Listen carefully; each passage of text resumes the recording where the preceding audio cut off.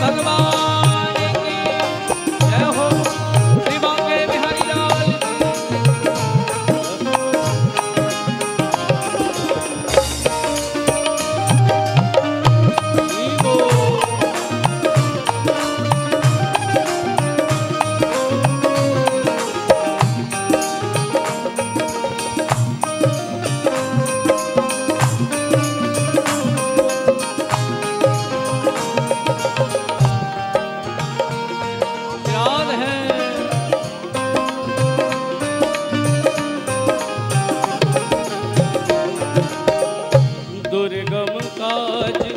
जगत के जेते सुगम अनुग्रह तुमरे देते।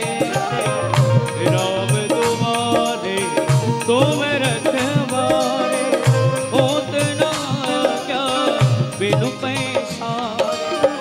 सब सुख लहरी तुम्हारी शरणा तुम रक्षक काहू को डरना। के आपन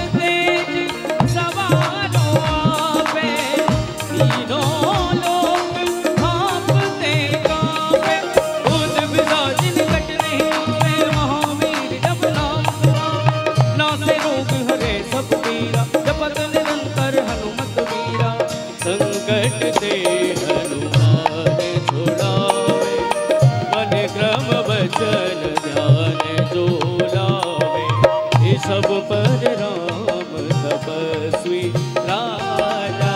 तिनके काज सकल तुम साजा।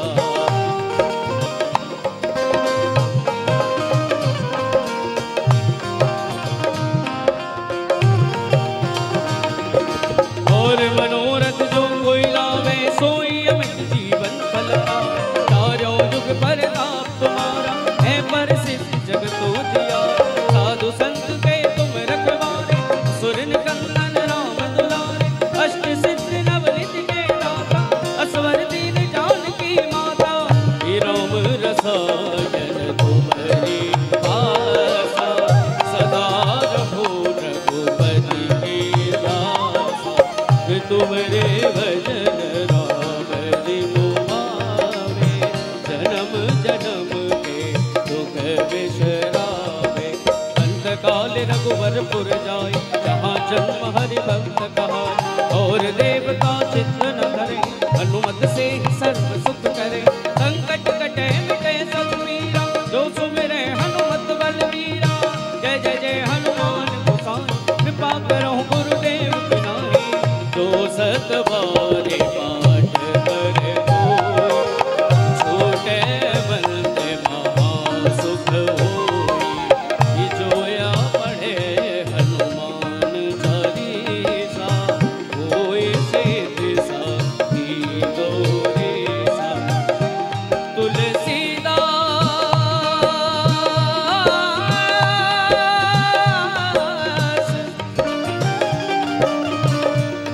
तुलसीदास सदा हरि तेरा की जयनाथ हृदय महोडेरा। की जयनाथ हृदय महोडेरा। की जयनाथ हृदय महोडेरा। पवन तनय संकट हरन के मंगल मूर्ति रूप। राम लखन सीता सहित हृदय बसौ सोरभूप।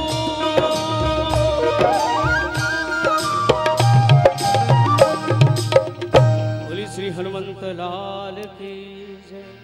श्री सद्गुरुदेव भगवान की जय। आइए बड़े प्रेम से हम सभी भागवत जी की आरती करेंगे। श्री भागवत भगवान की है आरती। पापियों को पाप से है मुक्ति। श्री भागवत भगवान की है आरती। पापियों को पाप से है मुक्ति।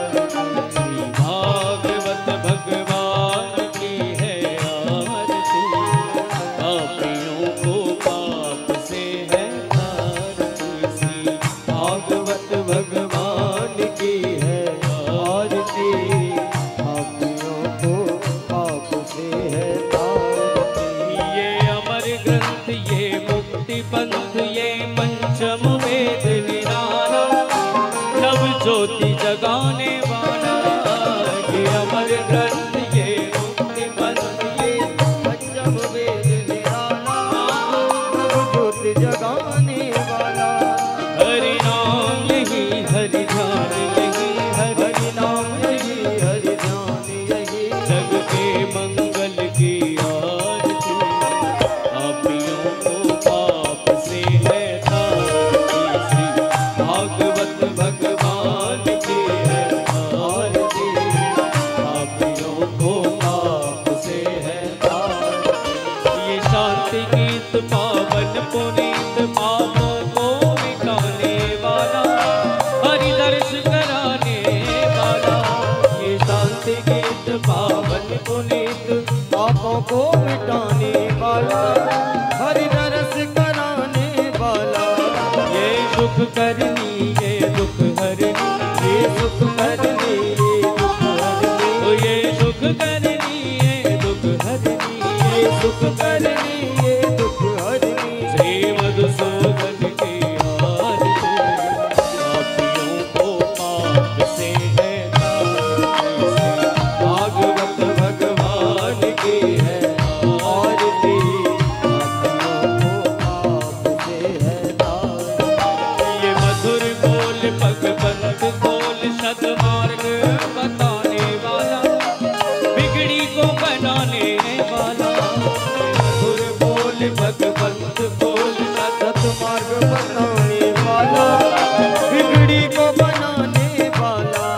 श्री राम यही घनश्याम यही, राम यही घनश्याम यही, श्री राम यही घनश्याम यही, श्री राम यही घनश्याम यही। है प्रभु महिमा की आरती, पापियों को पाप से है तारती, श्री भागवत भगवान की है आरती, पापियों को पाप से है तारती, पापियों को पाप से है तारती, पापियों को पाप से है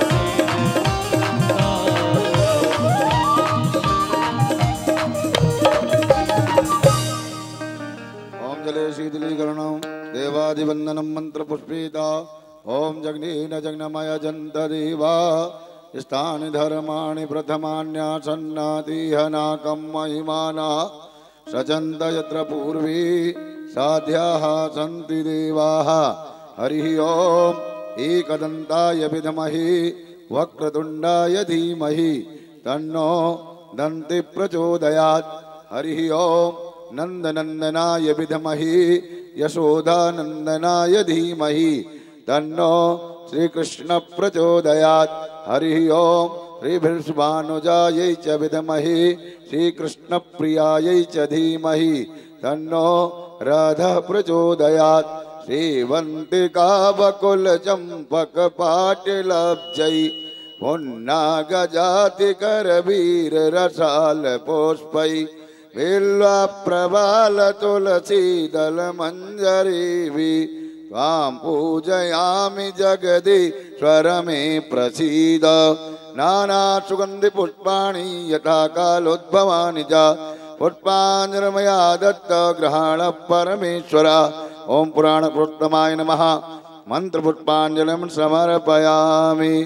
बोले भागवत भगवान की, बोले वृंदावन बिहारी लाल की, बोले व्यास जी महाराज की, बोले सुखदेव जी महाराज की, सदगुरुदेव भगवान की, सत्य सनातन धर्म की जय जय श्री राधे, जय जय श्री राधे श्याम। सभी भक्त लोग व्यासपीठ को प्रणाम करते हुए यथा स्थान पर बैठ जाएंगे। व्यासपीठ पर विराजमान होकर व्यासपीठ को अलंकृत कर रहे, व्यासपीठ की गरिमा को बढ़ा रहे पूज्य सद्गुरुदेव भगवान श्री द्वारागाधाचार्य अनंत श्री विभूषित जगत गुरु निम्बारकाचार्य श्री मुकुंद देवाचार्य पीठाधीश्वर श्री राधेश्याम शरण देवाचार्य जी महाराज के चरणों में कोटि कोटि नमन वंदन करते हुए आज हम सब लोग षष्ठम दिवस की पावन कथा में प्रवेश करने जा रहे हैं। बंधुओं, कहते हैं बढ़ जाती है भक्ति जब श्रद्धा में दाखिल होती है। बढ़ जाती है भक्ति जब श्रद्धा में दाखिल होती है और किसी किसी की जिंदगी ही इसके काबिल होती है। हम सब लोग बड़ भागी हैं जो ऐसी घड़ी मिल रही है। ऐसी घड़ी तो बड़ी किस्मत से हासिल होती है। ऐसी घड़ी तो बड़ी किस्मत से हासिल होती है। तो आइए इस घड़ी, इस पल, इस कृपा का लाभ लेते हुए हम सब लोग पूज्य सद्गुरुदेव भगवान की वाणी का श्रवण पान करें। जय जय श्री राधे, जय जय श्री श्याम। एक बार सभी लोग हाथ उठा करके मेरे साथ बोलेंगे, बोलिए सद्गुरुदेव भगवान की जय।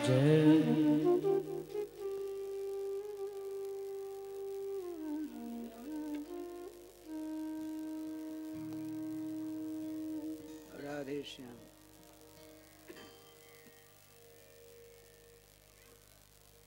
श्री राधे।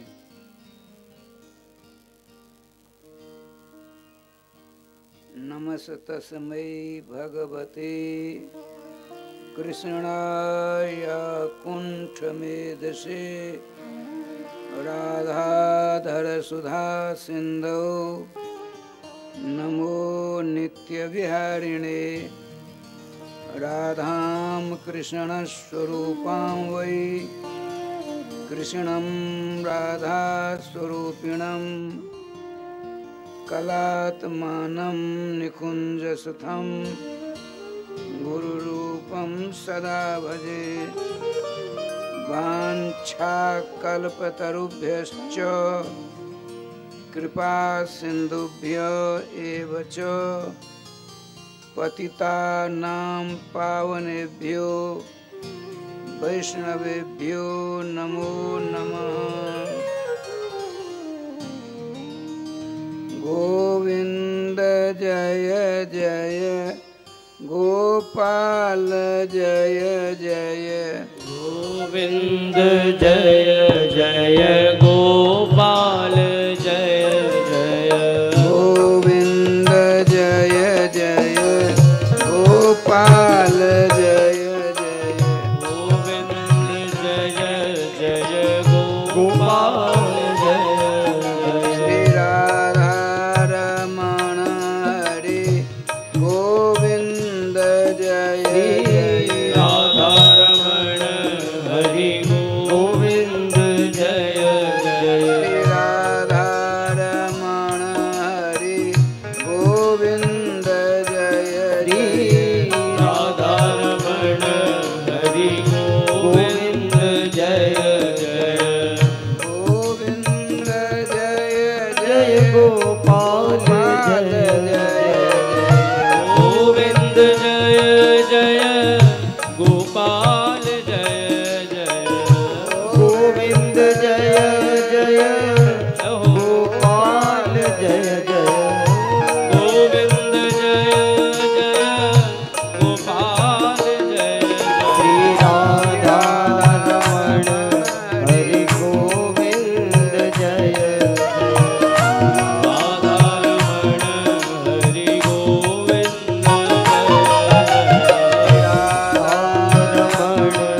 हरि गोविंद जय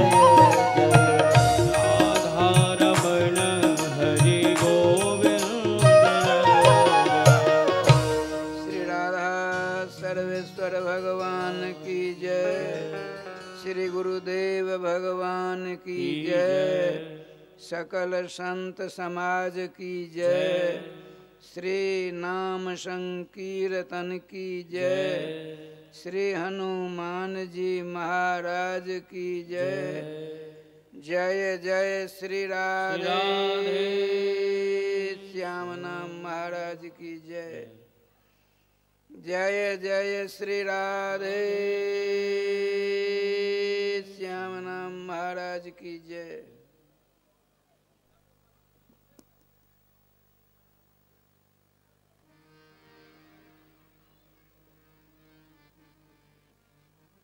भगवत चरणानुरागी श्रोता समाज, आज क्रमानुसार भागवत जी की कथा का 6वां दिन मंच मंत्री ने भी कहा था तो 5वें दिन की कथा श्रवण कर श्रीमान परीक्षित जी पंच तत्वात्मक देहाभिमान से ऊपर उठ गए। जब तक देहाभिमान रहेगा तब तक निकुंज मंदिर के पथिक नहीं हो सकते, अर्थात जुगल सरकार के नित्य धाम के रास्ता पर आप चलने लायक नहीं हो सकते। इसलिए देहाभिमान बहुत ही कठिन होता है। उससे अलग होने के लिए धार्मिक ग्रंथों में बहुत ही सरल तथा सुगम उपाय बताया गया है। वह उपाय कौन सा? न यज्ञ है, न याजन है, न तीर्थाटन है, न अन्य विधि विधान है। एकमात्र भगवान के मंगलमय, मधुमय, आनंदमय तथा रसमय नाम की यदि आपने सर्वतोभावेन ले ली तो राय समय चकाचक एक नंबर देहाभिमान से अलग होकर अपने गंतव्य स्थान की ओर अग्रसरित होने लग जाएंगे, इसमें दो राय नहीं है। मैं क्रमानुसार कह रहा था, हमारे गुरुदेव भगवान ब्रह्मर्षि बालक ब्रह्मचारी स्वनाम धन श्री श्री राम मोहन दास जी महाराज मिथिलांचल में श्री निम्बार संप्रदाय की धूम मचाते हुए पहुँचते पहुँचते मधुबनी जिला में हरिड़ी नाम की एक बस्ती है, जहाँ नवकढ़ी के रहने वाले हमारे गुरु भ्राता मास्टर साहब स्वर्गवासी हो चुके हैं, जिनके सुपुत्र यहाँ उपस्थित हैं, इंजीनियर साहब कमलेश मिश्रा। तो उनका नाम था श्याम सुंदर मिश्र। तो हमारे महाराज जी की सेवा में रहने लगे। लगभग 1.5 महीना तक रहे। मास्टर साहब ने नाना प्रकार के प्रश्नों के द्वारा अपने संदेहों को दूर करना प्रारंभ कर दिया। एक दिन हमारे गुरुजी महाराज से उन्होंने प्रश्न कर डाला कि सरकार, ये श्रवणीय विषय सुनने योग्य है, सुन करके अपने जीवन में उतारने योग्य भी है। तो मास्टर साहब ने पूछा कि सरकार, पृथ्वी जल तेज वायु आकाश मन, इन पंच तत्वात्मक पदार्थों में आज से नहीं अनेक जन्म जन्मांतरों से अनुरक्त है। मन में जब तक विषय वासनाओं की गंध रहेगी तब तक भगवान की अलौकिक दिव्याति दिव्य दर्शनों को प्राप्त नहीं कर सकते। ये कैसे संभव है? मन विषय को पकड़ रखा है, वो छोड़ने के लिए तैयार नहीं। तो मन को विषय से अलग कर मणिराम भगवान श्याम सुंदर के चरणारविंद का चंचरिक मन कैसे हो जाएगा? कैसे होता है प्रभु बताइए। तो श्रीमद् भागवत जी में इसका वर्णन है। हमारे गुरुदेव भगवान ने कहा, जैसा प्रश्न आपने हमसे किया है, यही प्रश्न एक बार ब्रह्मा जी से उनके पुत्र सनक सनंदन सनातन सनत कुमार ने भी कहा, और द्वारकाधीश त्रिभुवनललाम ब्रह्मरुद्रंद्रादि वंदित पादपीठ भगवान श्री कृष्ण से उनके सखा देवगुरु बृहस्पति के शिष्य द्वारका के प्रधानमंत्री उद्धव जी ने भी प्रश्न किया था एक दिन कि भगवान,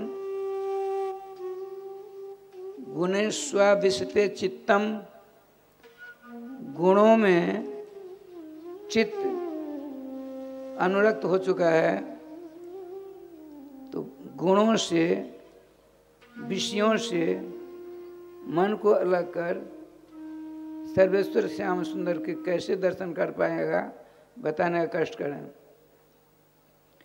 तो भगवान से जब उद्धव जी ने पूछा तो भगवान ने सनकादिकों तथा उनके पिता जगत पिता ब्रह्मा जी का उपदेश श्रवण करके सुनाने लगे। स्मरण करके सुनाने लगे। क्या कहा? एक बार मास्टर साहब से हमारे गुरुदेव ने कहा, क्या कहा?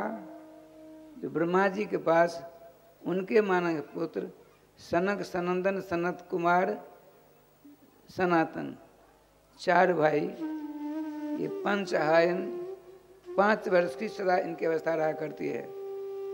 वो काम क्रोधादि खर विकारों से स्पर्श कभी न कर पाऊँ मैं, इसीलिए छोटी अवस्था आपने वरदान के रूप में मांगा था। श्री जी कृपा से ब्रह्मा जी के पास पहुँचे। नमस्कार प्रणाम के बाद ब्रह्मा जी ने कहा, सनकादिक को क्या बात है, आज तुम लोगों का चेहरा कुछ प्रश्न करने वाला दिख रहा है। तो सनकादिकों ने निवेदन पूर्वक कहा कि भगवान, मन का ही नाम चित्त है, स्वांतम हनुमान से मना। तो क्या कारण है? जैसे दूध में पानी मिला हुआ होता है, हंस नाम का एक पक्षी होता है, उसकी चोंच में एक ऐसा तत्व होता है, पदार्थ होता है, पानी में, दूध में मिला पानी से भरा कटोरा उसके सामने प्रस्तुत करते हैं, आप रखते हैं, तो हंस अपनी चोंच को उस जल मिश्रित दूध के कटोरे में गिरता है। तो क्या होता है? स्वभाव से ही दुग्धांश उसकी चोंच में आ जाता है और जलांश कटोरा में रह जाता है। इसी प्रकार से निरक्षेर विवेक परायण साधक लोग विषय रूपी पानी में मन रूपी दूध आज से नहीं अनादिकाल से अनुलिप्त हो चुके हैं। दोनों के दोनों एक दूसरे से पृथक होने का नाम नहीं लेता, तो शांति कैसे मिलेगी भगवान ये बताइए।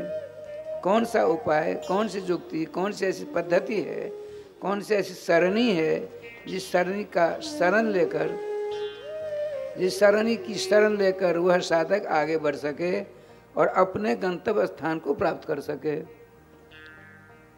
तो सनकादिकों के प्रश्नों को सुनकर ब्रह्मा जी बहुत सारे कार्य में लगे हुए थे, सृष्टि के कार्य में, लेकिन इन्होंने बार बार प्रश्न कर डाला। नियम है प्रश्न करने पर यदि उत्तर देने वाला समाधान करने में प्रस्तुत अपने आप को नहीं कर पाता है तो मौन धारण कर लेना चाहिए प्रश्नकर्ता को।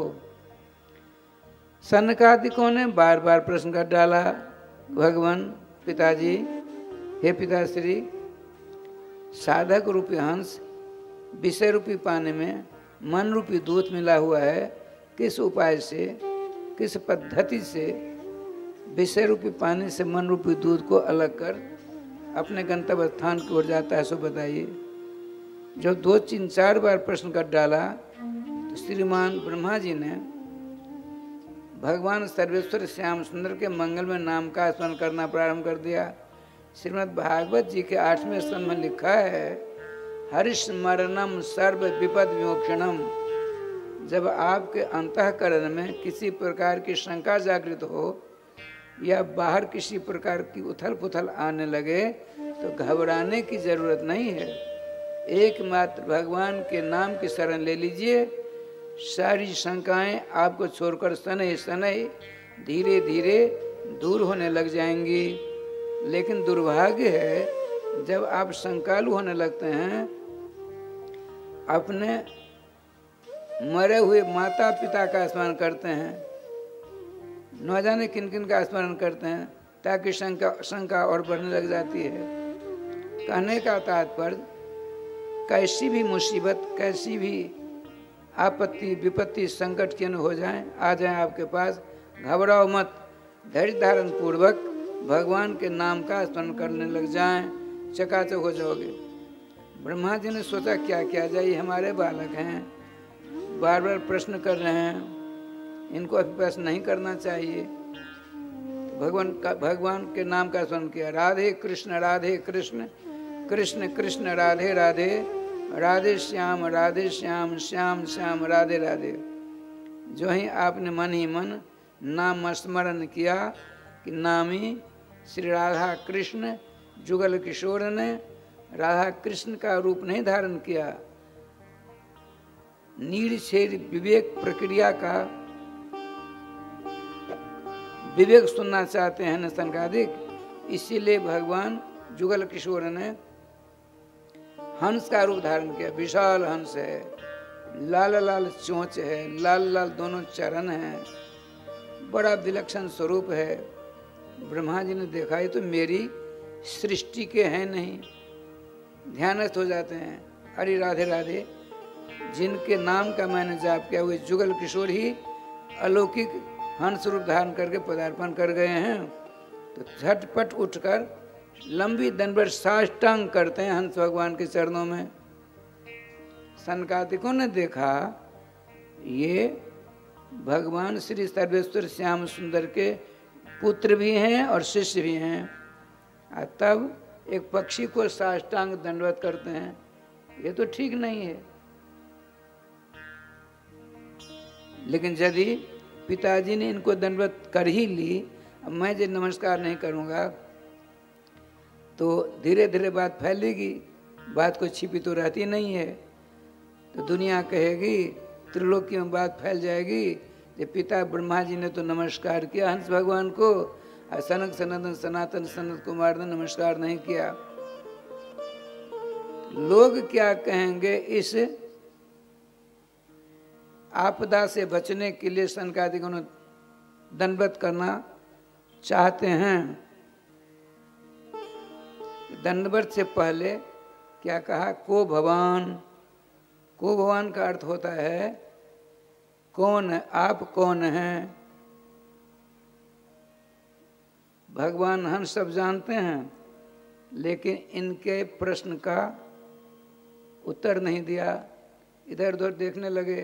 फिर सनकादिकों ने कहा को भगवान, बार बार प्रश्न किया जाता है। तब भगवान श्री हंस भगवान ने कहा सनकादिको को भगवान इति प्रश्नो वह वाचारंभो हेनर्थ कह।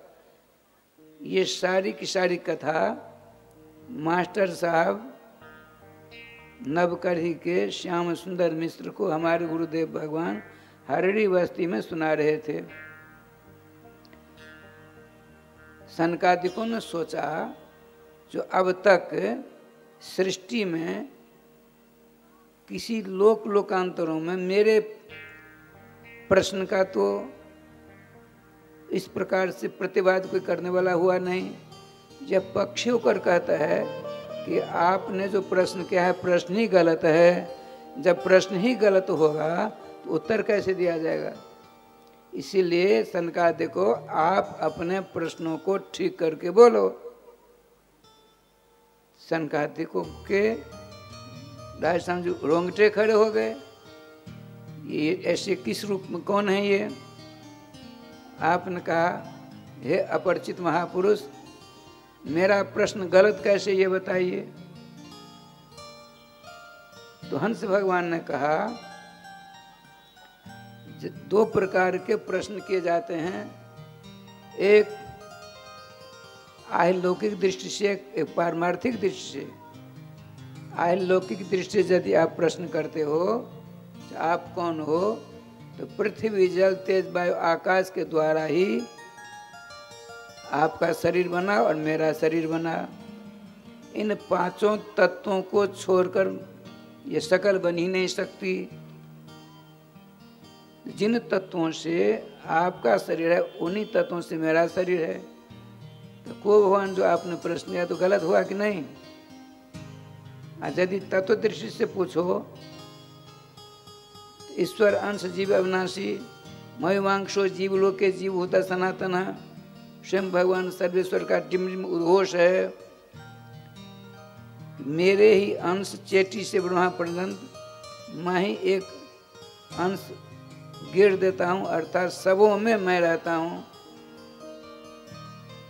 उस दृष्टि से भगवान के अंश आप भी हो, भगवान का अंश मैं भी हूँ। इसमें को भवानित्य प्रश्न होगा, आप कौन है, यह प्रश्न जो आपका है यह निरर्थक हुआ कि नहीं। सुनते ही राय श्याम जी सनकादिकों ने चारों भाइयों ने भगवान हंस भगवान के चरणों में अभिवादन किया। कहा भगवान मेरी समझ से बाहर की बात है, हम निवेदन करना चाहते हैं आप इस रूप में कौन है, जरा दर्शन देने का कष्ट करें। तो भगवान तुरंत ज्वल किशोर के रूप में परिणत हो जाते हैं, राधा कृष्ण रूप में। अब क्या लीला होती सो देखिए। कहा सनकादिको आपने जो अपने पिता से प्रश्न बार बार किया यह अनुचित था आपका। एक बार आपने प्रश्न किया, उनसे समाधान नहीं हो पाया, वो किसी काम में लगे हुए थे, तो आपने अपनी हेकड़ी जमाने के लिए मैं इनसे अपने पिताजी से मैं विद्वान ज़्यादा हूँ इसलिए बार बार ये अशिष्ट व्यवहार हुआ, इसीलिए मुझको ऐसा करना पड़ा। सुनो, आपने जो प्रश्न किया है अपने पिताजी से, साधक रूपी हंस विषय रूपी पानी में मन रूपी दूध मिलकर एक हो जाते हैं दोनों, तो किस उपाय से, किस युक्ति से, किस सरणी से, किस पद्धति से विषय रूपी पानी से मन रूपी दूध को अलग करता है साधक, ये बताने का कष्ट करें। सुन लो, मेरी एक प्रतिकृति करते हैं चित्रपट को, एक मेरी आकृति को सामने रखो, सगुण साकार रूप को। जैसे मेरा चित्र तुमने सामने रखा, तो मेरे चरण हैं दो, और चरणों में अंगुलियां हैं, अंगुलियों की नख है, नखों का अग्रभाग है, उससे प्रकाश दीप्यमान हो रहा है। तो साधक को अपने मन पर अंकुश डालता हुआ, इधर उधर चक्कर नहीं काटता हुआ, मन बड़ा चंचल है, उस परम चंचल मन को समझाता हुआ वह साधक मेरे चरणों की अंगुली के नखों के प्रकाश को पहले देखे, प्रकाश के बाद नखों को, नखाकृतियों को देखे, नखाकृतियों के बाद अंगुलियों को देखे, अंगुलियों के बाद चरणों के प्रपथ को देखे, ऊपरी भाग का, ऊपरी भाग के बाद फिर गुल्फा को देखे, गुल्फा के बाद घुटना को देखे, घुटना के बाद जंघा को देखे, जंघा के बाद मेरे कटी प्रदेश को देखे, उसके बाद मेरे उदर को देखे, फिर नाभि को देखे, नाभि से ऊपर बलियां पड़ी हुई हैं, 3 रेख हैं, उनको देखे।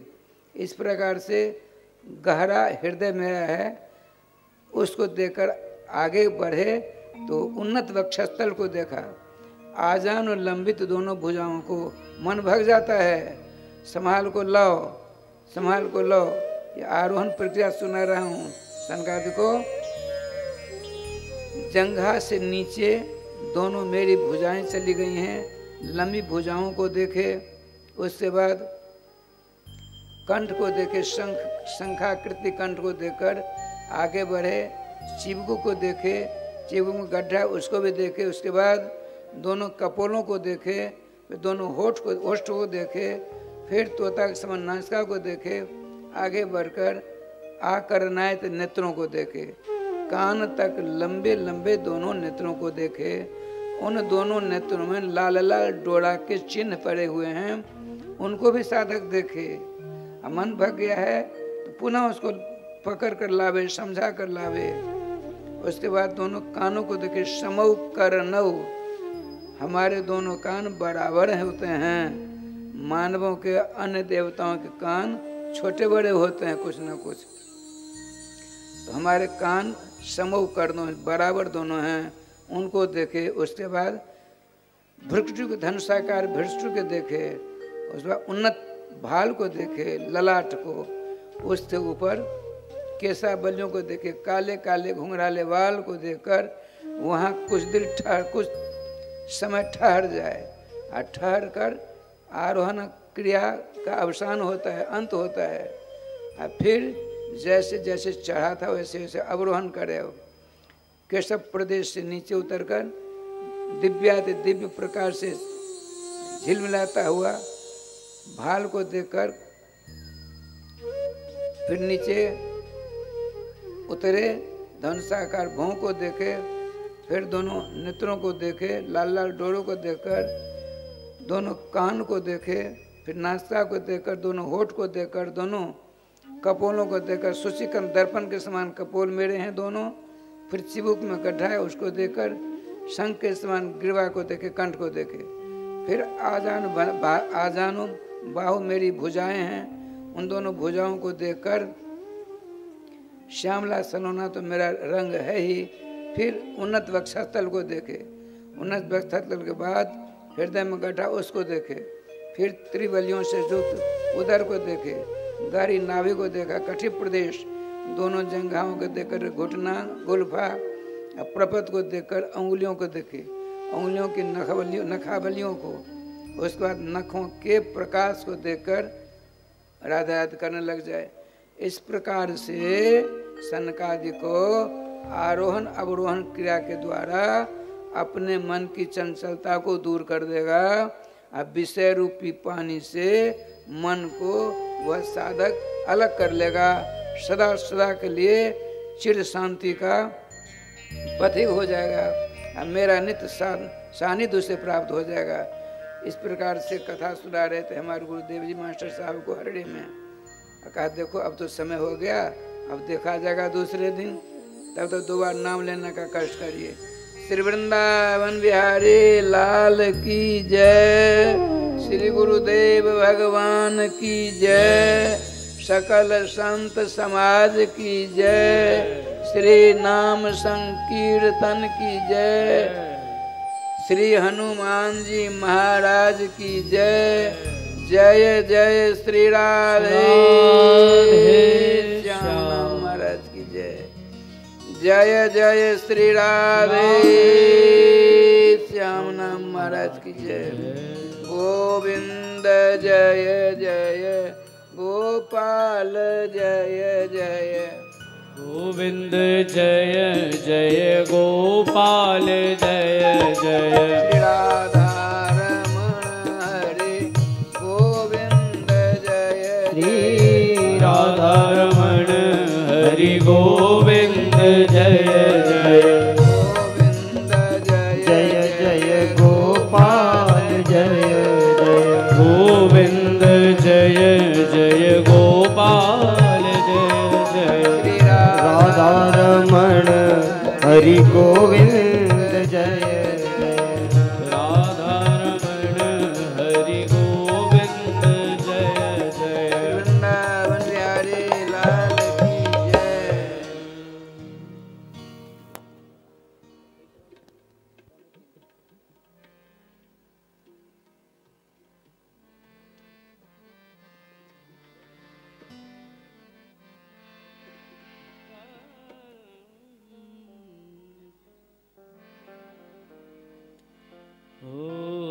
जब होवे सच्चा प्यार क्यों ना मिले कन्हैया, ओ जब होवे सच्चा प्यार क्यों ना मिले कन्हैया, ओ जब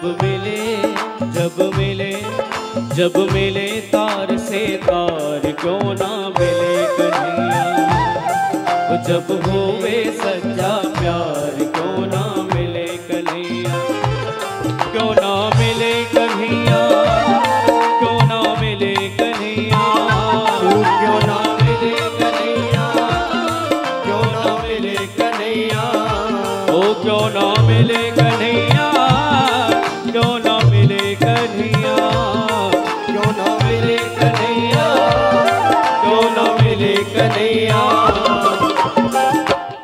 वो जब जुड़े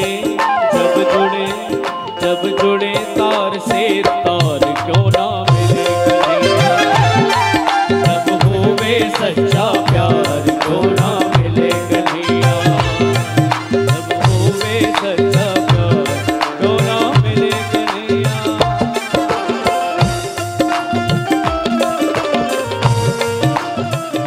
याद है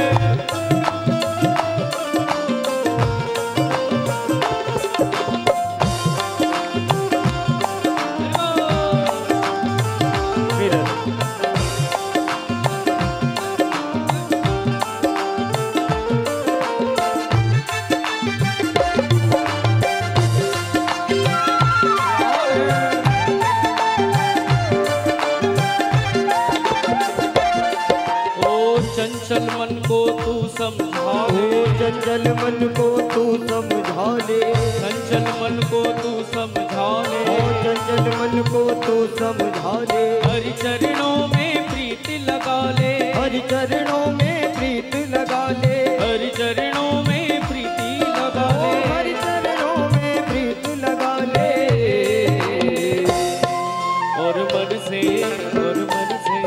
और मन से तज हंकार क्यों ना मिले कन्हैया, और मन से तज हंकार क्यों ना मिले, वो जब होवे सच्चा प्यार क्यों ना मिले कन्हैया, वो जब होवे सच्चा। बोलिए सद्गुरुदेव भगवान की जय हो। प्रेम से ताली सेवा करते हुए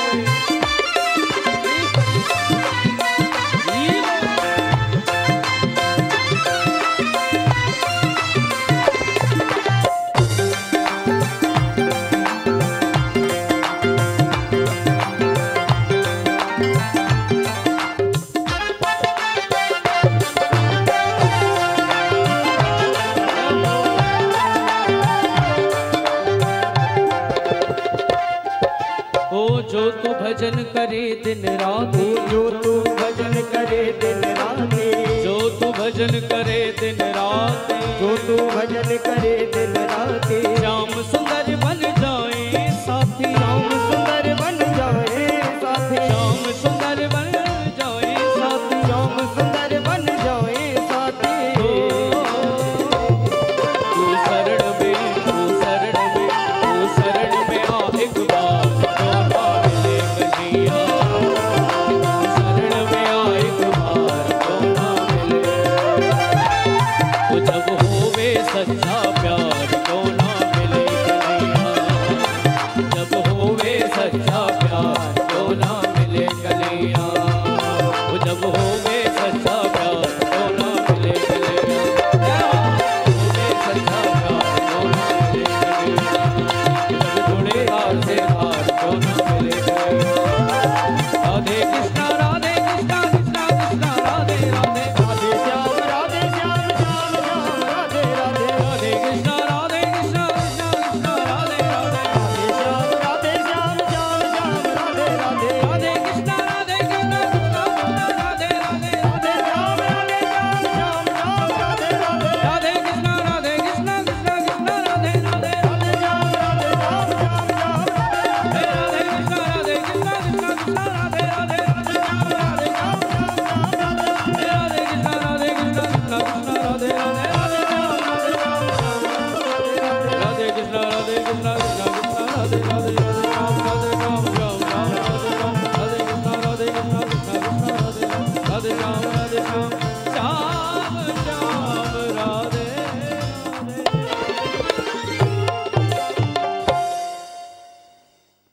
सभी लोग व्यासपीठ को प्रणाम करते हुए यथा स्थान पर बैठ जाएंगे। द्वारा गादाचार्य श्री मुकुंद देवाचार्य पीठ ट्रस्ट मिथिला कुंज आश्रम परिक्रमा मार्ग वृंदावन धाम के तत्वावधान में जगजननी माता जानकी की पवित्र धरा मिथिलांचल भूमि पर स्थित प्रतीक वृंदावन बथई घाट दरभंगा से हम सब लोग आज सप्तदिवसीय श्रीमद् भागवत कथा के षष्ठम दिवस में प्रवेश कर रहे हैं। कथा प्रांगण में उपस्थित समस्त भक्तजन एवं दिशा टीवी चैनल के माध्यम से जुड़ रहे सभी भक्तों को राधे राधे, जय जय श्री राधे। एक बार सभी लोग दोनों हाथ उठाकर मेरे साथ बोलेंगे, बोलिए कृष्ण कन्हैया लाल की। जय हो। बंधु, मिथिला कुंज आश्रम वृंदावन धाम में चल रहा 25 वर्षों से निरंतर श्री युगल नाम महामंत्र संकीर्तन एवं अन्य क्षेत्र, जिसमें वृंदावन धाम में पधारने वाले समस्त संत एवं आपसी भक्तों के लिए अखंड भोजन प्रसादी की व्यवस्था होती रहती है। उसी प्रकल्प से जुड़ते हुए इस भव्य आयोजन का ये कार्यक्रम प्रतीक वृंदावन में रखा गया है और दिशा टीवी के माध्यम से देश और विदेश में भी हम सब लोग आह्वान कर रहे हैं सभी भक्तों का, आप लोग भी आएं और इस पावन संकल्प से जुड़ते हुए अपने आप को लाभान्वित करें। आइए हम सब लोग इस पावन संकल्प से जुड़ें और 21,000 रुपए की राशि का योगदान देकर हम सब लोग इस ट्रस्ट से आजीवन सदस्यता प्राप्त कर सकते हैं। जय जय श्री राधे, जय जय श्री श्याम।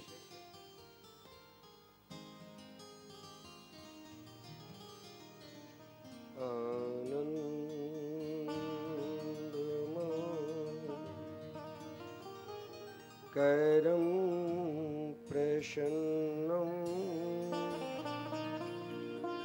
ज्ञानस्वरूपं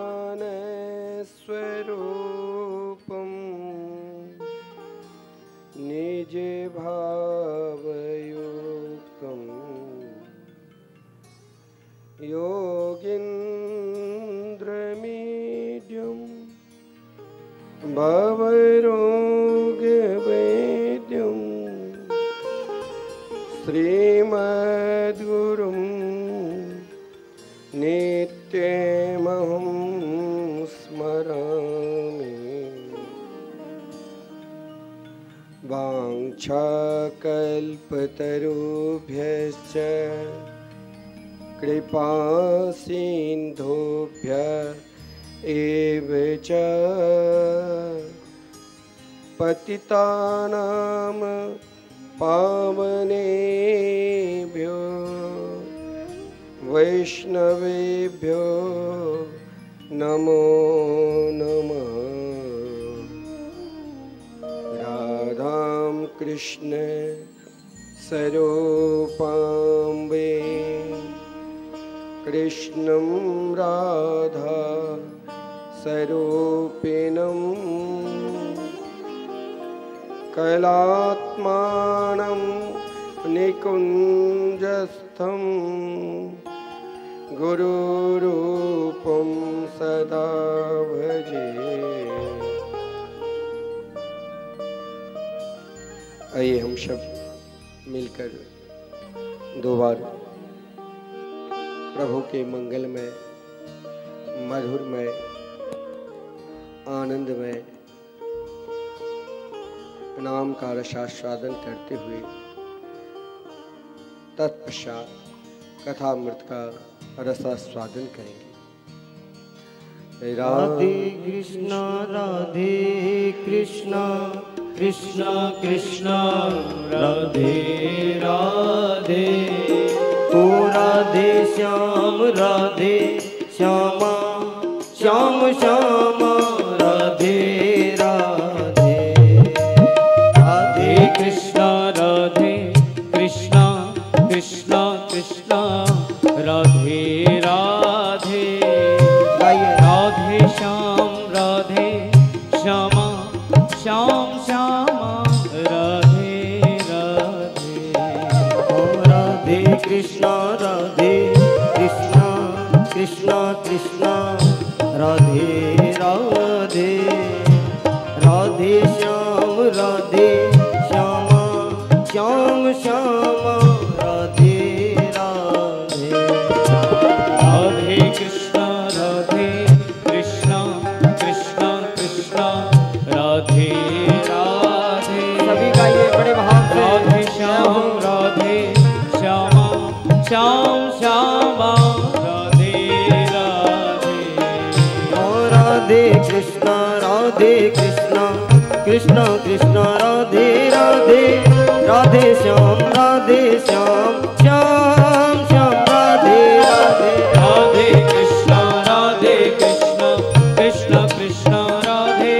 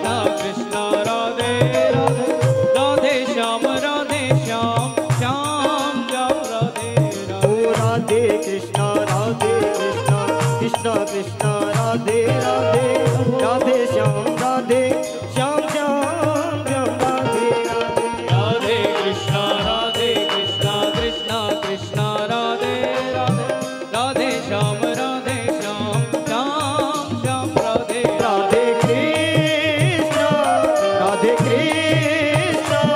कृष्णा कृष्णा राधे राधे राधे राधे श्यामा श्यामा श्यामा उठाइए दोनों हाथ प्रेम से। ओ राधे कृष्णा कृष्णा कृष्णा राधे राधे राधे श्याम राधे श्यामा श्याम श्यामा राधे राधे राधे कृष्णा कृष्णा कृष्णा राधे राधे राधे श्याम श्यामा श्याम श्यामा राधे राधे। कौन कौन चाहता है कि इस वृंदावन में झूमने का मन कर रहा है? एक बार दोनों हाथ उठा करके श्री राधे।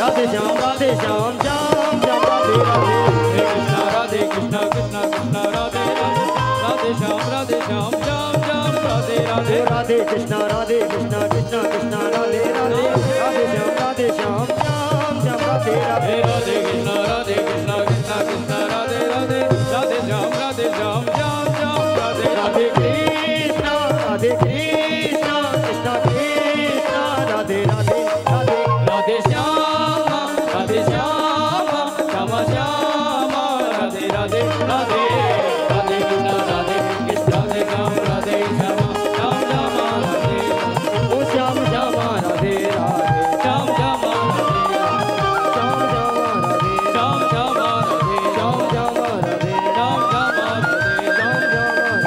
श्यामा राधे श्याम श्यामा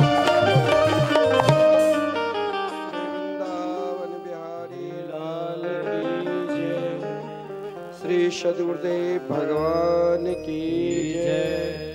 श्रीमद्भागवत महापुराण की जय। श्री सुखदेव जी महाराज की जय। श्री प्रत्येक वृंदावन की जय। श्री मिथिला धाम की जय। श्री हनुमान जी महाराज की जय। जय जय श्री राधे। जय जय श्री राधे।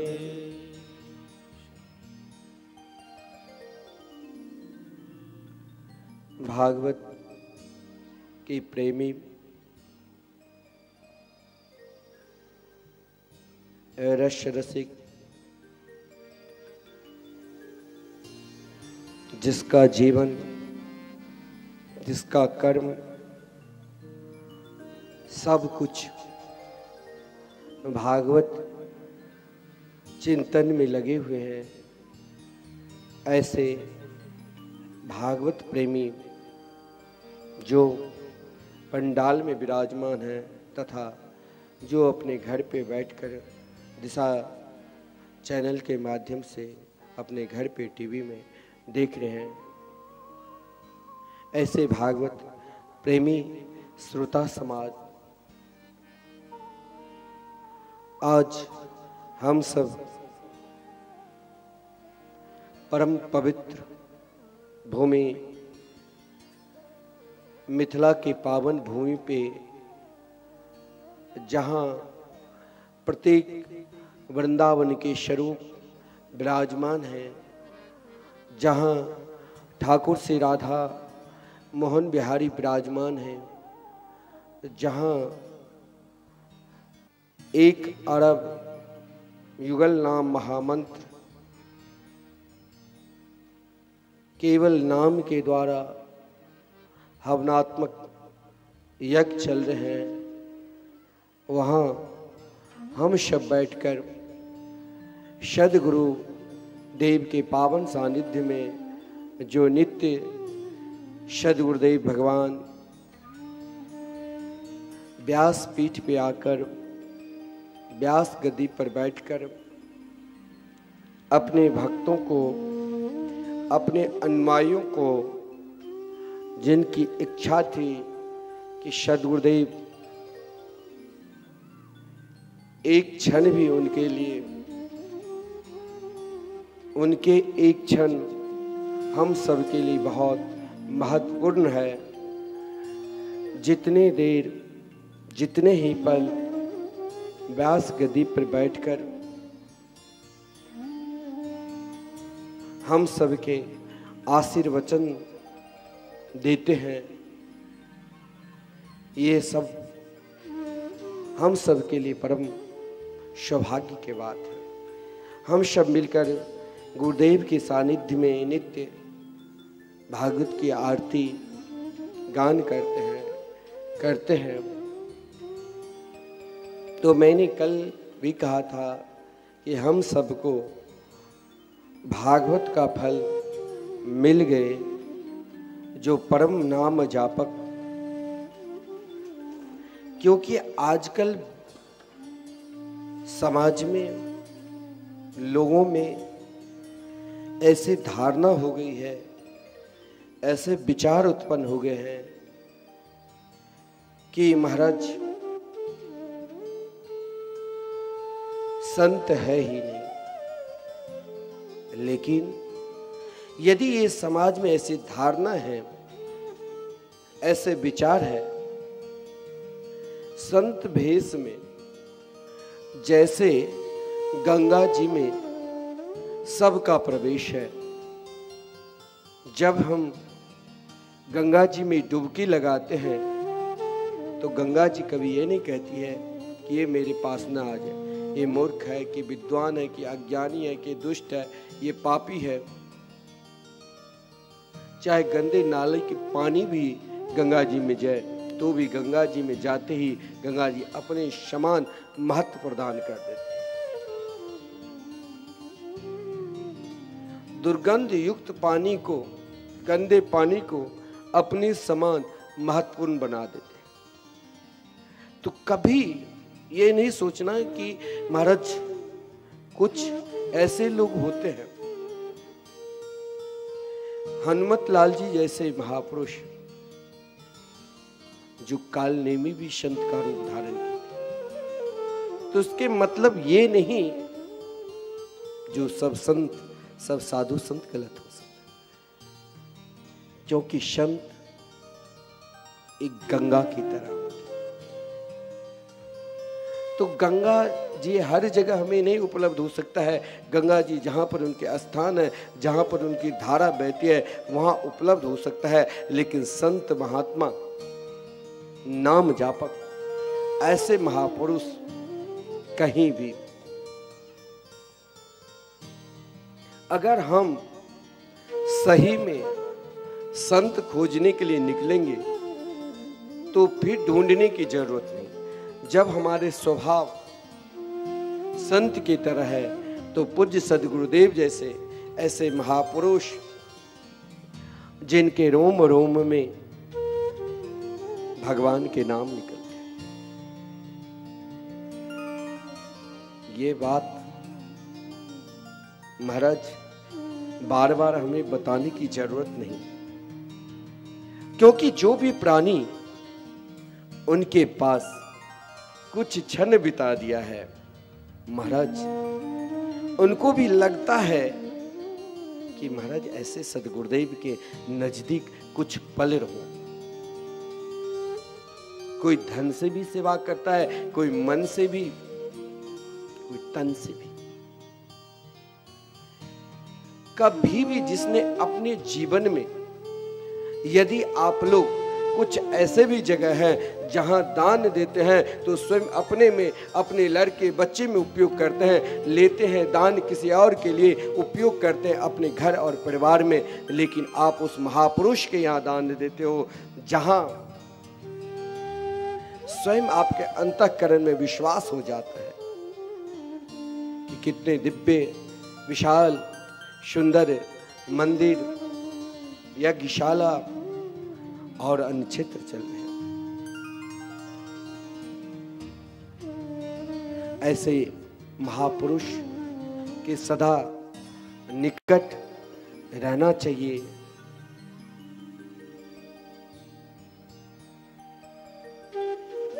आज की कथा तो बहुत विलक्षण है, महाराज की कथा। कल हम सब गिरिराज पूजन की कथा श्रवण के बहुत धूमधाम के साथ मनाए।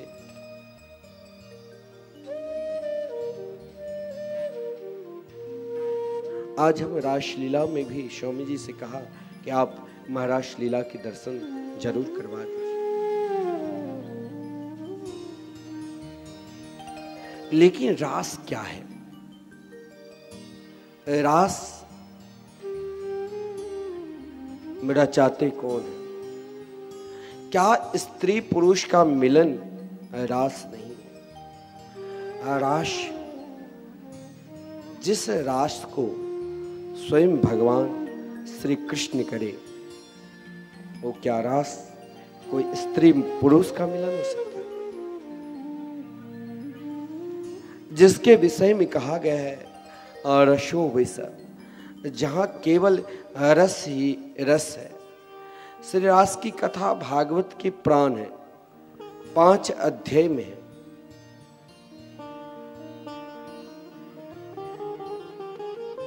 कभी कभी हम सब भी भगवान के ऊपर दोषारोपण करने लग जाते हैं।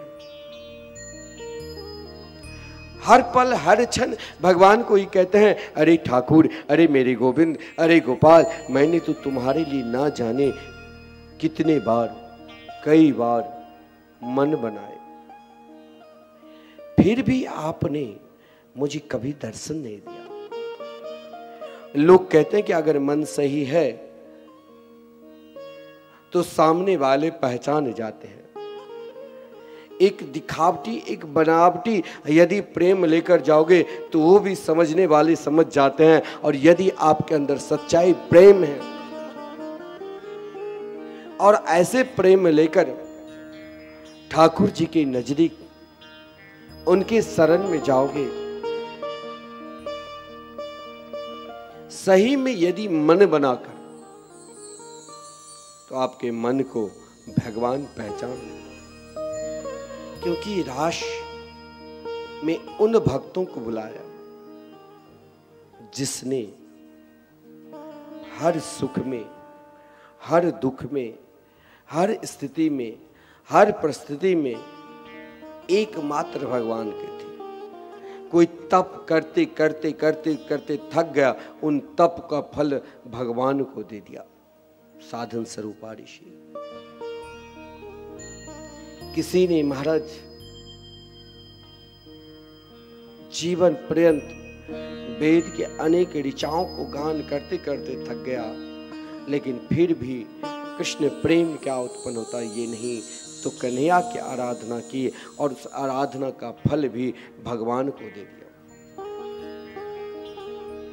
रास में अनेक प्रकार के भक्तों की कथा है, जो महाराज मत्स्य कन्या, कच्छप कन्या, ऋषि कन्या, असुर कन्या, राधा रानी के रोम ग्रंथ से प्रकट अनेक गोपिकाएं,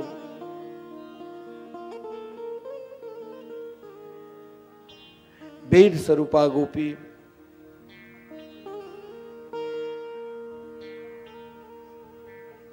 समस्त गोपियों की कथा, जो अनेक जन दान किए तो उस दान का फल हम स्वयं ना भोगे, वो दान भी श्री कृष्ण के चरणारविंद में समर्पित कर। हम दान कर रहे हैं, हमें फल मिले चाहे ना मिले, लेकिन आप कन्हैया के चरणार बिंद में समर्पित कर दो।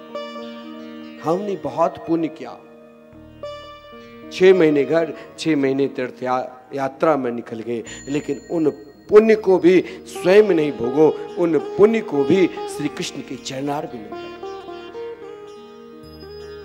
हमने बहुत यश को प्राप्त किया, लेकिन उन यश को स्वयं अपनी प्रशंसा मत करो, उन यश को भी श्री कृष्ण के चरणार बिंद में लगा दो। धर्म, अर्थ, काम, मोक्ष, हमने वहां तक पहुंच गए जो चारों पुरुषार्थ को प्राप्त कर लिया। बोले उन पुरुषार्थ को स्वयं नहीं भोगो, श्री कृष्ण के चरणार बिंद में।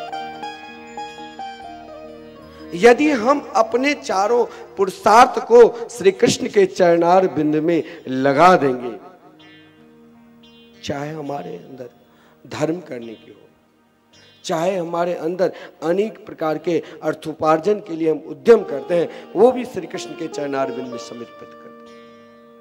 हमारे अनेक इच्छा है, कामना है, इच्छा भोगते भोगते थक गए, फिर भी मुझे ठाकुर ने मिले, उन इच्छा को भी, उन कामना को भी, उन आसक्ति को भी श्री कृष्ण को दे दो। हम मोक्ष मार्ग की ओर जाते हैं, फिर भी हमें वो मोक्ष नहीं मिलता है जहां केवल हम ठाकुर जी के दर्शन करें और ठाकुर जी मुझे देखें, हम उनके दासत्व रूप में रहे। बोले मोक्ष भी ठाकुर जी को, बोले इन सब देने के बाद भी क्या वो मिलेंगे? कल की कथा में आपने पूतना मोक्ष की कथा श्रवण किए, जो विषदायिनी पूतना है,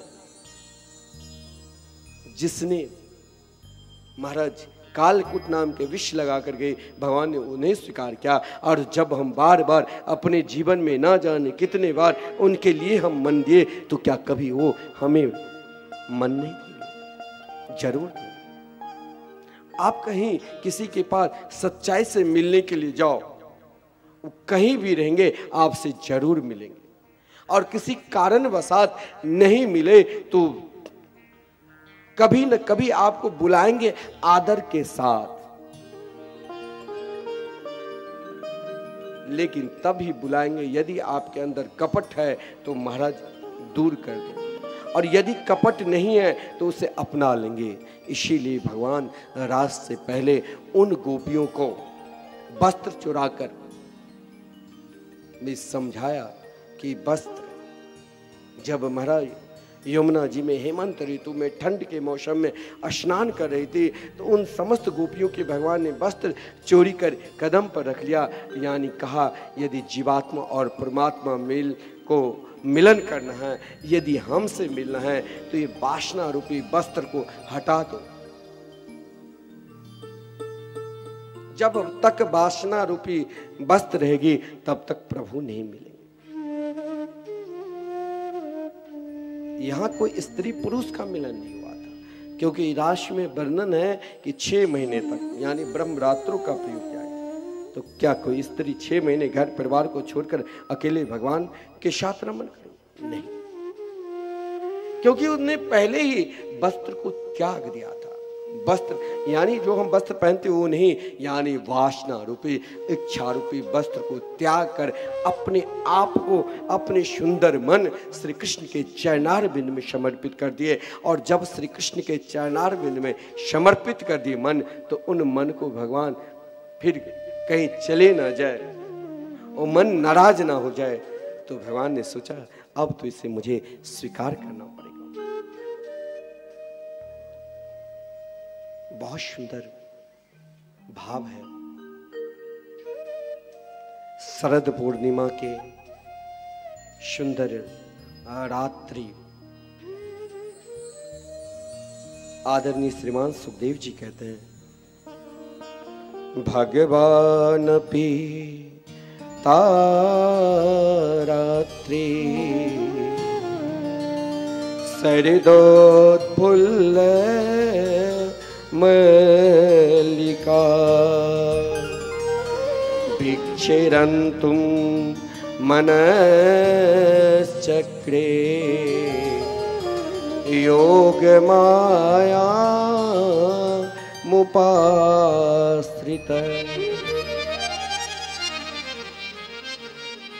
शही में कभी स्वयं आप लोग बैठे हैं, दिल से कहो, या भगवान जैसे हमारे लिए मन दिए, आप मन से ही कहो कि यहाँ पर 15 दिन से आयोजन चल रहे हैं, अब अंतिम चरण समय आने वाला। क्या आप पूर्ण रूप से मन ठाकुर जी के चरणार बिंद में दे चुके हैं? दिए हैं? दिए हैं तो हाथ उठाओ। कुछ लोग उठाए, क्यों? ये भी नहीं दिए हैं। अभी घर में से यहां से कथा सुनकर झोपड़ी में या स्विच कॉटेज में गए या गई तो तुरंत पहले मोबाइल फोन देखेंगे, कहां से फोन, किससे बात, सब कुछ छोड़ सकते हैं लेकिन मोबाइल फोन नहीं। कथा में भी रखते हैं बहुत लोग, हम कथा सुन रहे हैं सो हमारे घर परिवार के लोग देखे, उसे दिखाने के लिए, देखो अभी मैं कहां बैठा हूं। तो आप स्वयं बताओ कि आपका मन कहां है, उसके रिसर्च आप खुद करो, मैं नहीं बता सकता हूं। लेकिन जिस दिन अपने मन को गोविंद के चरणार बिंद में समर्पित कर दोगे सही में, तो क्या दशा होगी। क्योंकि गोपी शब्द का अर्थ है गोभी इंद्रिय कृष्ण रसम पिबती इति गोपी। हम जिस रस में डूबे हुए हैं, जहां भगवान के सुंदर नाम चल रहे हैं, रूप विलक्षण है, उनकी लीला की दर्शन कर रहे हैं, उनके धाम के विषय में, उनके धाम के विषय में कथा के माध्यम से श्रवण कर रहे हैं, तब भी मेरे मन नहीं रुकता है। बहुत लोग हमें कहते हैं कि कथा का विश्राम हो जाए फिर मैं जल्दी निकलूंगा, क्योंकि मन यहां नहीं है। हाँ, देह है, शरीर है, वो तो आप जहां चाहोगे रख, लेकिन मन आप भी यदि समर्पित करोगे तो जरूर मिलेंगे, क्योंकि इतनी दयालु है। शरद पूर्णिमा की रात्रि,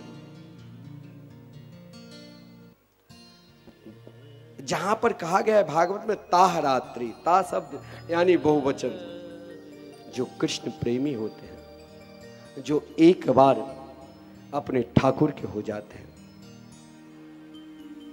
भजन इस प्रकार करो, उनके गीत इस प्रकार गाओ कि हम अकेला नहीं, हम सबको मिलकर, हम आज तक हम अकेला उनके भजन करते थे, लेकिन मैं प्रयास करूंगा कम से कम 10, 20, 25, 50 कन्हैया के नाम जाप करने लगे। ऐसा प्रयत्न करना चाहिए, ऐसा प्रयास करना चाहिए, क्योंकि तारात्रि जिस दिन भगवान ने सोचा कि आज कुछ करो भैया, क्योंकि यदि हम बार बार एक ही काम करेंगे तो मेरा मन नहीं लगेगा।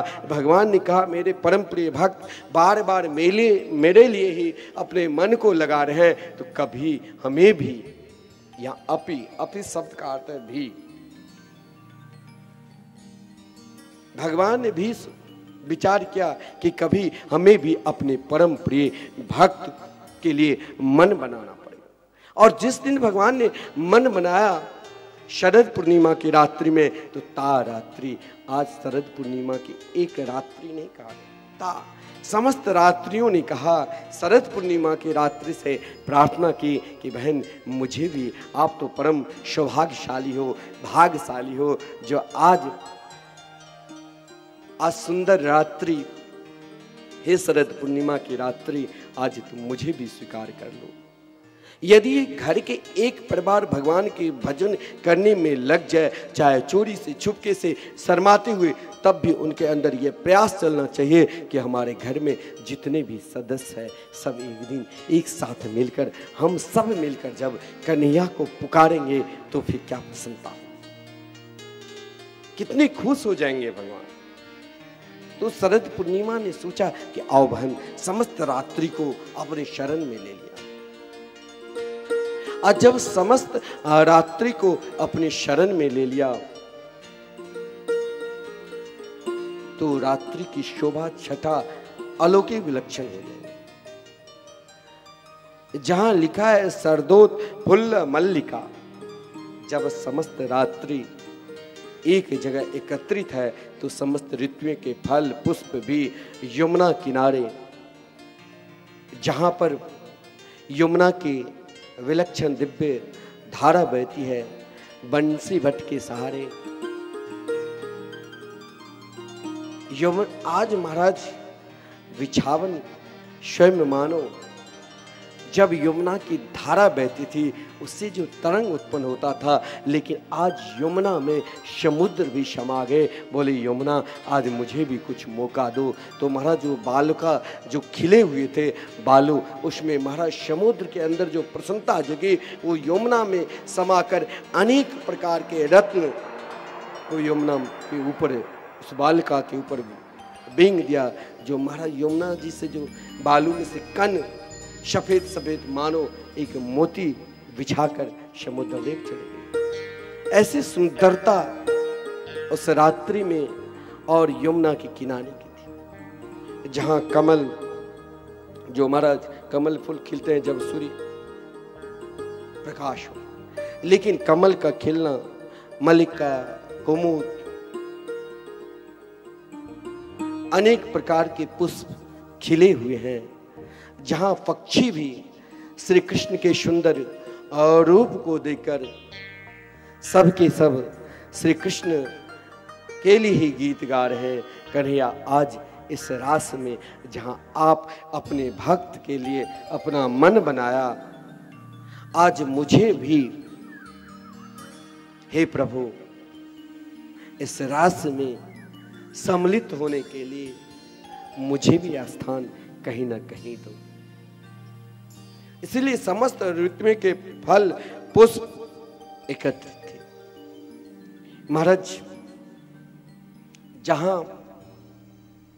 भिक्षरंतुम मनश्चक्रे, उन सुंदर रात्रि को देखकर मेरे गोविंद प्रभु ने सोचा कि महाराज हर काम के लिए, हर वस्तु के लिए महाराज अपने मन को बनाना पड़ता है, और भगवान ने आज अपने सुंदर दिव्य मन को बनाया, और मन को बनाकर अपने परम प्रिय, सबसे प्रिय, जब हम मन को बनाते हैं तो मन बनाने के बाद कुछ न कुछ प्रिय काम करते हैं। इस चीज़ के लिए कोई कुछ विशेष कार्य हो तो उसके लिए हम मन बनाते। तो भगवान ने मन बनाकर योग माया मुपाश्रिता मन बनाया, आज मुझे नित्य राश करना है।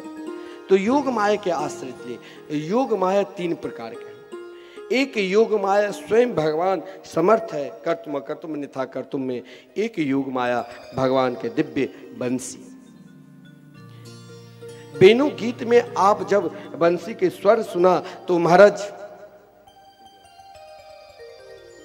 सभी को सुनाई दी वृंदावन। लेकिन आज जो योग माया मुपाश्रिता, आज भगवान ने उन बंसी से कहा, अरे बेनू आज तुम्हें मैं उन भक्तों के लिए आह्वान करूंगा जो भक्त मेरे लिए धर्म अर्थ काम मोक्ष चारों पुरुषार्थ मेरे चरणार बिंद में छोड़कर एक बार एकमात्र मुझसे प्रेम के हैं, उन भक्त को आज बुला दो ना।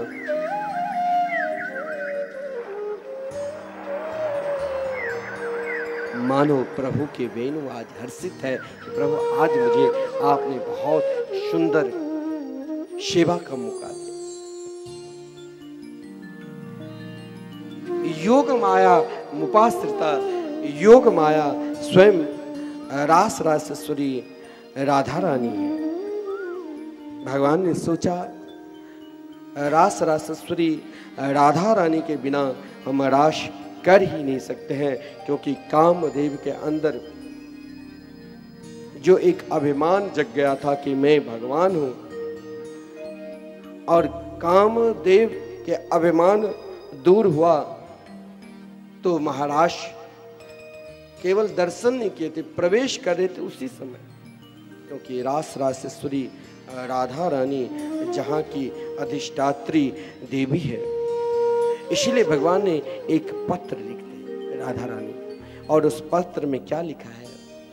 हे राधे वृषभान भूपतने सर्वेश्वरी राधिके, हे कृष्णानन पंकज भ्रमरिके, कृष्ण प्रिय माधवी, हे वृंदावन नागरी गुण गुरु, दामोदर प्रेयसी, हे श्री ललितादिक प्रिय सखी, प्राणाधिपे पाहि मां। आज प्रभु रास रासेश्वरी राधा रानी से प्रार्थना करें कि हे रास रासेश्वरी राधा रानी, आप अपनी समस्त अष्ट सखी से युक्त ललिता, विशाखा, चित्रलेखा इत्यादि सखियों से युक्त आप इस रास में आप भी ऐसे मन बनाओ और ऐसे नजदीक पहुंच जाओ उन गोपियों की तरह जो कन्हैया हमें भी बुला। रास रासेश्वरी राधा रानी जो वृंदावन के अधिष्ठात्री देवी है, महारानी है, रास में प्रवेश करते ही, इसीलिए अंतिम में लिखा है रास पंचाध्याय में, ये कोई काम लीला नहीं महाराज। इस रास की कथा सुनने मात्र से ही हमारे अंदर जो हृदय की रोग है, जो आजकल हृदय रोग से बहुत आघात होते हैं, लोग मरते हैं, वो हृदय रोग सदा के लिए नष्ट हो जाता है। जो नित्य रास की कथा श्रवण करते हैं, पाठ करते हैं। महाराज रास रासेश्वरी राधा रानी के नूपुर के आवाज को सुनते ही काम को वहां क्या प्रवेश, इच्छा की प्रवेश ही नहीं, क्योंकि समस्त इच्छा के समाप्त करने के बाद ही अंतिम इच्छा एक ही प्राणी मात्र को रखना चाहिए कि हे मेरे गोविंद, हे मेरे ठाकुर, हे मेरे बांके बिहारी, तुम कहाँ बुलाओगे, कहाँ मैं आपके पास आऊं, जो हम जीवात्मा और परमात्मा दोनों एक हो जाए। हे वृंदावन बिहारी, मुझे भी बुलाओ, ऐसा भाव रखना। हर पल हर क्षण ऐसे ही कामना रखना चाहिए। आज भगवान यमुना की सुंदर दिव्य धारा जहां बहती है, सुंदर रात्रि है, शरद पूर्णिमा की रात्रि, और कन्हैया पुकार रहे, अरे भाई तुम मेरे लिए मन बनाए हो, आओ गोपी। जिसने अपनी समस्त इंद्रियों को एकमात्र मेरे चरणार बिंद में समर्पित की, जिसने अपनी समस्त इच्छा को एकमात्र मेरे चरणार बिंद में समर्पित किए, उन भक्तों को पुकार रहे हैं। तुम जहां भी हो, लोक में हो, परलोक में हो, जिधर भी धरातल पर हो, आओ मेरे पास, जिसने मुझे मेरे लिए अपना मन दिया। भगवान अपने वंशी पर तान दे रहे हैं। निशम्य गीतम तदनांगवर्धनम ब्रज स्त्रिय कृष्ण गृहीत मानसा, आजगमुरन्योन्यमल छितोद्यमा, सयत्र कांतो जवलोल कुंडला। बहुत सुंदर भाव है रास की कथा में। जिस समय प्रभु अपने अधरामृत पर अपने दिव्याति दिव्य मुरली को बजाए,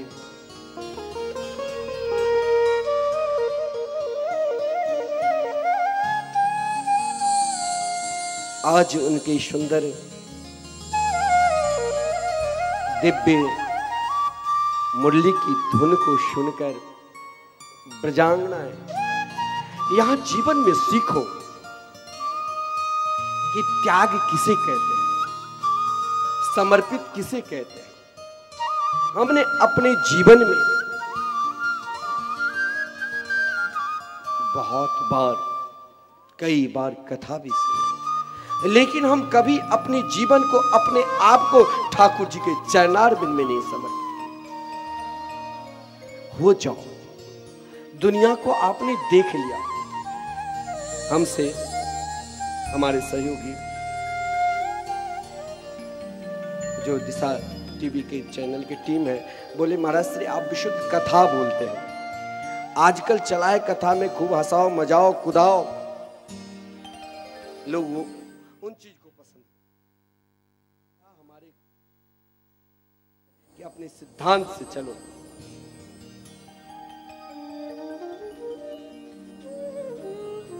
संतों का क्या काम है? अगर सब ऐसे जो दुनिया की बात आप जानते हो कि आप अपने घर में क्या खाते हो, कैसे सोते हो, सास बहू में क्या होती है, वो तो पहले से ही आप थक चुकी हो। और यही बात मैं व्यासपीठ से आपको सुनाने लग जाऊं तो फिर आपको क्या मिले? यदि सुनना है तो देखो, जिस समय प्रभु अपने सुंदर दिव्य मुरली को निनाद की, उनके बंसी को धुन को सुनकर उन ब्रजांगन, उन ब्रज की गोपी जिसने ना जाने एक जन्म नहीं अनेक जन्मों तक प्रभु की आराधना की होगी, उपासना की होगी, आज महाराज तब भी जब प्रभु नहीं मिले तो कहा कि आप मुझे क्या धन से बहका रहे हो? मुझे धन नहीं चाहिए। क्या आप मुझे अनेक प्रकार के इच्छा से बहका रहे हो? मुझे इच्छा भी नहीं। क्या अनेक प्रकार के आप मुझे धर्म दिखा रहे हो? वो धर्म भी नहीं।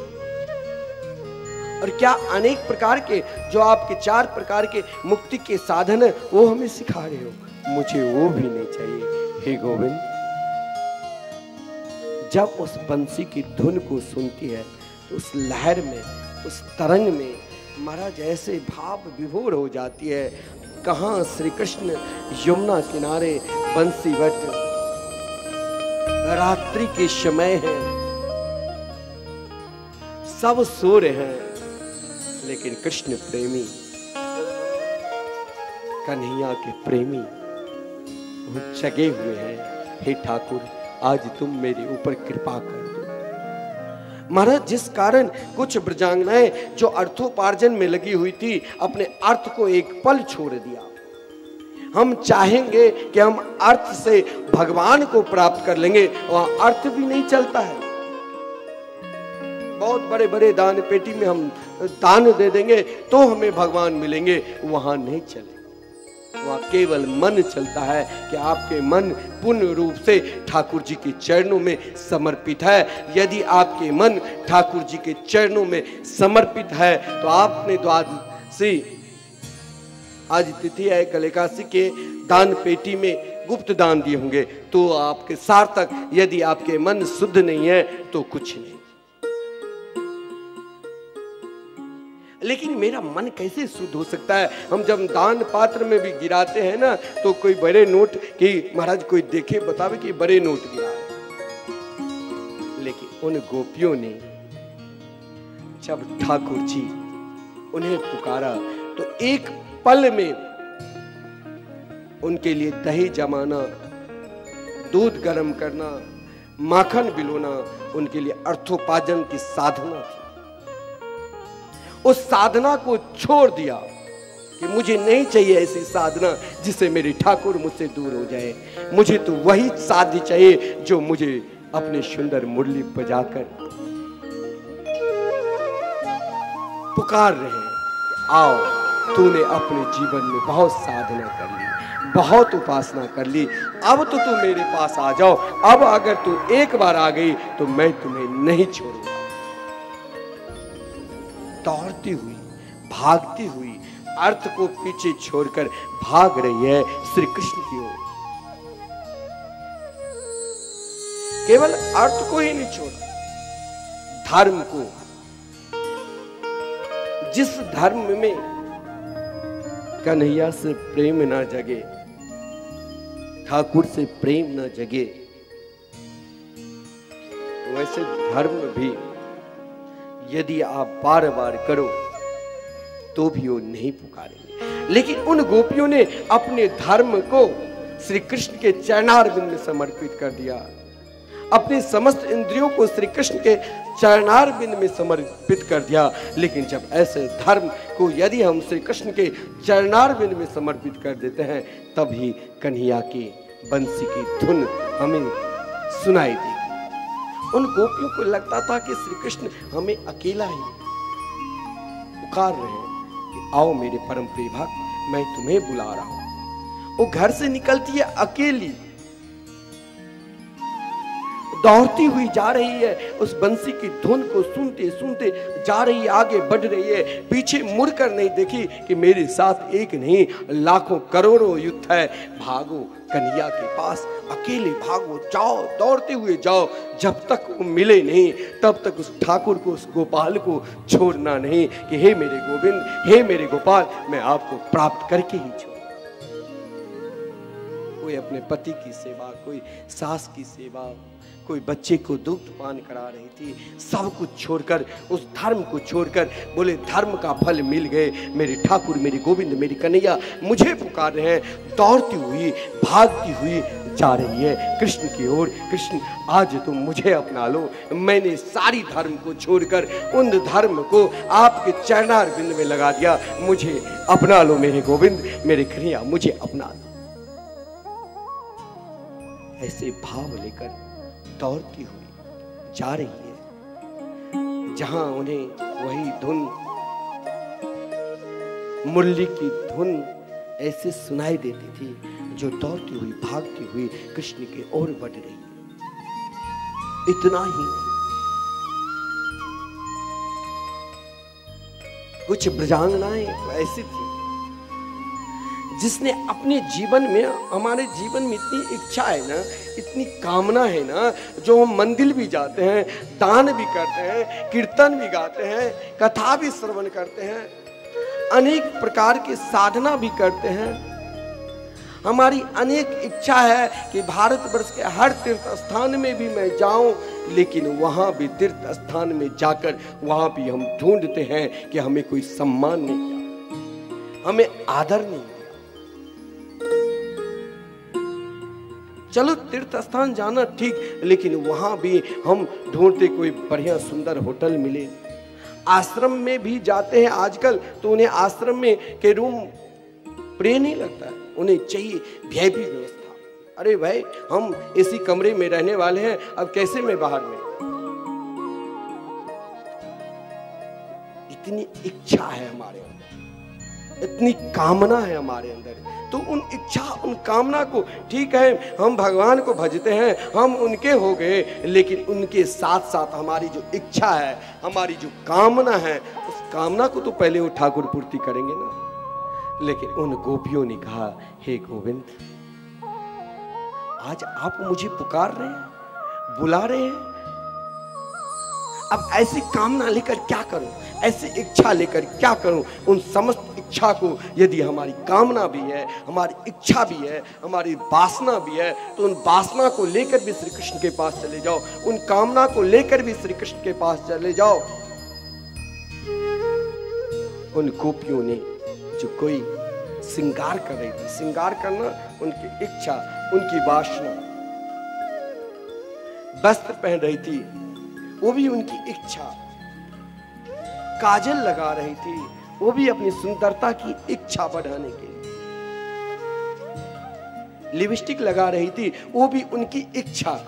लेकिन जब इच्छा से भी अनंत गुना, श्रेष्ठ गुना कोई फल मिल जाए, तो जिस इच्छा के लिए ना जाने हम अनेक जन्म ले चुके हैं, फिर भी हमारी इच्छा की अभी तक पूर्ति हुई ही नहीं। मैं किसी माताओं से प्रार्थना भी बार बार करता हूं कि आप भी, यदि आपके पास महाराज 2-4 पुत्र है, तो एक ठाकुर जी के चरणारविंद में भी लगा दो। ना जाने हम कितने जन्म पुत्र को प्राप्त कर लिए, ना जाने उससे हम कितने विषय भोग अपनी इच्छा को भोग लिया। लेकिन मेरे ठाकुर यदि पुकारे, कोई संत सदगुरु बुलावे कि इस इच्छा को आप तुम मेरे ठाकुर जी को दे दो, तो वहां संकोच नहीं करना चाहिए, जाओ। लेकिन महाराज ठाकुर जी से श्रेष्ठ हमारी इच्छा है। लेकिन उन गोपियों ने जब कन्हैया के सुंदर मुरली की तान को सुनती है तो अपनी समस्त इच्छा को वहीं त्याग कर अस्त व्यस्त अवस्था में श्री कृष्ण की ओर दौड़ने लग जाती। कभी कभी क्या होता है कि हम मोक्ष धर्म के लिए, मोक्ष के लिए भी हम नाना प्रकार की साधना यत्न करते, महाराज हमें मोक्ष मिल जाए, हम साई जी मुक्ति प्राप्त कर ले। लेकिन मोक्ष से भी श्रेष्ठ जहां हमारे ठाकुर, जहां हमारे कन्हैया जिस वृंदावन धाम में बंसी बट के सहारे, यमुना के किनारे, शरद पूर्णिमा के रात्रि में प्रभु मुस्कुराते हुए अपने दिव्य महाराज मुरली पर तान दे, और महाराज उन तान को सुनकर उन ब्रजांगना ऐसी दौड़ती हुई भागती हुई घर से निकली। देखो पति ने किसी को रोक लगा दिया, तू कहां जा रही हो? पति से कहा इस शरीर पर तेरा अधिकार है, लेकिन आज ये मन मैंने उन मनमोहन के चरणार बिन में दे दिया। मैंने ना जाने कितने बार मोक्ष धर्म को प्राप्त करने के बाद भी मुझे इस संसार में आना पड़ा, लेकिन आज मुझे मोक्ष से भी श्रेष्ठ मनमोहन पुकार रहे हैं। आओ मेरे प्रिय, मैं तुम्हें बुला रहा हूं। दुनिया बार बार हमें पुकारते हैं, पत्नी, पति, सगे संबंधी, मित्र,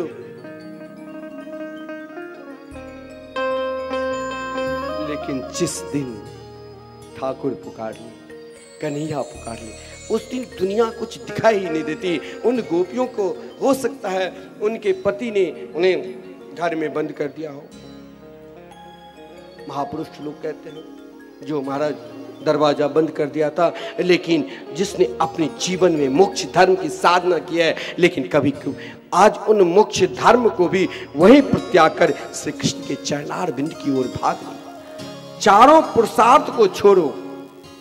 कभी भी ये मत कहो कि हमारे ऊपर भगवान की कृपा नहीं है, उनकी कृपा है, वो हमें देते हैं, लेकिन हमारी जो इच्छा है, हमारी जो कामना है, वो कामना की ही अभी पूर्ति नहीं हो रही है। तो पहले वो कामना की, इच्छा की पूर्ति करते हैं, तब वो तो पुकारेंगे। वो तो तैयार है, वो तो खड़े रहते हैं कि मेरे भक्त मेरे पास आए। उन गोपी सब के सब महाराज दौड़ती हुई भागती हुई कहाँ पहुंची? तो सीधे यमुना किनारे। लेकिन भगवान एक के नहीं है, वो सब के। घर से निकलती है अकेली, जब वहां जाती है तो लाखों करोड़ों यूथ के यूथ ब्रजांगनाएं।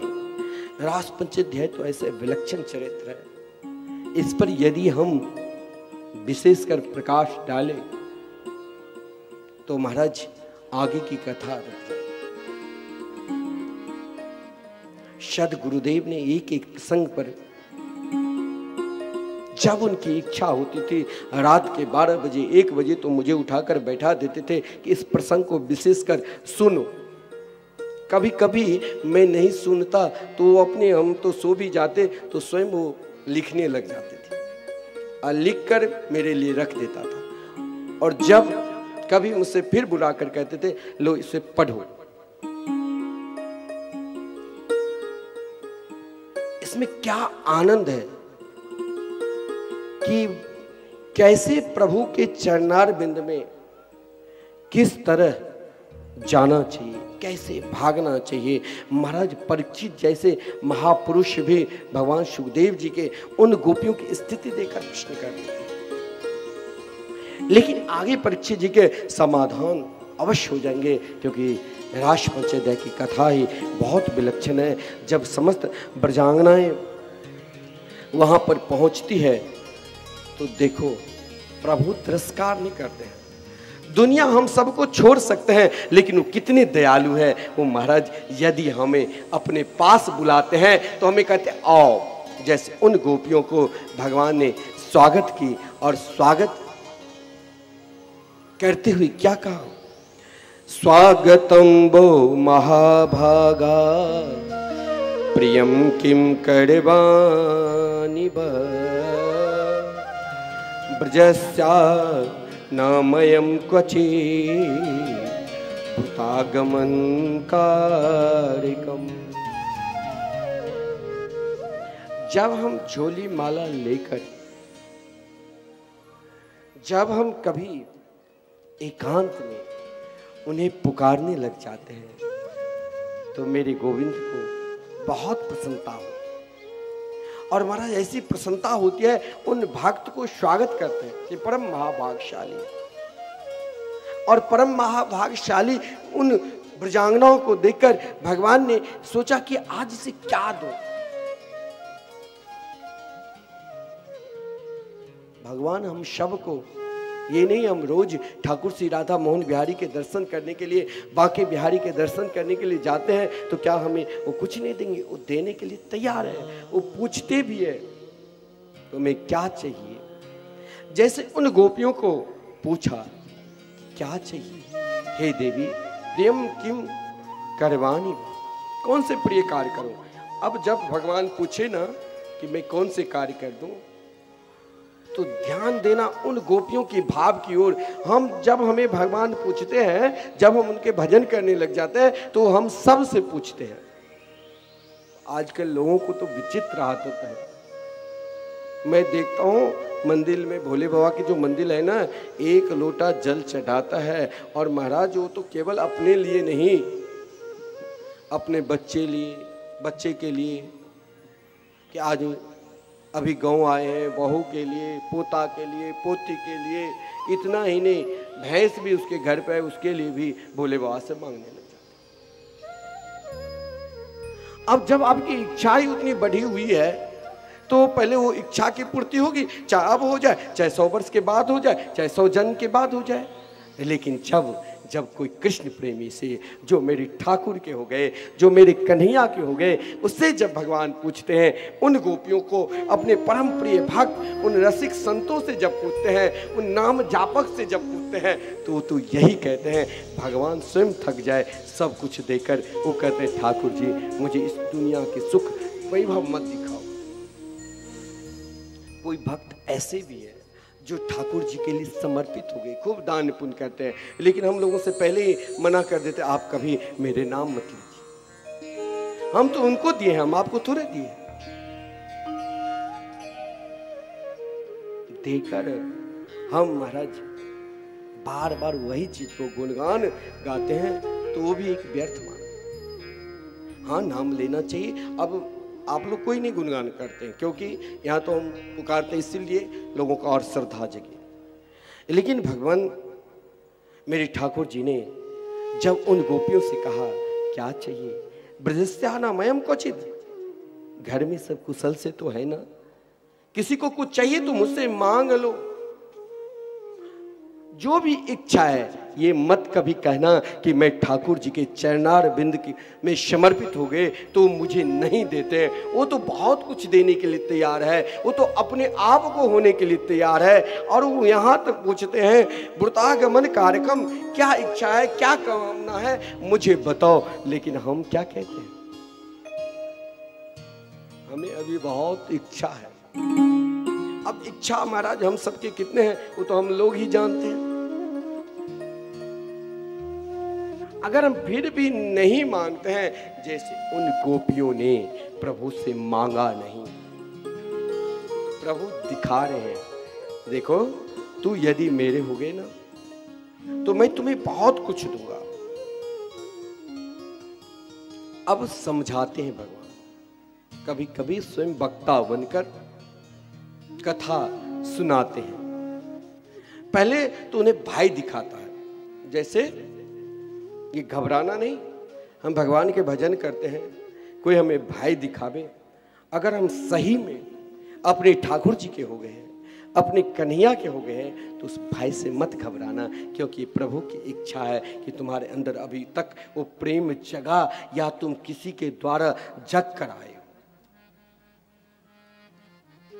तुम्हारे अंदर कोई भाई तो नहीं है, तुम सही में मेरे हो गए हो, तुम्हारी कोई इच्छा कामना तो नहीं है। हाय तो मैं दिखाऊं रजन नेसा घोर रूपा घोर सत्व निसेविता। पहले डर दिखाया, जैसे कोई डर दिखाता है कि तुम भगवान के मार्ग पर जा रहे हो तो तुम्हारे पति सगे संबंधी रिश्तेदार क्या कहेंगे, नहीं जाओ नहीं जाओ। इसलिए भगवान भी उन गोपियों के सब कुछ धर्म अर्थ काम मोक्ष चारों पुरुषार्थ समर्पित करने के बाद भी भगवान ने उन्हें डर दिखाया कि रात्रि है, एक घोर रात्रि में ऐसे नहीं निकलना चाहिए। जब वो नहीं डरा, डरना मतलब रात्रि के डर, यदि हम भगवान के मार्ग पर जाते हैं तो यदि हमें कोई दुख मिल जाता है, कष्ट मिल जाता है, तो भी ठाकुर जी को नहीं छोड़ना। माता कुंती ने दुख में इतने स्मरण किए जो ठाकुर जी उनके साथ रहे, और जब सुख मिला तो भी उन सुख में दुखी क्यों मांगा, क्योंकि ठाकुर जी उनके साथ रहे। तो यदि हम ठाकुर जी के कन्हैया के हो गए तो घबराना नहीं भाई, और आगे बढ़ना और आगे बढ़ना भाई। हमें तो वहां तक जाना है, ब्रजांगनाएं वहां तक पहुंचने के लिए आ गई है। मार्ग में ठाकुर जी अब उसे समझा रहे हैं अनेक प्रकार की। अगर हमारे अंदर कोई इच्छा है, कोई कामना है, तो ठाकुर जी उन इच्छा को दिखाते हैं। देखो तुम्हारे अंदर डर नहीं है, भय नहीं है। दुनिया क्या कहेंगे कि हाथ में झोली माला लेकर ये बावरी की तरह, पागल की तरह ये कन्हैया के हो गए हैं। कोई तुम्हें गलत भी कह सकता है, कोई तुम्हें कुछ भी कह सकता है, लेकिन इस मार्ग पर जाने की तुम्हारी ताकत है, तुम्हारी शक्ति है। तब भी हम नहीं मानते हैं तो भगवान हमें धर्म सिखाने लग जाते हैं। अरे तू कहाँ मेरे पास आ गई, तुम मेरे पास मत आओ, क्योंकि तुम्हारे माता पिता पुत्र भाई पति सगे संबंधी सब क्या कहेंगे कि कैसे बाबरी है, कैसे हो गए। अब देखिए यहाँ धर्म बता रहे हैं। एक तरफ हम धर्म को, एक तरफ हम अर्थ को, एक तरफ हम कामना को, एक तरफ हम मोक्ष को छोड़कर कन्हैया के पास आए, और प्रभु देखिए वो सब कुछ दे रहे हैं, धर्म अर्थ काम मोक्ष, कि तुम इसमें रत हो जाओ, तुम इसी में डूबो। लेकिन जो सही में उनके हो गए हैं वो डूबने वाले नहीं है। उन गोपियों की इच्छा तो अब केवल श्री कृष्ण के साथ मिलन की इच्छा है, दुनिया की इच्छा नहीं। वो उस धर्म में भी नहीं। पहला क्या भय, दूसरा क्या धर्म, तीसरा क्या, अब भगवान देने लग जाते हैं कि तब भी मेरे से दूर हो जाए। अरे रास की कथा तो ऐसे विलक्षण है, आज आप रासलीला में भी दर्शन करोगे, बहुत विलक्षण है। भगवान ने उन्हें फिर सुंदरता दिखाया। जैसे लोग घूमने के लिए नहीं जाते हैं, वृंदावन गए तो वृंदावन में कौन सबसे सुंदर मंदिर है, वहीं विशेषकर लोग आकर्षण होता है। सुंदरता पर लोग ज्यादा आते हैं। कोई व्यक्ति बहुत सुंदर है तो उन्हें सब देखेगा कि देखो कितनी सुंदर है। कोई बहुत सुंदर वस्त्र पहन रखे हैं तो उनकी सुंदरता की ओर, दुनिया की सुंदरता की ओर व्यक्ति को आकर्षण होता है। लेकिन ठाकुर जी अगर हमारे काले भी हैं, उनकी सुंदरता उनके समान तो त्रिलोकी में नहीं है। लेकिन उन गोपियों को कहा ठीक है तुम मेरी शरण में आए हो तो दृष्टम बनम कुस्मितम राकेश करे रंजितम। देखो अब भगवान तुम्हें सुंदरता की ओर दिखाएंगे। संसार की जितनी भी सुंदरता है सब प्रदान कर देंगे। जो भी दुनिया की जो सुंदरता देखना है, जब तुम मेरे हो गए तो देखो इसमें रत हो जाओ। लेकिन अगर तुम मेरे हो जाओगे तो मुझे तुम्हारे साथ रहना पड़ेगा।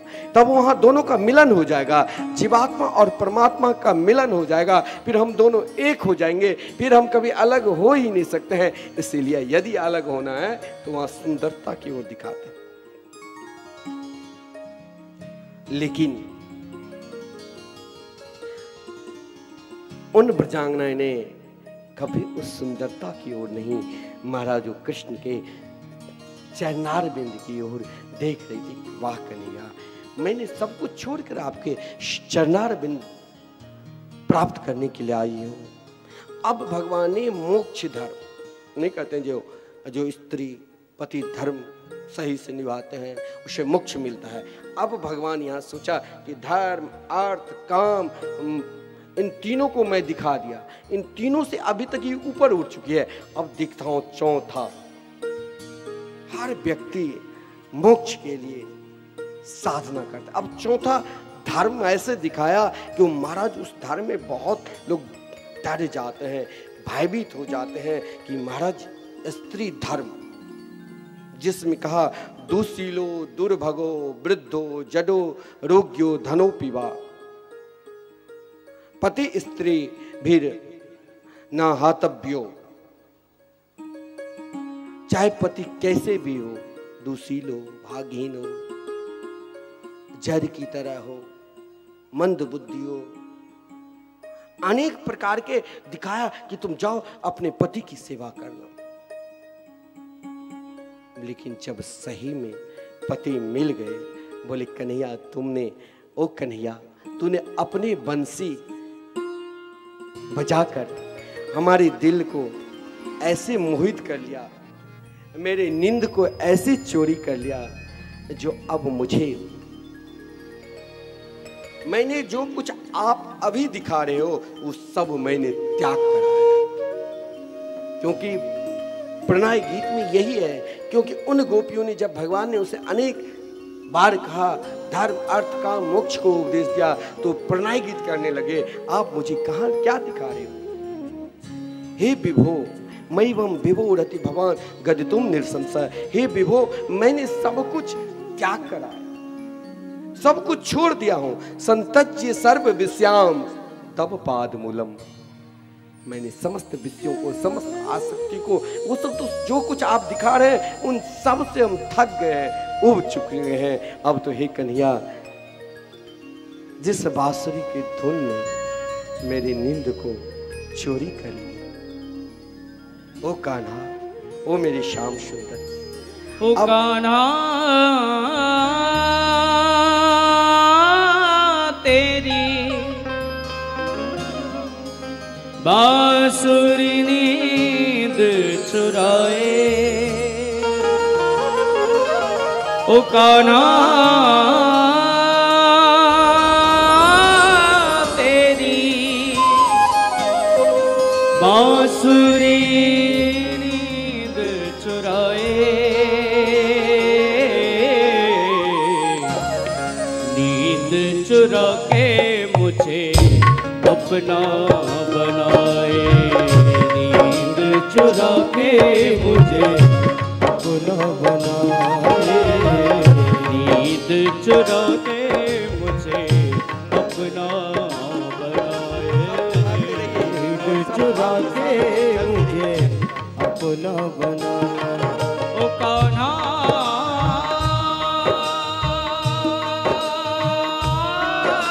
तेरी बांसुरी नींद चुराए, ओ कान्हा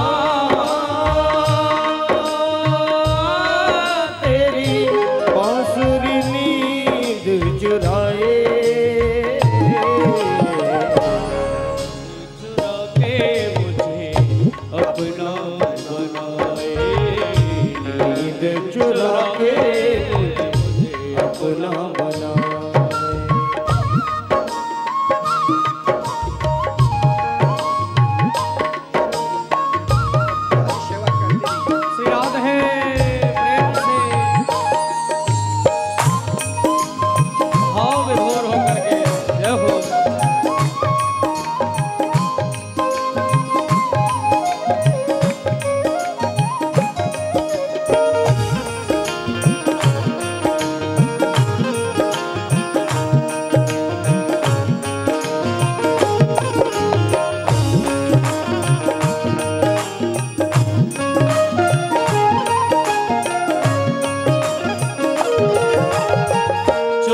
चुप रो मैं तो दुनिया से चोरी, टूट न जाए मेरे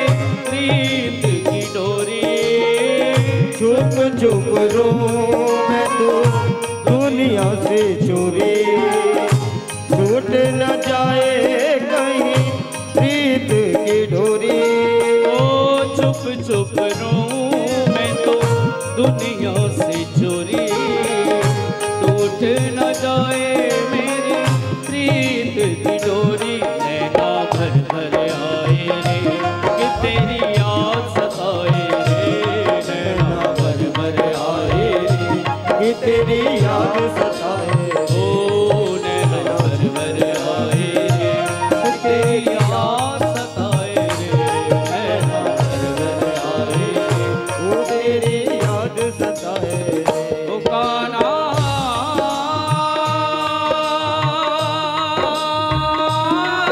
तेरी ये बांसुरी नींद चुराए।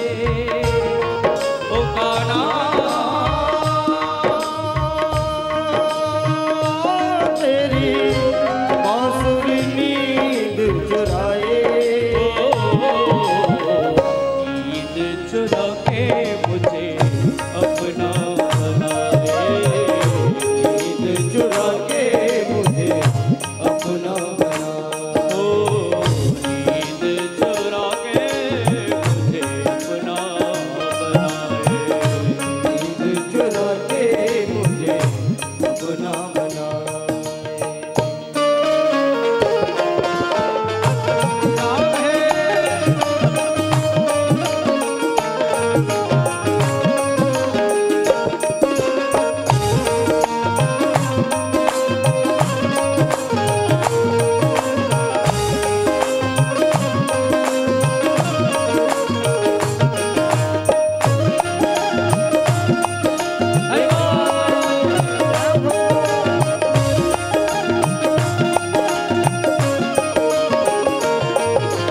ओ प्रीत लगा के कान्हा बड़ा दुख पाया, एक पल भी मुझे चैन लाया। प्रीत लगा के कान्हा बड़ा दुख पाया, एक पल भी तो मुझे चैन न आया। ओ प्रीत लगा के कान्हा बड़ा दुख पाया, एक पल भी मुझे चैन लाया।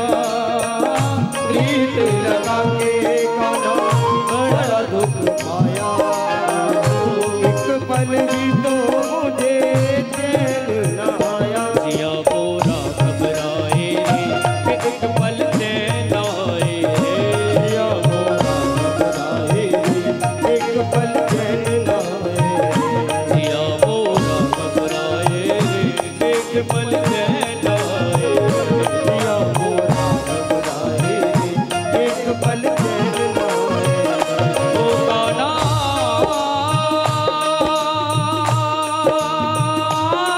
तेरी ये बांसुरी नींद चुराए। कान्हा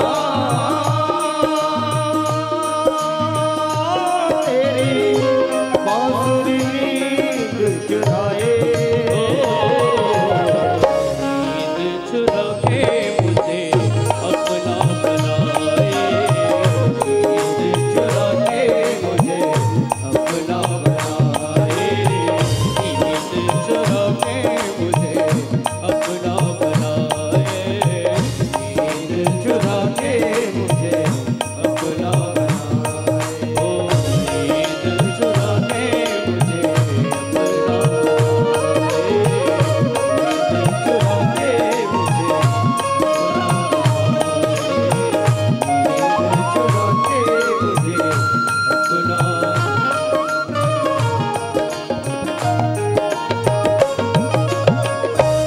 वृंदावन बिहारी लाल की जय।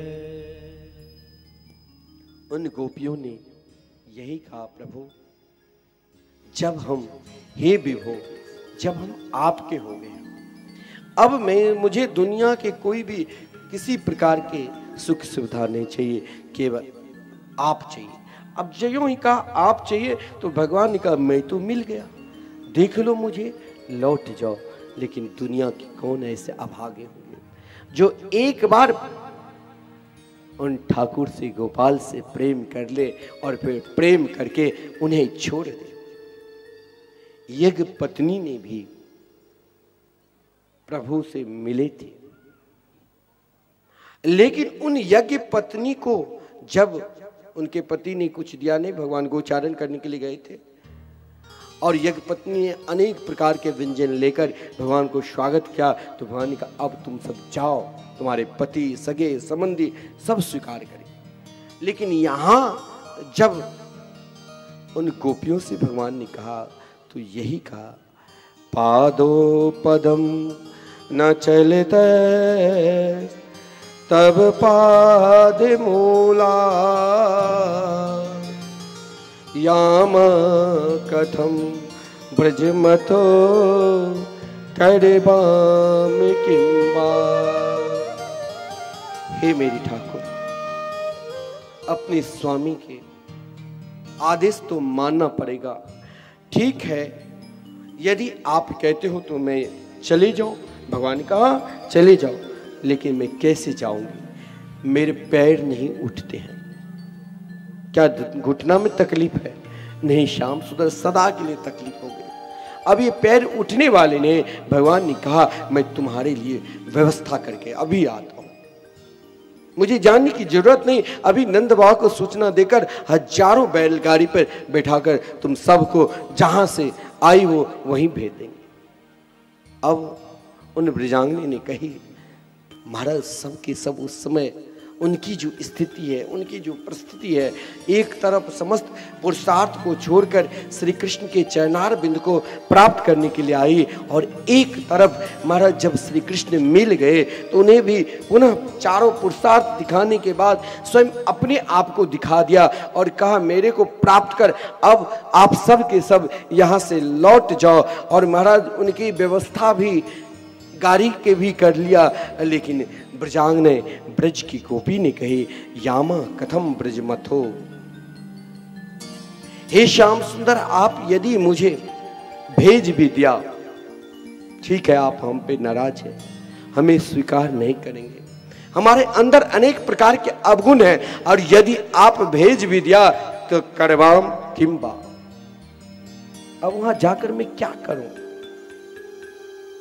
क्योंकि मेरे मन, हे गोविंद, आपके चरणार बिंद में है। क्योंकि ध्याये न याम पदयो पदविम सखेते। हे श्याम सुंदर, अब इस चरणार बिंद के सिवा छोड़कर मैं कहीं जा ही नहीं सकता।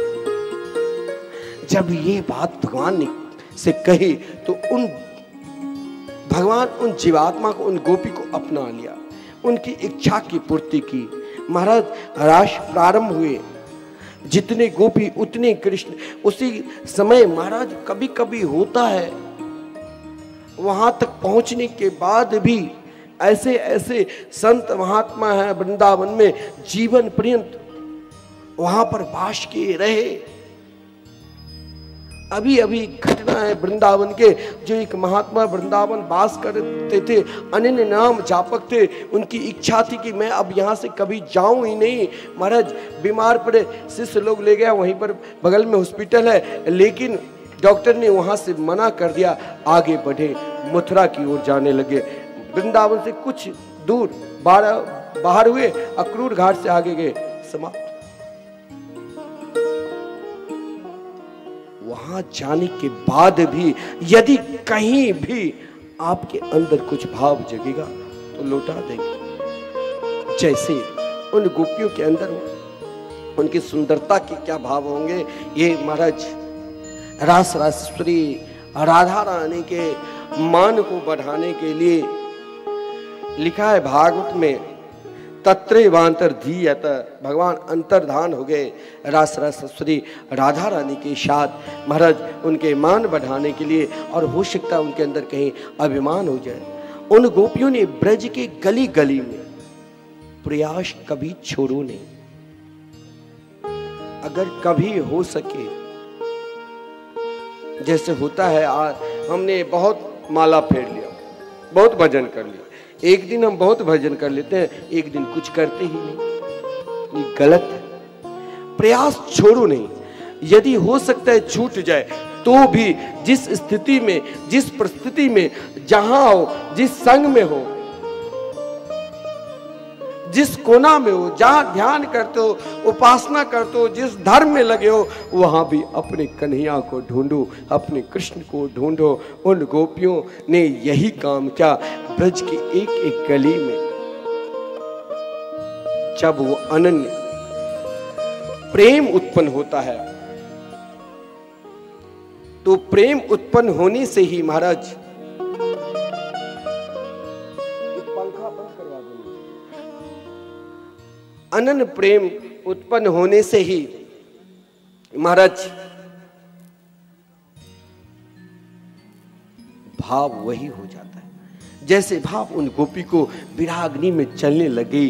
अब कोई व्यक्ति विराग्नि में एकाएक मूर्छित हो जाए, फिर वो ऐसी दशा क्यों हो गई? जो महाराज वृक्ष से, लता पटा से, बट वृक्ष, अशोक वृक्ष, नाग, पुन्नाग, बेली, चमेली, तुलसी, तुलसी से भी प्रार्थना की। जो महाराज जिससे ठाकुर जी स्वीकार किए, उन सभी को श्री कृष्ण रूप मानकर उनसे भी प्रार्थना की। क्वचित तुलसी कल्याणी गोविंद चरणे प्रिय। हे तुलसी, आपके बहुत प्रिय है, आपके बिना तो मेरे ठाकुर जी प्रसाद भी ग्रहण नहीं करते। महाराज तुलसी से पूछ लिया, पृथ्वी से भी पूछ ली, लेकिन एक बात ध्यान देना, रास रासेश्वरी राधा रानी की कृपा होना, बिना उनकी कृपा से आप ठाकुर जी को प्राप्त नहीं कर सकते।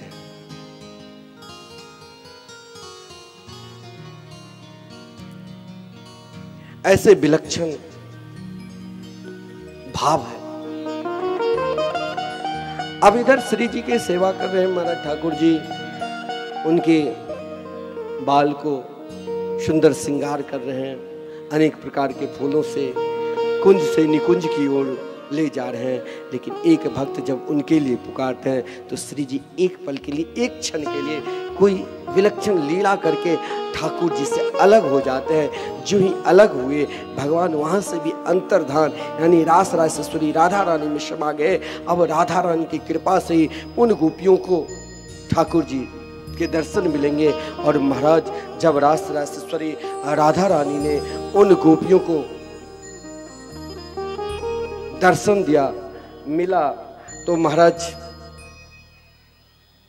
उनकी स्थिति, उनकी परिस्थिति ऐसी हो गई कि महाराज पुकार कैसी होनी चाहिए ये उन गोपियों को रास रासेश्वरी राधा रानी सिखाई। और कृष्ण के ढूंढने के लिए ब्रज के एक एक गली जंगल में पुकारने लगे। थक गई, सोचा जहां वो छोड़ कर गए वहीं से उन्हें क्यों ना पुकारे। महाराज सब की सब ये प्रेम विरह में भी उन गोपियों के कृष्ण प्रेम उत्पन्न हुआ। और महाराज ऐसा विलक्षण भाव है कि पुनः यमुना किनारे आ गए और रास रासेश्वरी राधा रानी के बीच में बैठाकर कृष्ण दर्शन इच्छा कामना लेकर पुकारने लग गई। जिस गीत का नाम है गोपी गीत। गोपी गीत का भाव होता है अर्थ समझो ना समझो। यदि फिर भी हम नित्य गान करेंगे तो यदि हमें भजन में मन नहीं लगता, ठाकुर सेवा में मन नहीं लगता, उनमें समर्पित भाव नहीं जगते हैं, और गोपी गीत के नित्य गान करने से पुनः ठाकुर जी से प्रेम जग जाएगा, वो दर्शन भी देंगे। वैसे तो 18 मंत्र है, लेकिन आइए 2-4 मंत्र हम सब मिलकर गान करें। इसमें कनक मंजरी छंद है। कनक कहते सोना को और कनक धतूरा। गोपी गीत का अर्थ समझो ना समझो, लेकिन भाव से यदि रोज पुकारोगे तो एक दिन कन्हैया अपने आप मिल जाएंगे। सब एक साथ कृष्ण दर्शन लालसा कामना लेकर पुकार रही है, हम सब भी पुकारें। जयति तेदिकं जन्मना व्रज श्रय इंदिरा शाश्वत त्रही दयते दृश्यता दीक्षुता बखास कैद्रका समा स्वाम विचिल्पते सरदुदासये साधु जात सरसी जोधरा श्री मुसार सूरत नाथ से असुल्क दासिका वरद विघ्न तो देह किं वदा विष जलाप्यया व्याल राक्षसा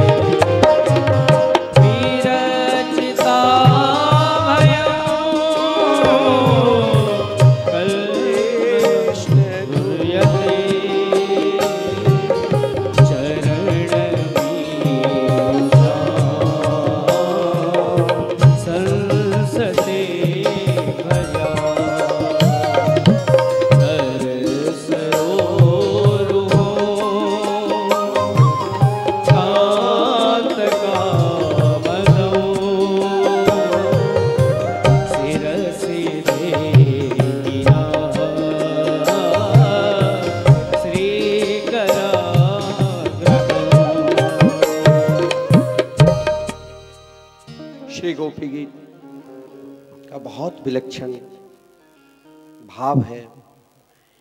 एक एक भाव में, एक एक श्लोक में महाराज आप रमन करोगे, उसका भाव प्रथम श्लोक में ही, गीत में ही 18 युद्ध है, प्रथम गीत में ही हमारे अंदर क्या होता है, विश्वास कम है। भगवान को तो मानते हैं लेकिन दुख में छोड़ देते हैं।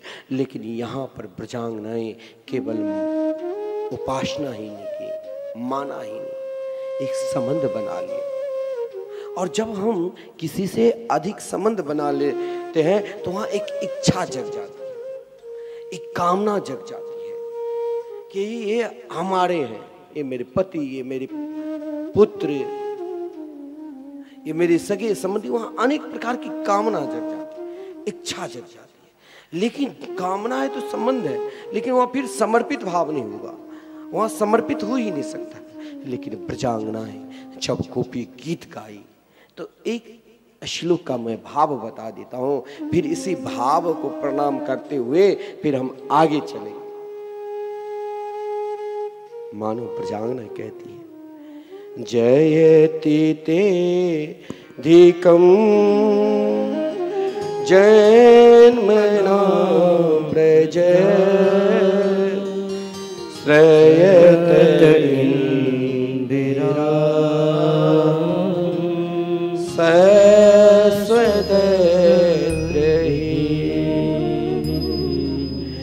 दैत दृश्यता दीक्षुतावका तोय धृता सब त्वां विचिन्वते।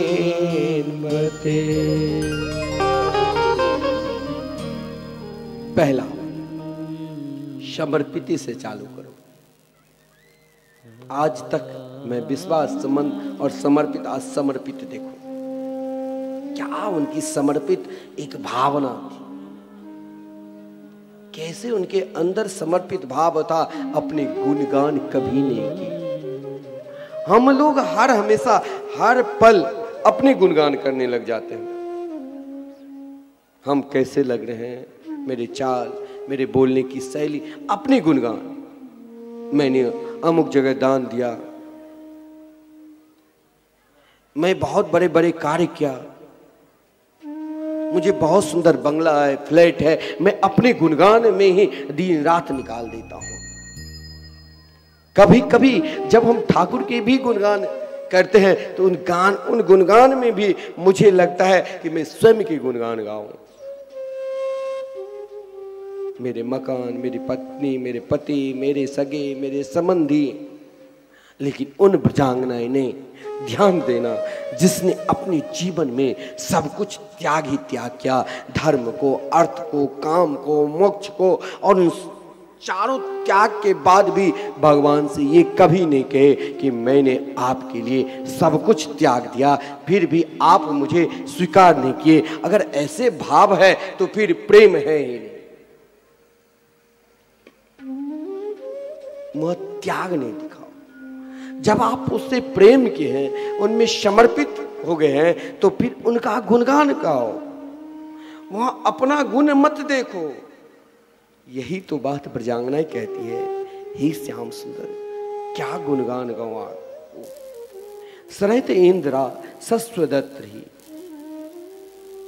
जब से आप ब्रजमंडल में अवतार लिए, जन्म लिए, तब से इन ब्रजवासियों को क्या मिला? नहीं उनके अंदर बड़े विद्वान हैं, नहीं शास्त्र पुराण जानते हैं, नहीं महाराज कुछ श्रेष्ठ स्थान है, एक गांव की ग्वालिन, अधिक वेद इतिहास पुराण कुछ जानते भी नहीं, फिर भी वो आपके हो गए। और जब हम आपके हुए तो इस ब्रज की महिमा को आप बढ़ा दिए ऐसे, जो समस्त देवता, इंद्रादि देवता महाराज सब गान करते रहते हैं अपने तानपुरा पर कि हमें भी ब्रज वास मिले। भाग बरो वृंदावन पायो, जा रज को शुर नर मुनि तरसे, सो रज शीस नवायो, हमें भी ब्रजवास मिले। हम लोग तो तरसते ही हैं, स्वयं लक्ष्मी भी इस लीला के अंदर, जो नित्य लीला श्री किशोरी जी के हैं, जहां अष्ट सखी उन ब्रज कृष्ण प्रेमी ब्रजवासी को, ब्रज की गोपियों को मिला, उन लीला में अभी तक लक्ष्मी को भी प्रवेश नहीं मिला है। आज भी वो तप कर रही है वेलवन में। और महाराज वही श्रेष्ठ इंद्रा जो वैकुंठ में श्रेष्ठ थी, तो ये ब्रज मंडल की महिमा आपने तो ऐसे बढ़ा दिए। जब से आप ब्रज में आए तब से महाराज इस ब्रज की गुणगान त्रिलोकी में होने लगी। देखिए अपना गुणगान नहीं, हे कन्हैया मेरे कारण आपके गुणगान हो रहे हैं, हमारे अंदर मेरेपन आ जाते हैं। लेकिन वो क्या कहती है, श्याम सुंदर हम किससे कहे कि आप हमारे हैं? पति को, पत्नी को, मित्र को, सगे संबंधी को, जो मिलते हैं उससे कहे। हम सबको कहते हैं, जो हमें मिल गया मैं उसी को कह देता हूं आप तो हमारे हैं। हम अगर जीवन में किसी से प्रेम किए हैं तो आपसे, अब किससे किससे किए हैं। लेकिन ब्रजांगनाएं ब्रज की गोपी क्या कहती है, हे श्याम सुंदर, मैंने दुनिया से किसी से जोड़ा नहीं, ये जोड़ा तो एकमात्र आपसे भी। लेकिन कोई दुनिया के प्राणी यदि किसी से जोड़ते हैं तो महाराज उनके अंदर स्वार्थ रहता है, उन्हें उनसे कुछ चाहिए। सब के अंदर कहा गया है, सूर्य नर मुनि सबकी यही रीति। लेकिन मेरे अंदर कोई ये भाव नहीं है, मैं तो ताबकाश, हम तो आपके हो गए। जब हम आपके हो गए तब मुझे कामना है ही नहीं, इच्छा है ही नहीं। हर व्यक्ति के इच्छा लेकर कोई किसी की सेवा करते हैं, प्रेम करते हैं, लेकिन ब्रजांगनाएं ब्रज की गोपी कहती है, ते निशुल्क दास का। हर व्यक्ति को भगवान के पूजा से लेकर दुनिया के जो भी कार्य करे वहां शुल्क चाहिए, फायदा चाहिए, बिना फायदा से कुछ करते ही नहीं। लेकिन वही ब्रजांगनाएं, वही कृष्ण प्रेमी, हे श्याम सुंदर, आप मुझे छोड़कर क्यों गए? क्योंकि हम तो आपके ऐसे दासी है, ऐसे दासी जो वहां कोई शुल्क चाहिए, निशुल्क सदा अपने आप को दे दिए हैं। तब भी आप हमसे विश्वासघात किए। यदि किए ही जलाना ही था तो पहले यमुना के विषैले जल से क्यों बचाया, मरने देते। व्योमासुर से क्यों बचाया, तृणावर्त से क्यों बचाया। देवराज इंद्र कुपित हो गए थे ब्रजमंडल पर, महाराज क्यों बचाए इंद्र से, गिरिराज पर्वत क्यों उठा। हे श्याम सुंदर, ये बात हम नहीं कभी भगवान से कहते हैं कि हम आपके हैं। जिस दिन हम ये बात कह दे कि हम आपके हैं और आपके हो गए तो फिर मुझे कुछ चाहिए नहीं, हम ताबकाश, हम केवल आपके हैं। ये कहने के लिए हमें गोपी बनना पड़ेगा। हम किसके हैं और किसके नहीं हैं ये तो हमें स्वयं समझ में नहीं आता है। जो बाल्यापन से लेकर वृद्धावस्था निकल जाते हैं, हम मर जाते हैं, तो भी मुझे नहीं पता चलता है कि हम किसके हैं।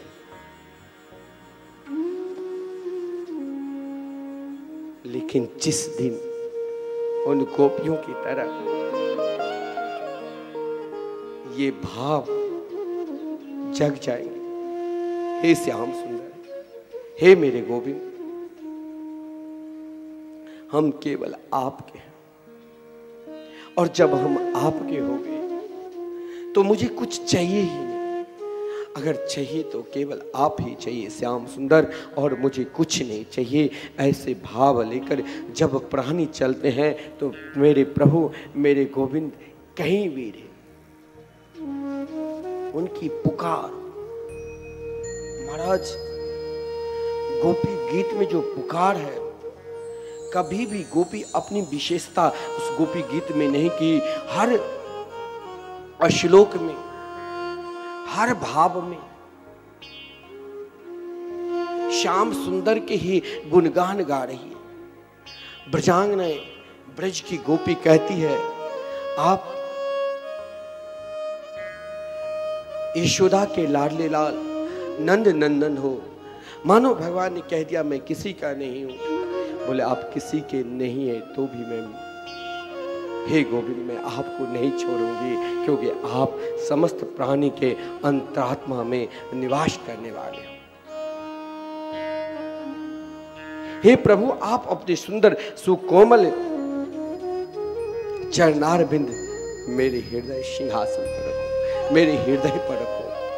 प्रभु, मैं आपके बिना एक पल भी, एक क्षण भी नहीं रह सकती हूँ। भगवान ने कहा कि जब तुम मेरे बिना एक पल, एक क्षण भी नहीं रह सकती हो तो अब तक क्यों सुरक्षित हो। मेरे भक्त तो ऐसे भी हुए हैं जो मेरे लिए एक पल भी नहीं बचे। माता कुंती, महाराज दशरथ, लेकिन ब्रजांगनाएं कन्हैया की कोई एक भाव से जब हम प्रेम करने लग जाएंगे, चाहे उनकी कथा से उनको ही अपना बना लेंगे, कथा को ये सोचेंगे कि ताबकाश हम भगवान की कथा के बिना एक पल, एक क्षण नहीं रह सकते। हम उनके कीर्तन को अपना लेंगे कि हम उनके कीर्तन के बिना एक पल नहीं रह सकते। हम उनके नाम के स्मरण करने लग जाएंगे और केवल ताब का वहाँ कोई शुल्क नहीं, महाराज प्रेम भाव से उपासना करेंगे।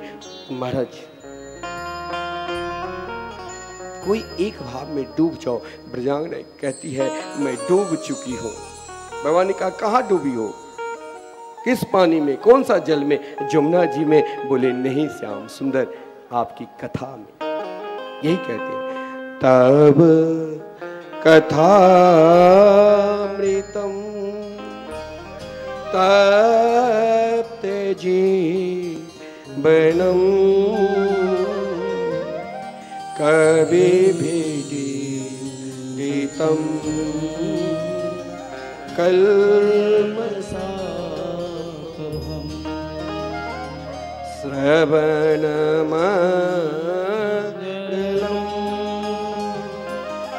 श्रीमदाततं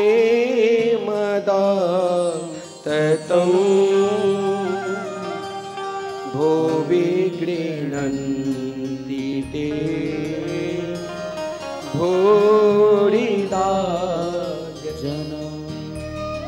एक में ये जो आपकी कथा है, इस कथा की इतने रसोस्वादन कर चुके हैं, इतने अमृत पान कर चुके हैं, जो मेरे शरीर से प्राण भी निकलने की कोशिश करते हैं, लेकिन आपकी कथा नहीं निकलती।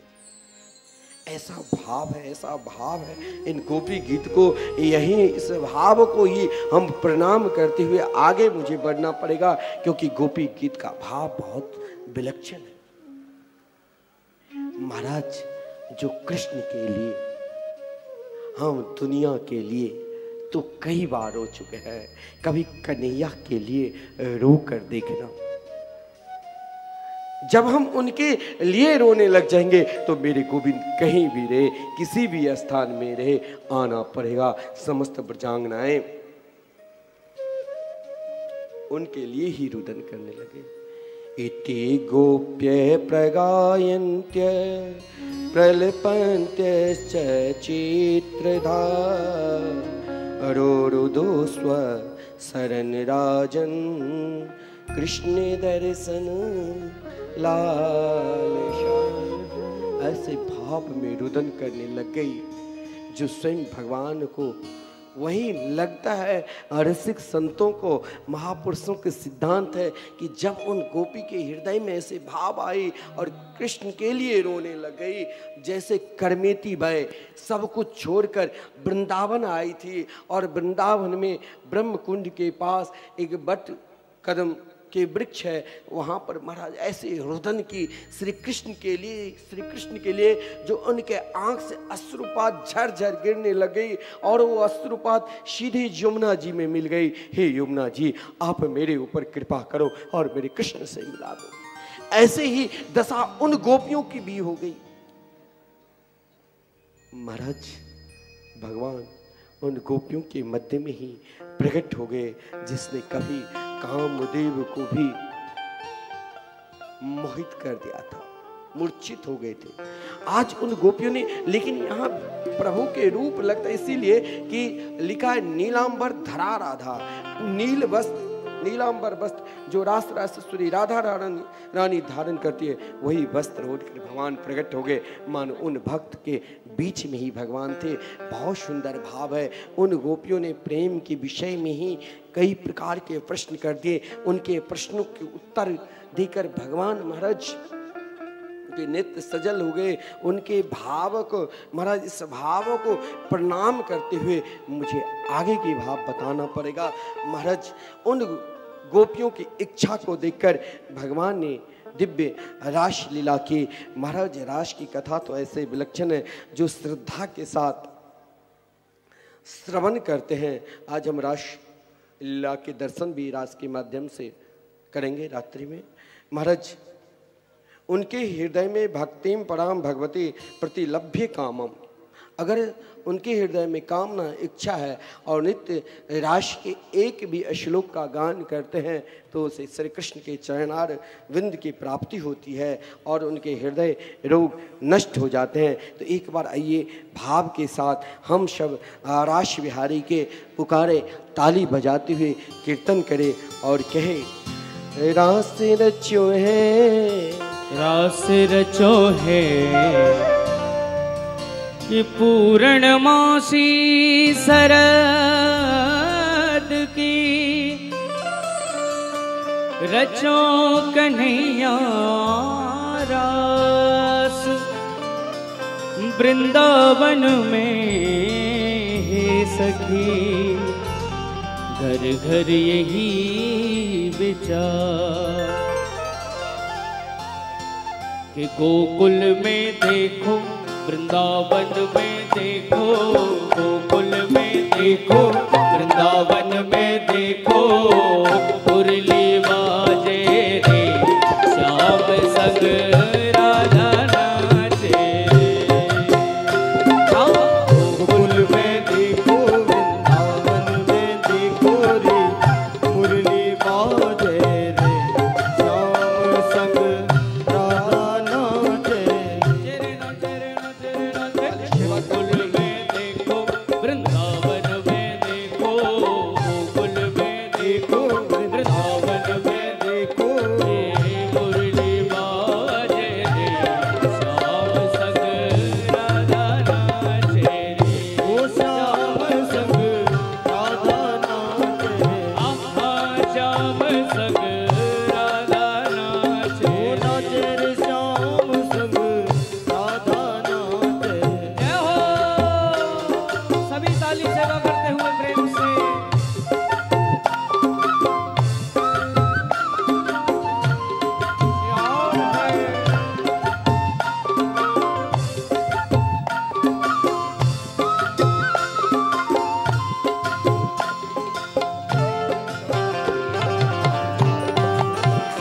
जय हो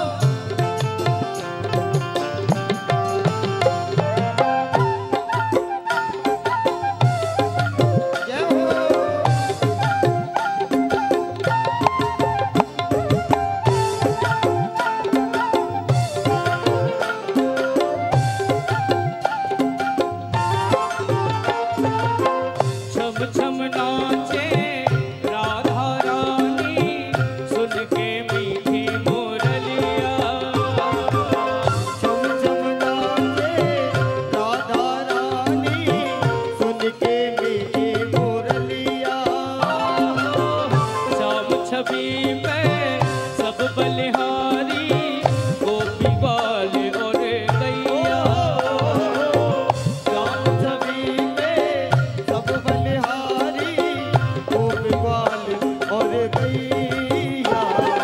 सरर चाले रे मधुरपुर गैया रे सरर चाले रे मधुरपुर गैया रे मेघागर जय रे श्याम संग राधा नाचे रे श्याम संग राधा नाचे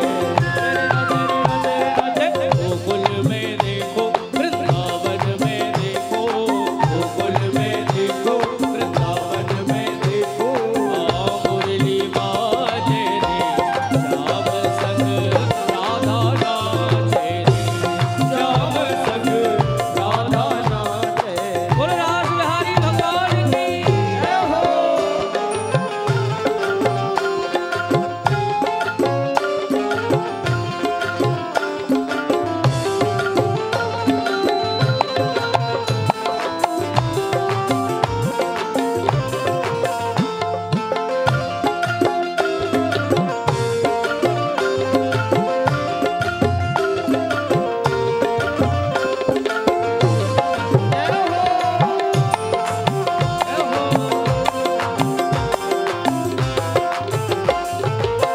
चंद्र किरण सा श्याम सलोना दो आंखें कजरारी चंद्र किरण सा श्याम सलोना दो आंखें कजरारी।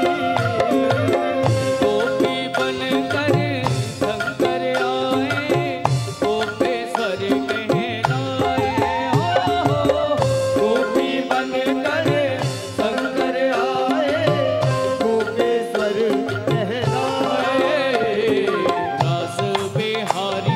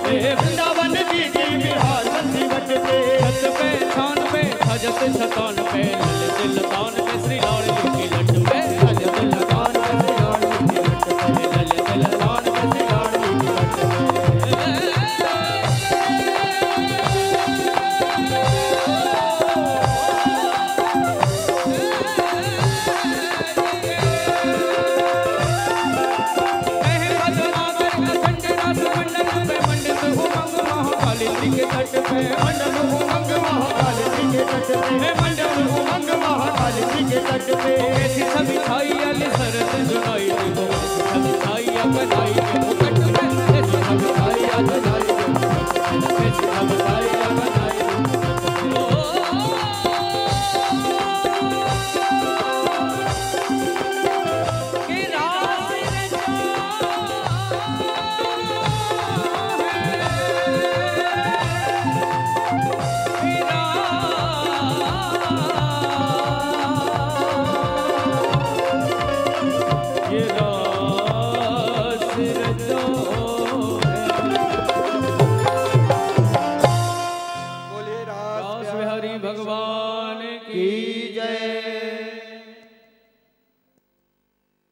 जहाँ पे स्वयं भोले बाबा भी गोपी बनकर उस नित्य रास लीला का आनंद लिए थे, जो गोपेश्वर महादेव वृंदावन में विराजमान है, उनके ही प्रतीक वृंदावन में भी पूज्य महाराज श्री भोले बाबा की जो स्थापना की है, गोपेश्वर महादेव ही नाम रखा। भागवत में तो ऐसे ऐसे प्रसंग हैं, प्रभु से कैसे प्रेम करना चाहिए। चाहे आप युगल गीत देखो, चाहे देवर्षि नारद जी कंस को समझाने के लिए आए हो, क्योंकि देवर्षि नारद जी ने सोचा प्रभु ने अनेक प्रकार की लीला की, और जिस तरह ब्रज में प्रेम लीला का विस्तार कर रहे हैं और कम समय में ही संपूर्ण लीला करना पड़ेगा, इसलिए देवर्षि नारद जी ने कंस को समझाया कि कंस, क्या तुम्हारे शत्रु मर गए? बोले नहीं, अभी तक जितने भी असुर को भेजा कोई लौट कर नहीं आए। देखिए, एक संत की कृपा से, एक महात्मा की क्या कृपा होती है। संत किस पे कब कृपा कर दे? जब महादुष्ट दुराचारी पापी कंस के ऊपर भी कृपा की, क्योंकि उसके अंदर द्वेष भाव, भय भाव से ही कन्हैया को पुकारे, लेकिन हर पल उन्हें लगता था कि मेरे शत्रु कहीं न कहीं ब्रज में सुरक्षित है, जिस कारण अनेक प्रकार के असुर को ब्रज में भेज दिया, लेकिन लौट कर कोई नहीं आए। आज देवर्षि नारद जी जब कंस को समझाया, संत के एक ही वाणी में मान गए थे, और जब परिचय दिया कि ब्रज में ही है, वो वृंदावन में ही नंद बाबा के पुत्र श्री कृष्ण और बलराम के रूप में, महाराज कंस को बहुत क्रोध आया, देवकी वसुदेव को मारने की कोशिश की, लेकिन देवर्षि नारद जी ने कहा, दुष्ट तू अपना कल्याण कर, बहुत पाप कर लिया। महाराज प्रेरणा दी कि पहले बुला लो, पहले अपने शत्रु को पहले समाप्त कर लो, उसके बाद सबको मार देना। लेकिन कोई महात्मा ही बुला सकते हैं। महात्मा संत जब कृपा करते तो कोई दुष्ट भी होगा ना, तो ये सही में यदि संत के शरण में चले जाए, महापुरुष के शरण में चले जाए, तो दुष्ट का भी कल्याण हो जाए।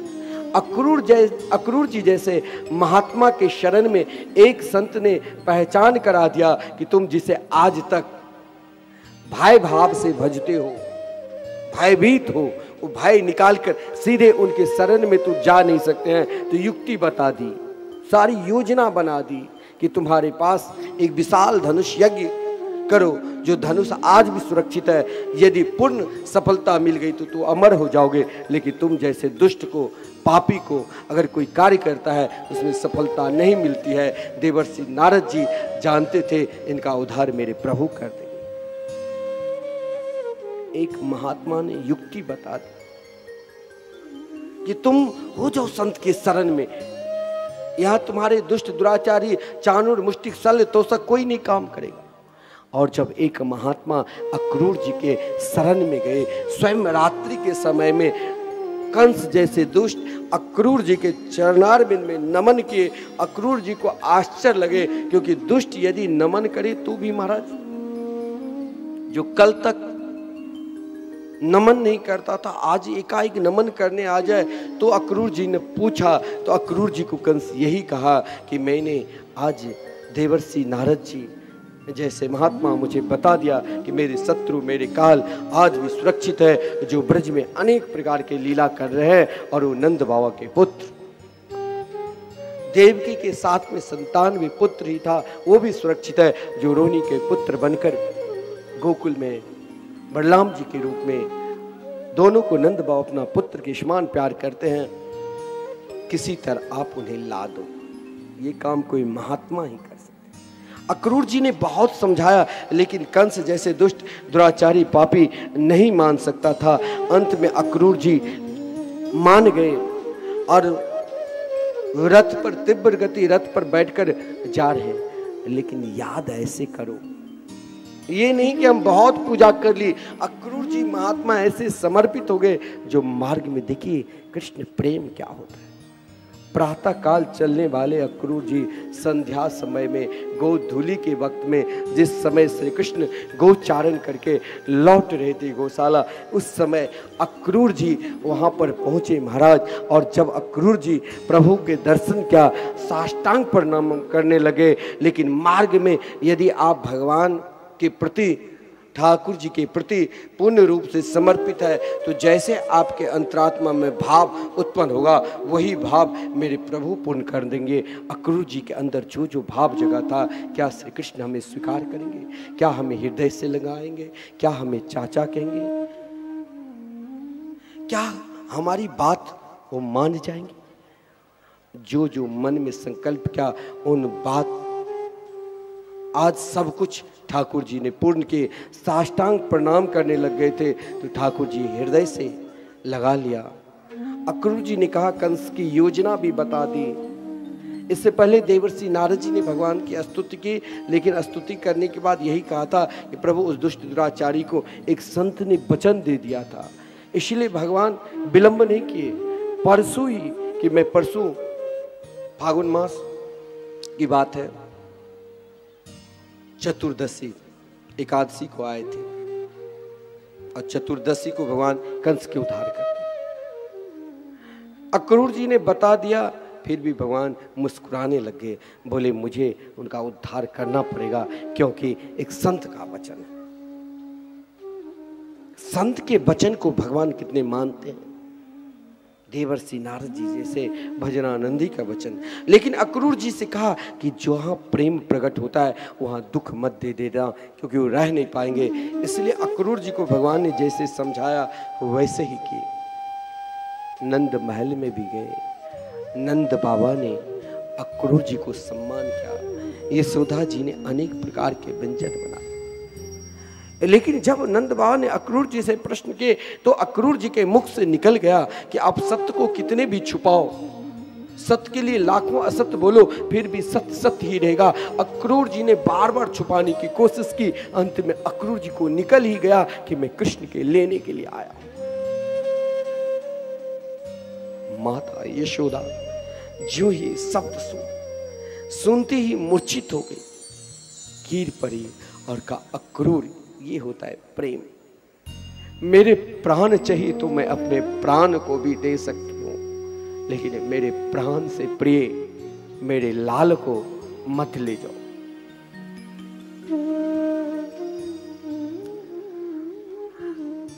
श्री कृष्ण श्री बलराम जी दोनों माता यशोदा को बहुत समझाया। भगवान ने कह भी दिया कि मैं परसों लौट कर आऊंगा। आज 11 वर्ष 52 दिन के हो गए। 11 वर्ष 53 दिन की अवस्था में निकलते हैं प्रभु। माता यशोदा कभी अपने पुत्र को अपने से दूर रखती है। सांत्वना दे दी, मान गई मैया, हृदय से लगाकर सो गई। अब जब याद करने लग गई, जो मेरे पुत्र कल चले जाएंगे, अब प्रेम कहाँ, किस जगह, कब, कैसे, किस तरह प्रकट होता है? तो कभी माखन की कटोरी देकर रोए, कभी महाराज कन्हैया माखन चोरी करके कोई महाराज कहीं छुप जाते थे वही 84 खंबे के अंदर, तो महाराज उसे पकड़ कर उधर करते थे। रात्रि में चैन से सोई नहीं, कन्हैया जगे तो देखा माता यशोदा। महाराज दौड़ कर गए अपने माँ को हृदय से। माता यशोदा फूट फूट कर रोने लग गई, कन्हैया तुम कल चले जाओगे, कल से मैं किसे माखन खिलाऊंगा, किसे मैं लाला लाला कहकर पुकारूंगी। कन्हैया ने कहा मैया तू घबरा नहीं, मैं सदा तुम्हारे साथ हूं। भगवान की दो प्रकार की लीला होती है, एक वास्तविक, एक व्यवहारिक। वास्तविक लीला आज की रात्रि में मैया के साथ जब सोने गए तो मैया के हृदय में समा गए और कहा मैया जब तुम अब मुझे पुकारोगी भजन के माध्यम से, तभी ये प्रेम लीला तुम देख पाओगे। जब समस्त ब्रजवासी को ये सूचना मिली, समस्त ब्रजांगनाएं भी यशोदा जी के महल के पास नदी का आकर कभी विधाता के ऊपर क्रोध करती थी तो कभी कृष्ण की, कभी विधाता से कहती थी ओ विधाता तब न क्वचित दया, हे विधाता तुम कैसे हो। साक्षात श्री कृष्ण से प्रेम कराकर आज तुम उनसे दूर करा रहे हो। और जब वही अक्रूर रथ लेकर बाहर निकले तो महाराज उस अक्रूर को देखकर कहा नाम है अक्रूर, लेकिन ये तो एक कूर है। ब्रजांगनाएं ने रथ को पकड़ लिया, श्री कृष्ण को भी पकड़ लिया। कोई हाथ, कोई पीताम्बरी, कोई चरण कि मत जाओ मेरे गोपाल, मत जाओ मेरे कन्हैया। ये देखो प्रेम, कभी अपनी प्रसन्नता मत देखो। प्रसन्नता देखना है तो अपने ठाकुर, अपने गोविंद, अपने कन्हैया को देखो कि मैं कैसे इसे रिझाऊं। मैंने उनसे प्रेम किया है, हो सकता है वो हमसे की ना की हो, लेकिन हमने तो उनसे किया है, वो हमारे हैं। मेरे गोविंद, मेरे श्याम सुंदर, हमारे ऐसा प्रेम करो जैसे उन गोपियों ने कहा जाओ कन्हैया, यदि तुम्हें ब्रज से बाहर जाकर तुम्हें प्रेम मिले, प्रसन्नता मिले तो तुम्हारी याद में मैं जीवन पर्यंत रुदन कर लूंगी, लेकिन मैं तुम्हारे प्रेम में विघ्न डालने के लिए नहीं, तुम्हारे सुख में विघ्न डालने के लिए नहीं जाऊंगा। बहुत सुंदर भाव है महाराज। भगवान ने उन्हें सांत्वना दी कि मैं परसों लौट कर आऊंगा। इतना ही नहीं, जब रथ पर बैठ गए कभी भी प्रेम को कम नहीं मानो। माता यशोदा माखन लेकर बावरी की तरह, पागल की तरह दौड़ती हुई, भागती हुई रथ के पीछे पीछे भाग रहे हैं। और महाराज मैया के अंदर यही भाव था कि मेरे पुत्र को प्रातः काल कौन माखन खिलाए, क्योंकि मथुरा शहर जा रहे हैं, शहरवासी को पता नहीं कि मेरे लाल कब खाते हैं। महाराज मैया माखन लेकर दौड़ती हुई आ रही थी, लेकिन कृष्ण विरह में कभी गिर भी पड़ती थी, कभी उठ भी जाती थी। यह दृश्य जब श्री कृष्ण ने देखा तो महाराज रथ से उतरकर अपने मैया को हृदय से लगा लिया। लेकिन मैया यशोदा ने कही कन्हैया मुझे मालूम नहीं कि तुम देवकी और वसुदेव के पुत्र हो, लेकिन मैंने एक मटकी के कारण तुम्हें उखल में बांध दिया। तुम ये बात देवकी को मत बताना।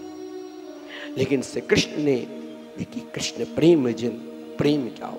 कृष्ण ने अपनी मैया से, श्री कृष्ण ने कहा तू मैया क्यों मुझे लज्जित कर रहे हो, मैं तो यशोदा के लाल लाल नंद नंदन।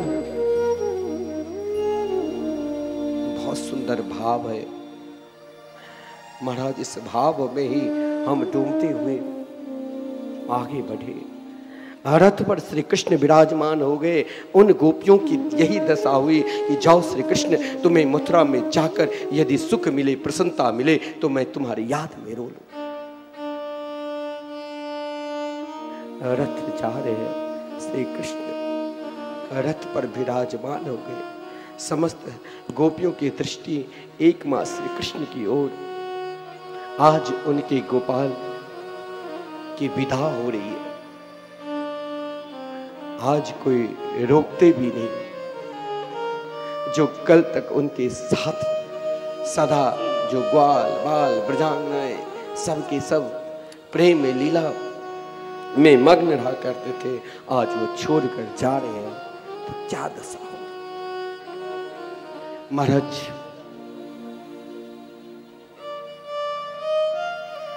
उन गोपियों की स्थिति तो यही हुई। जब तक रथ की ध्वजा दिखाई दी तो महाराज तब तक सुरक्षित, लेकिन जो ही ध्वजाबंद मूर्छित हो गई। लेकिन कन्या की याद ऐसे कर रही थी जो भगवान आकर उन गोपियों को फिर समझाया। अंत में सब ने कहा जाओ गोपाल। बहुत सुंदर पुकारने मन ब्रज के लता पता सब रोदन कर रहे थे। ये होता है कृष्ण प्रेम। बड़ा सुंदर भाव है महाराज। उस भाव को अक्रूर जी जैसे महात्मा भी नहीं समझ पाए।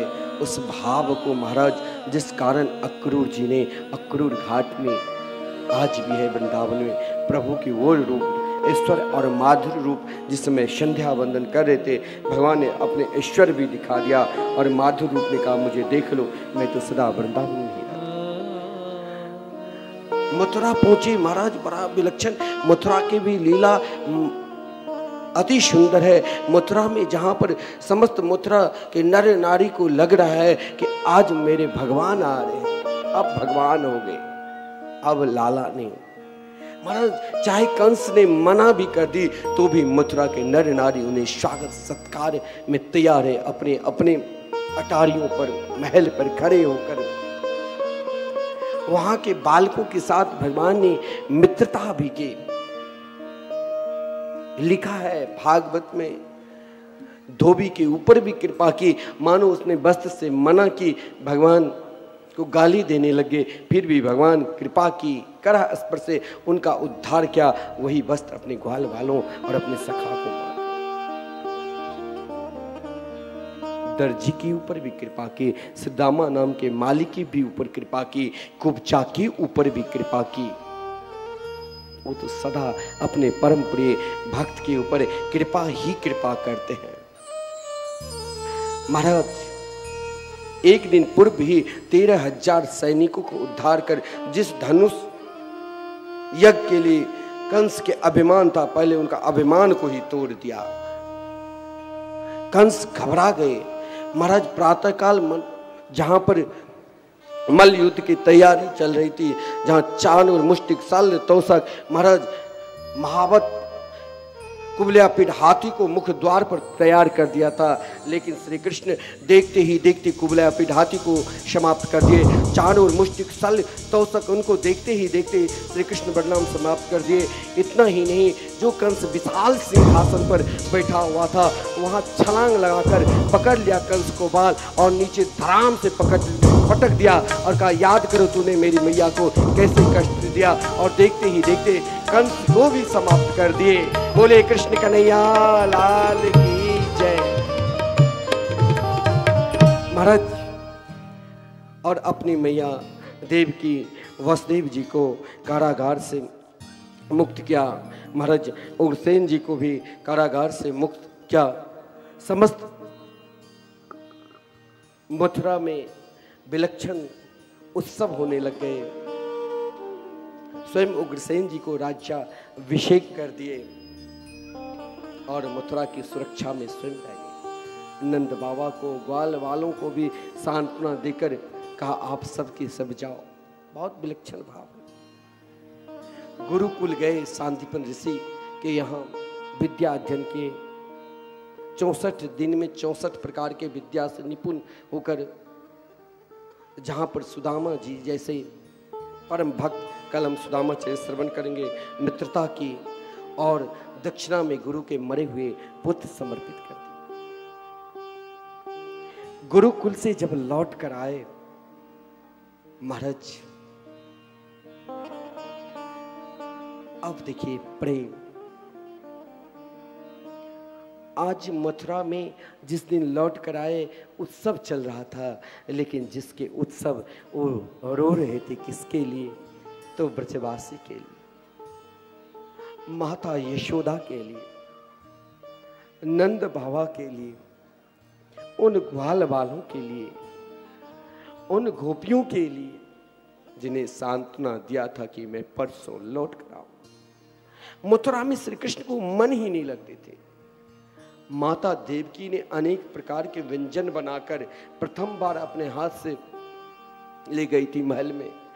अनेक दासियां हैं, फिर भी उन व्यंजन को देखकर माता देवकी ने उसमें गोरस रख दिया था, माखन। उस माखन को देखकर ही फूट फूट कर रोने लग गए और माता यशोदा की याद कर।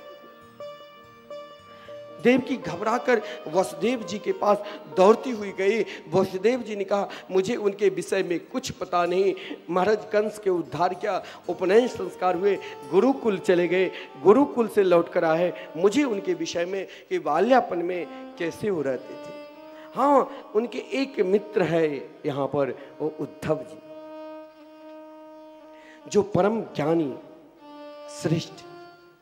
आज उद्धव जी के पास वसुदेव जी जा रहे हैं। कभी अधिक ज्ञानी भी मत बन जाओ। यदि आपके अंदर कृष्ण प्रेम है तभी वो ज्ञान सार्थक। उद्धव जी तो श्री कृष्ण के अनन्य मित्र थे। जो वस्त्र श्री कृष्ण पहन लेते वही वस्त्र उद्धव जी पहनता था। जब श्री कृष्ण भोजन कर लेते थे उनके सिद्ध प्रसाद। और भागवत में तो यहाँ तक लिखा है, वृष्णिना प्रवरो मंत्री कृष्णस्य दैत सखा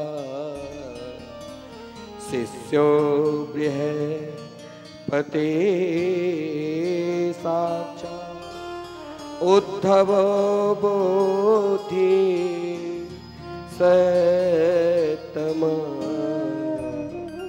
आप सब घबराना नहीं, हम तो प्रसंग पर जाएंगे ही। श्री रुक्मिणी मंगल विवाह उत्सव हम लोग धूमधाम के साथ दर्शन करेंगे। आप मत घबरा जाना। श्री उद्धव गोपी संवाद बहुत विलक्षण प्रसंग है। गुरुदेव का आदेश है कि इस प्रसंग पर आप विशेष भक्तों के साथ चर्चा करें।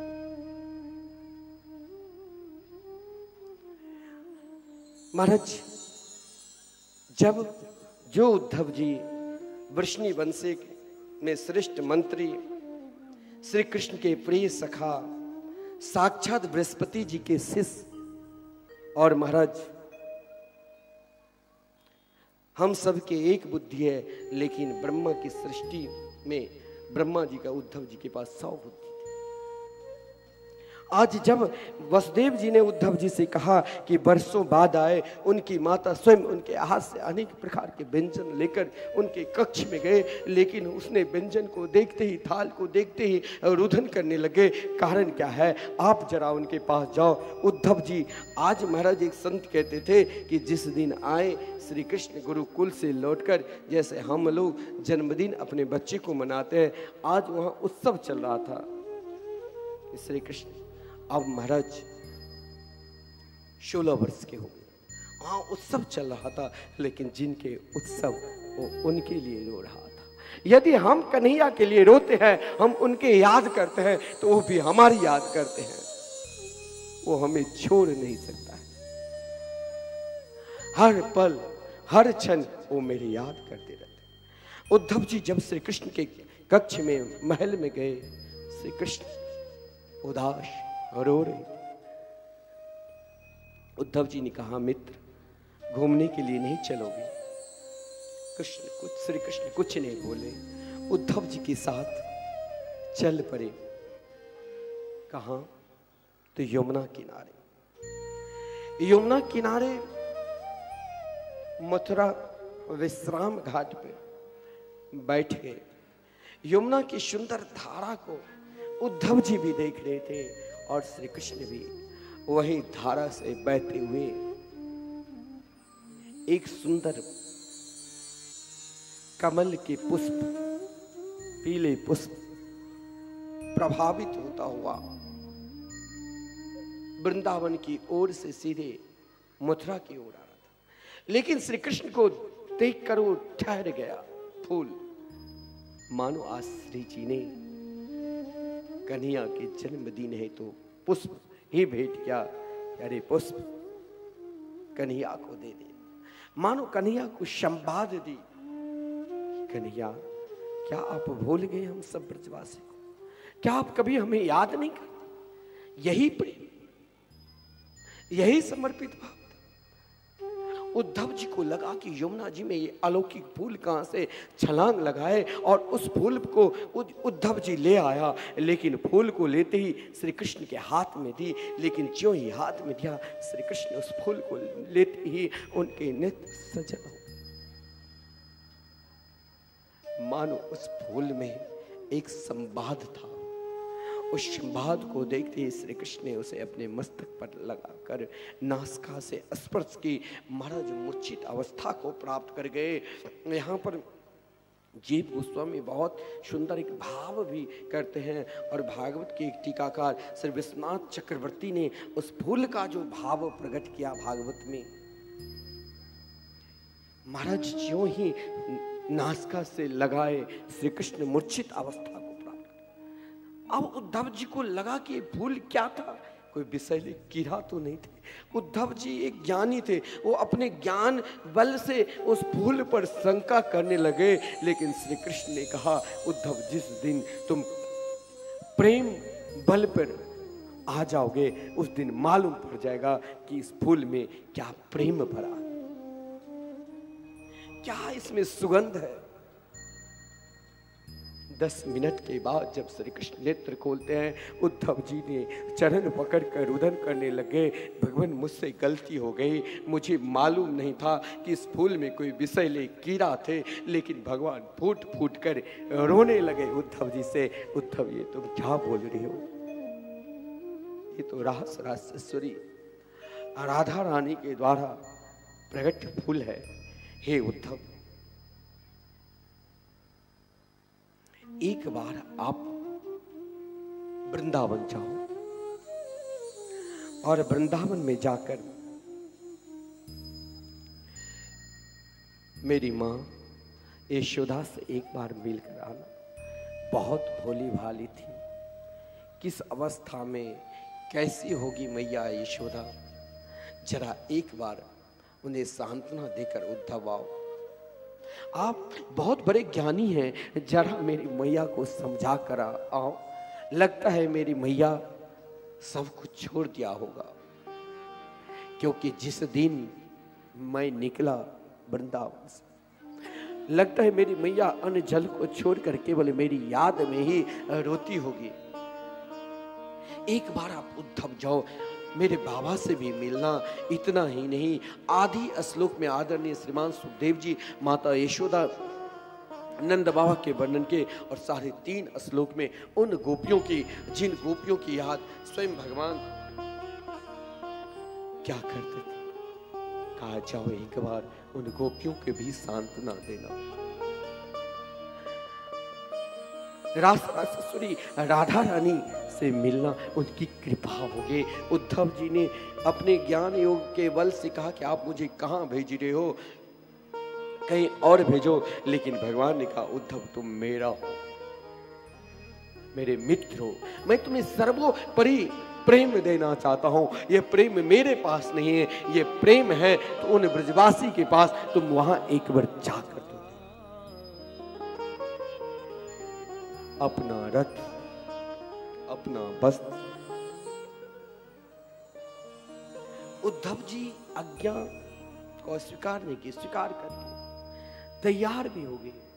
भगवान ने स्वयं आज उद्धव जी को अपने हाथ से श्रृंगार कर दिया।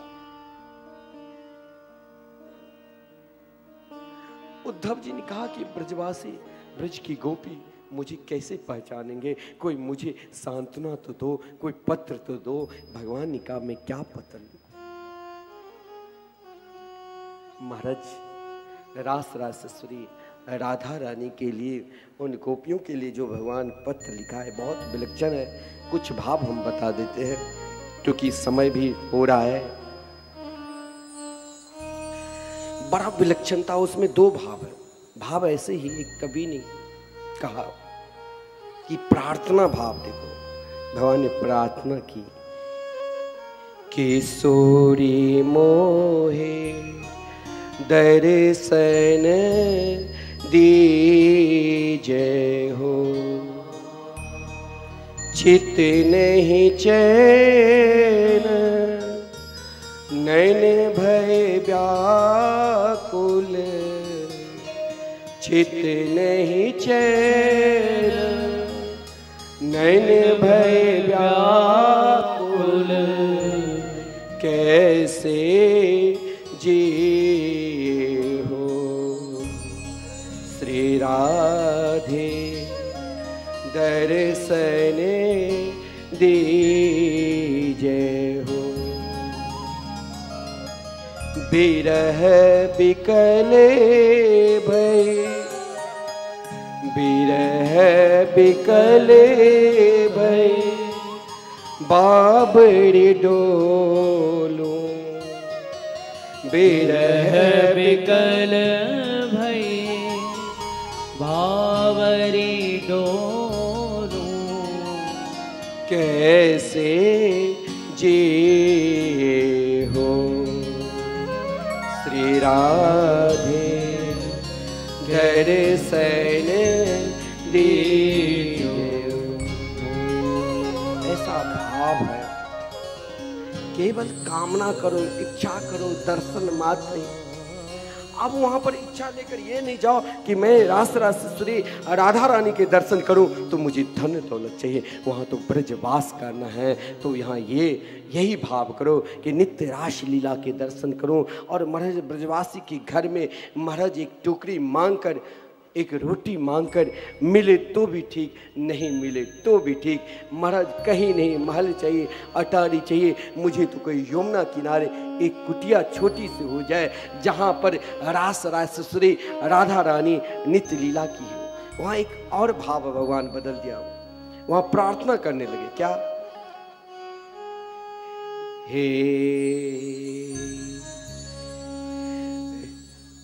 हे रास रासेश्वरी,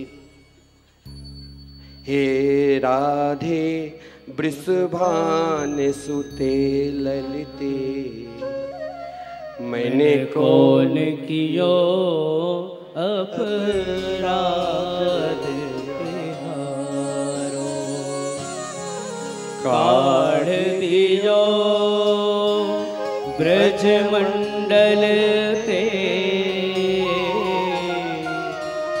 अब और हुदंड दियो कछु भारो, आपन करे लेओ कृपा कर दे हो, के आपन कर लेओ कृपा कर दे हो, कुंज कुटी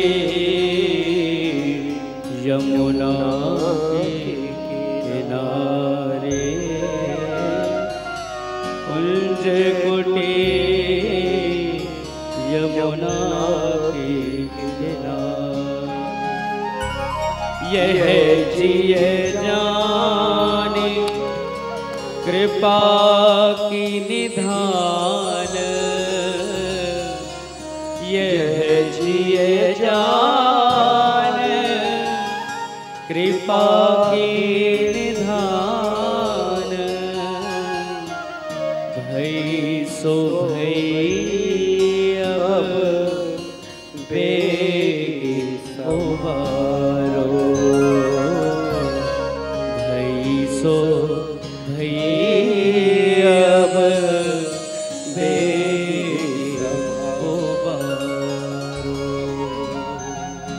भगवान ने पत्र भी दे दिया, घबराओ नहीं, प्रेम करो, प्रेम को छोड़ो नहीं।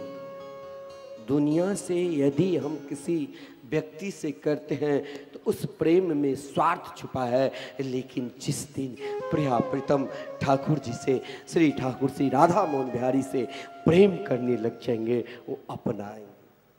आओ आओ, उद्धव जी को केवल भगवान प्रेम की शिक्षा देकर दे दिया, मंत्र दे दिया, कहा इस मंत्र को पूर्ण शरणागति स्वीकार करना है तो जाओ रास रासेश्वरी राधा रानी के शरण।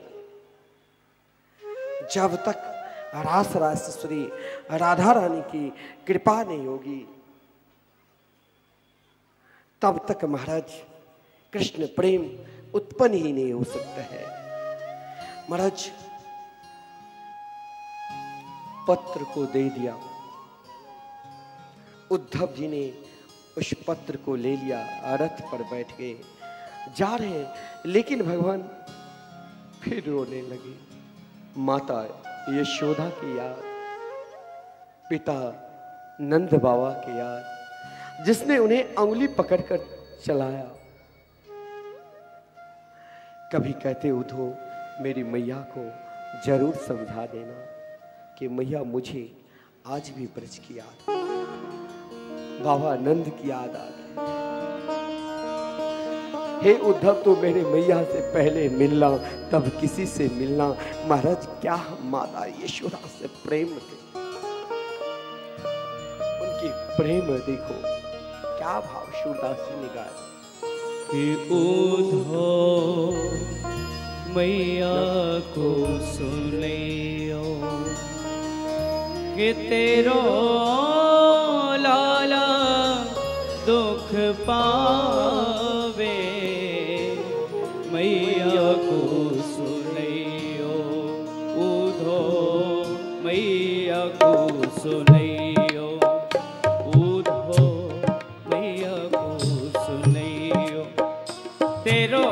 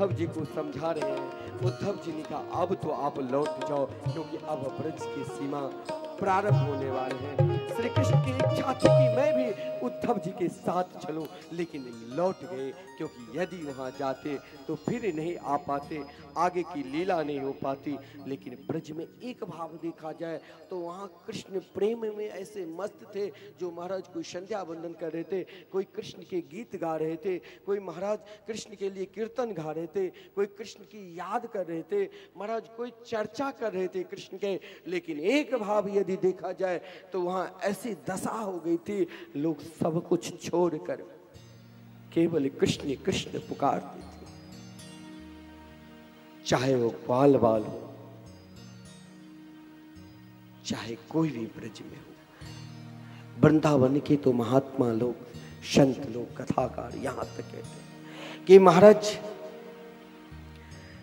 ग्वाल बाल तो उस मार्ग पर बैठे रहते थे कि हो सकता है श्री कृष्ण ने कहा कि मैं परसों आऊंगा, लेकिन रोज प्रातः काल जाते थे, संध्या हो जाती थी, फिर भी नहीं मिलते थे। और आज जब गए तो देखा वही रथ, वही वस्त्र, लेकिन वस्त्र भी देखा, रथ भी देखा, लेकिन जो बैठा है वो कोई और था, वो उनके कृष्ण नहीं थे, जिस कारण उन्हें तनिक तकलीफ हुआ, दुख हुआ। उद्धव जी ने मार्ग पूछा कि क्योंकि श्री कृष्ण ने कहा था कि मेरी मैया से आप मिलना। उन ग्वाल बालों से उद्धव जी ने कहा मैं श्री कृष्ण की सखा हूं, उद्धव जी। लेकिन यहां पर श्री कृष्ण प्रेम उन ग्वाल बालों के अंदर देखा तो उद्धव जी से ज्ञानी महाराज उन ग्वाल बालों को समझ भी नहीं पाए। यशोदा जी के महल की ओर इशारा की, ग्वाल वालों ने वही इशारा में दिखा दिया कि जाओ। लेकिन महल के अंदर क्या मिला जानते हो? श्री कृष्ण मिले। कैसे? कृष्ण तो मथुरा में है, तो महल में कैसे मिल गए? तो महल में दो महात्मा विराजमान, माता यशोदा और नंद बाबा। कृष्ण की याद करते करते करते करते जिनके महाराज आंख की रोशनी चली गई थी। कृष्ण की याद को सुनते सुनते, उनकी कथा की याद को सुनते सुनते, जिन्हें दुनिया की कोई बात सुनाई ही नहीं। कोई कृष्ण गीत गाते थे, उसे नंद बाबा और माता यशोदा बैठकर सुनने लग जाते थे। कोई श्री कृष्ण की चर्चा करते थे तो आनंद के साथ सुनने लग जाते थे। लेकिन जब कृष्ण की याद में मैया खो जाती थी तो आंख से अश्रुपात की धारा निकलने जाती थी। उस जल को कौन रोक सकता है? उस आंसू को कौन रोक सकता है जो एक कृष्ण प्रेम में महाराज निकले। यशोदा की स्थिति को देखकर उद्धव जी के साहस नहीं कि मैं इनके चरणों में प्रणाम करके क्या सांत्वना दूं। महाराज आज उद्धव जी जैसे ज्ञानी को माता यशोदा और नंद बाबा जैसे महात्मा को देखकर उनके ज्ञान कुछ काम नहीं कर रहा है। केवल उद्धव जी उनके चरणों में जो ही प्रणाम किया, उनके चरणों में प्रणाम करते ही उद्धव जी को कृष्ण प्रेम तनिक जगी। वहां अपना ज्ञान, अधिक ज्ञानी हो तो कृष्ण प्रेमी के पास अपना ज्ञान मत बखान करो, उनसे सुनो, उन्हें देखो, उन्हें पहचानो, ये हमें क्या देते हैं। उद्धव जी जो ही माता यशोदा को देखा, बार बार उद्धव जी कहा तो माता यशोदा ने उद्धव को दिखा दिया और उद्धव जी को डांट भी लगा दी। अरे उद्धव तो धीरे से बोल, क्योंकि मेरे लाल आज बहुत देर के बाद सोए, जिसके सुलाने में मुझे आज सुबह से नहीं संध्या हो गई, थक गई। जो चंद खिलौना के लिए, कभी बहू के लिए, कभी माखन के लिए आज बहुत मुझे तंग किया। उद्धव जी को लगा कि कृष्ण अपने मथुरा में और मैया यशोदा ये कहती है, लेकिन जब दिखाने के लिए यशोदा जा रही उद्धव को ले जाकर, तो महाराज उस पलना को देखते ही मूर्छित हो गई माता यशोदा, रुदन करने लगी। नहीं उद्धव, वो तो हमें छोड़कर चले, ये तो उनके प्रेम है उद्धव जो हम याद कर रहे।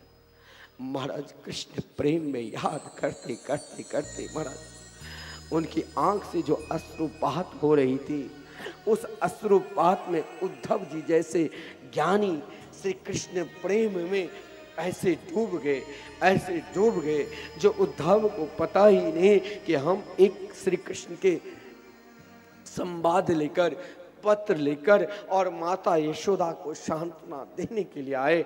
लेकिन यहाँ क्या मैं अपने ज्ञान दिखाऊं? जो कृष्ण के लिए रो रहे हैं, जो कन्हैया के लिए रो रहे हैं, ऐसे परम साध्वी माता, परम भजनानंदी माता यशोदा को मैं क्या समझा? मैया यशोदा बोल नहीं पाती थी, केवल कृष्ण के याद में रोती थी। उद्धव जी ने उनके चरणों में प्रणाम किया। सब कुछ उद्धव जी भूल गए, उनके चरणों में केवल प्रणाम के। वृंदावन के महात्मा लोग यहाँ तक कहते हैं उद्धव के ज्ञान गुदरी हो गए। आज ज्ञान गुदरी स्थान है। बड़े बड़े ज्ञानी भी अगर जब वृंदावन जाए और वृंदावन में जाकर जब ठाकुर जी के बांके बिहारी के दर्शन करे, परिक्रमा लगावे, गिरिराज जी की परिक्रमा लगावे, वृंदावन के गली गली में जाकर साधु संतों के दर्शन करे, तब उनका जो एक ज्ञान होता है कि हम बहुत बड़े ज्ञानी हैं, चाहे उनके अंदर प्रतिष्ठा की ज्ञान, चाहे उनके ये अंदर धन का ज्ञान, चाहे उनके अंदर बल का ज्ञान, चाहे उनके अंदर तप का ज्ञान, वो सब नष्ट होकर कृष्ण प्रेम में समा जाते हैं। और जब कोई कृष्ण प्रेमी उन्हें मिलता है तो उसे हाथ पकड़कर अपने पास बैठा लेते हैं। जैसे नंद बाबा ने उद्धव जी को दिखा, कहा ये तो हमारे एक अतिथि है। यशोदा की ऐसी स्थिति है जो यशोदा स्वागत कर ही नहीं सकती है, इसीलिए स्वयं नंद बाबा उद्धव जी को स्वागत सत्कार किया। और स्वागत सत्कार करते हुए नंद बाबा ने उद्धव जी से यही कहा कि उद्धव, आप मथुरा से आए हो, मुझे लगता है आप कृष्ण के मित्र। एक बात बताओ उद्धव, क्योंकि नंद बाबा चाहते थे कि मैं कुछ पल उद्धव के साथ बात करूं। अगर नंद बाबा जैसे महात्मा जिनके हाथ से एक क्षण, एक पल भी कृष्ण नाम नहीं निकल जाता था, हर पल हर क्षण कृष्ण नाम के उच्चारण करते थे, श्री कृष्ण, हाँ माला झोली में। आज नंद बाबा महाराज, हम चाहते हैं कि हमारे अंदर भी श्री कृष्ण प्रेम उत्पन्न हो, फिर भी नहीं उत्पन्न हो जाता है। लेकिन एक कृष्ण प्रेमी ब्रजवासी नहीं चाहते हुए भी फिर भी महाराज उत्पन्न कर लेते हैं कृष्ण प्रेम। जैसे ही नंद बाबा ने कहा अब तो मथुरा में सब कुशल से होंगे, क्योंकि मुझे विश्वास है हमारे मित्र वसुदेव इत्यादि हमारी जो सखा है, संबंधी है, सब कुशल होंगे, क्योंकि अब कंस तो मर गया। अब जो ही कंस की चर्चा की तो कृष्ण चर्चा कौन रोक सकता है? कृष्ण चर्चा, श्री कृष्ण चर्चा करते करते नंद बाबा की भी वही अवस्था हो गई जो अवस्था यशोदा जी की थी। नंद बाबा भी कृष्ण की याद में महाराज ऐसे रोदन करने लगे जो उद्धव जी ने उसे हाथ पकड़ लिया। बोले क्यों बाबा रो रहे हो? कन्हैया जरूर आएंगे। जो ही एक शब्द सुना आएंगे तो नंद बाबा के हृदय में प्रसन्नता हुई और उन प्रसन्नता में रोते हुए महाराज नाचने लगे और नाचते हुए यही कहा उद्धव जी से, अपि स्मरति न कृष्णो मातरम सुहृदय सखी।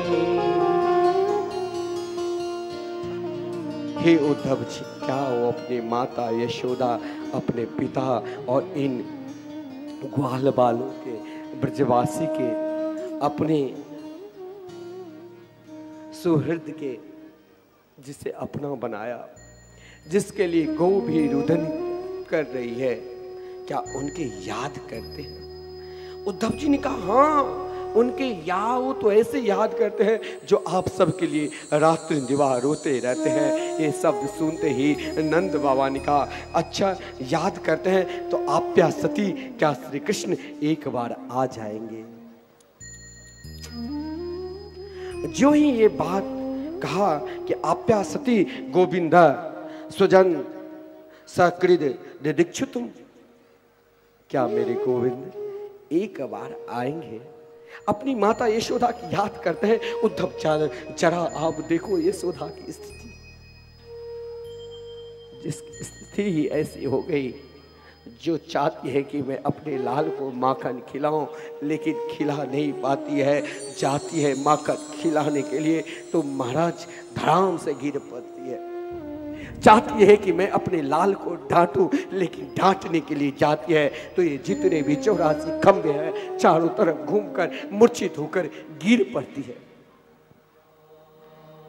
चाहती है कि मैं उसे पलना में सुलाऊं, लेकिन जब सुलाने के लिए जाती है तो वहां कृष्ण नहीं मिलते हैं तो उनकी याद में मूर्छित हो जाती है। ये उद्धव क्या वो आएंगे? जिया रातर से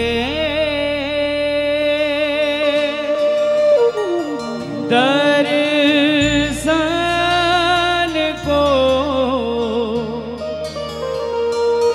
लगी है आस मिलन की। जिया रातर से दर्शन को, जिया रातर से एक रुत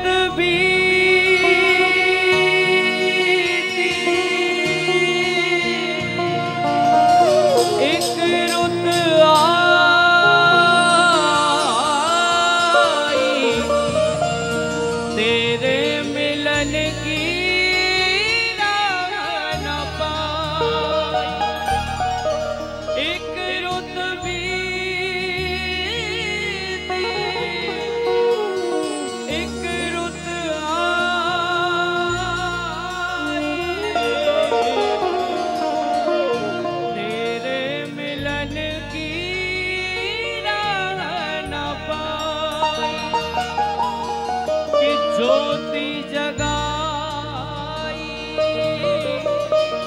मन में लगन की।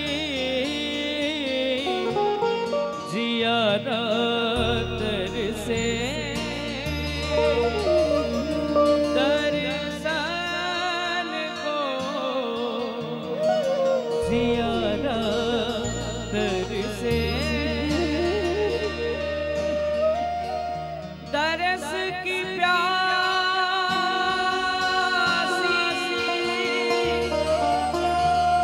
प्रेम की मारी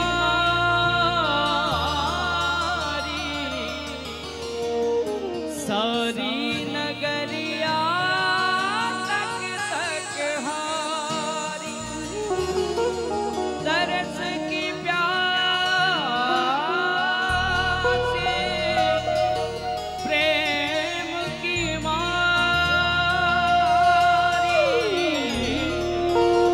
सारी नगरिया तक तक हारी। बन के जोगनी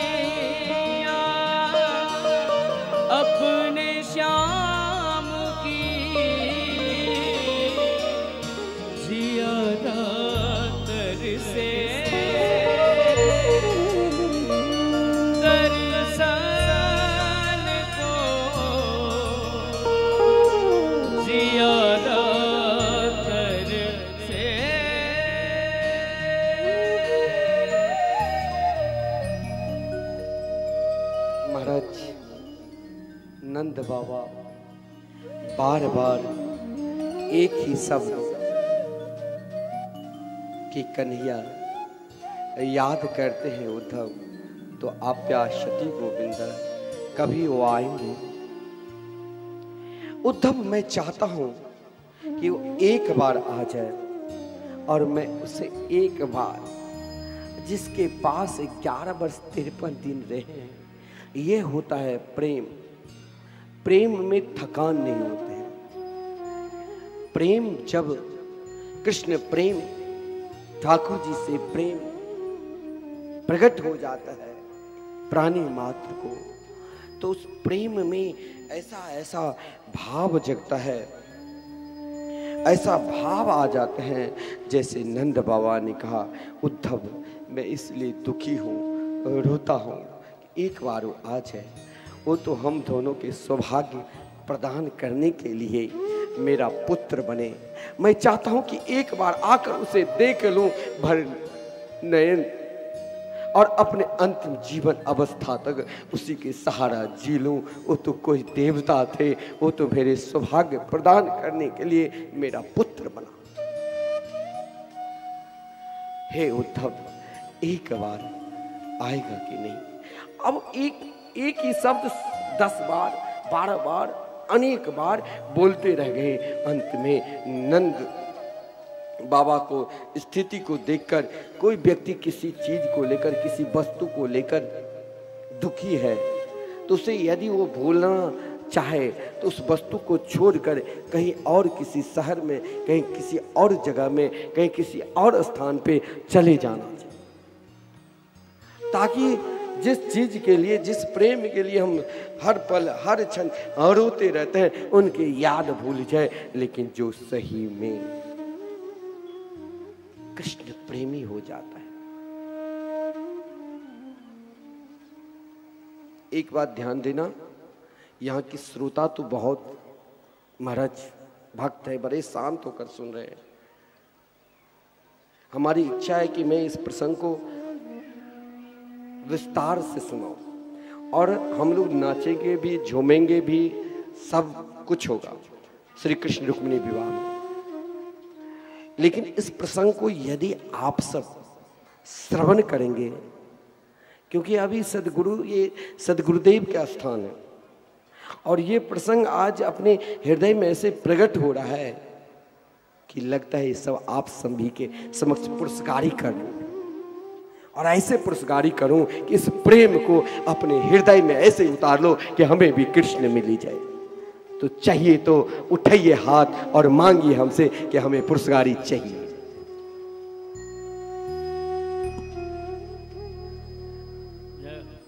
वाह,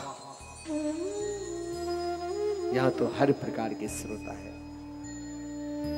महाराज उद्धव जी अपना बहुत प्रयास किया,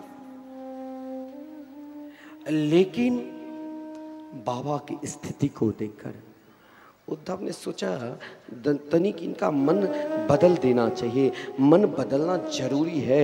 बोले बाबा, आज मैं आपको एक जगह ले जाऊं, मेरे साथ चलोगे? नंद बाबा ने कहा, उद्धव मैं कहां जाऊं? एक आप यशोदा की ओर देखो, जो महाराज यशोदा बोल नहीं पाती थी। जब उद्धव जी नंद बाबा के साथ संवाद चल रहे थे, संवाद हो रहा था, तो यशोदा उसे देख रही थी, और महाराज श्री कृष्ण के याद में उनकी आंख से झर झर अश्रुपात निकल रहा था। भूल गई आज मेरे घर में कोई मेहमान, कोई अतिथि आए, क्योंकि उनके अंदर देहाध्यास है ही नहीं, देह के आभास है ही नहीं। उसने तो अपने आप को श्री कृष्ण को दे दिया था। नंद बाबा को वही दशा थी, वही स्थिति थी। उद्धव अपना प्रयत्न कर रहे हैं, उद्धव कोई प्रयत्न छोड़ा नहीं ताकि एक पल ये कृष्ण प्रेम छोड़कर ज्ञान मार्ग की ओर देखे तो महाराज ये बदल जाए। लेकिन एक सत्संगी महात्मा के साथ, एक नाम जापक संत के साथ आप चाहोगे कि हम दुनिया के विषय वासना में रत हो जाऊं, यदि रत भी है, लेकिन रत होने के बाद भी जब आप उन संत के संगत में रहोगे तो अपने आप छूटने लग जाएगा, अपने आप दूर हो जाओगे। फिर अपने आप जो सदगुरु नाम जापक है, जो कृष्ण प्रेमी है, उनके साथ हम बहने लग जाएंगे। लगता है उद्धव जी नंद बाबा को अपने ओर बहाने की कोशिश की, लेकिन नंद बाबा उद्धव जी को ऐसे बहा रहे हैं। जो जिस ज्ञान को बखान करना चाहिए उस ज्ञान में भी उद्धव जी को भी कृष्ण प्रेम की याद आ गई, और कृष्ण प्रेम की ऐसी याद की जो उद्धव जी स्वयं कहने लगे कि चलो बाबा मेरे साथ, मैं तुम्हें आज एक सुंदर दिव्य स्थान दिखाता हूँ। वो स्थान है महाराज बंसी बट, जहाँ मेरे गोविंद बंसी बजाए। चलो बाबा, वो स्थान है एक काली दा, चलो बाबा। वो स्थान है वृंदावन की गली कुंज, चलो बाबा मेरे साथ। वो स्थान है गिरिराज गोवर्धन, चलो बाबा मेरे साथ। अब यहाँ कृष्ण प्रेम लीला की याद दिलाने लगे।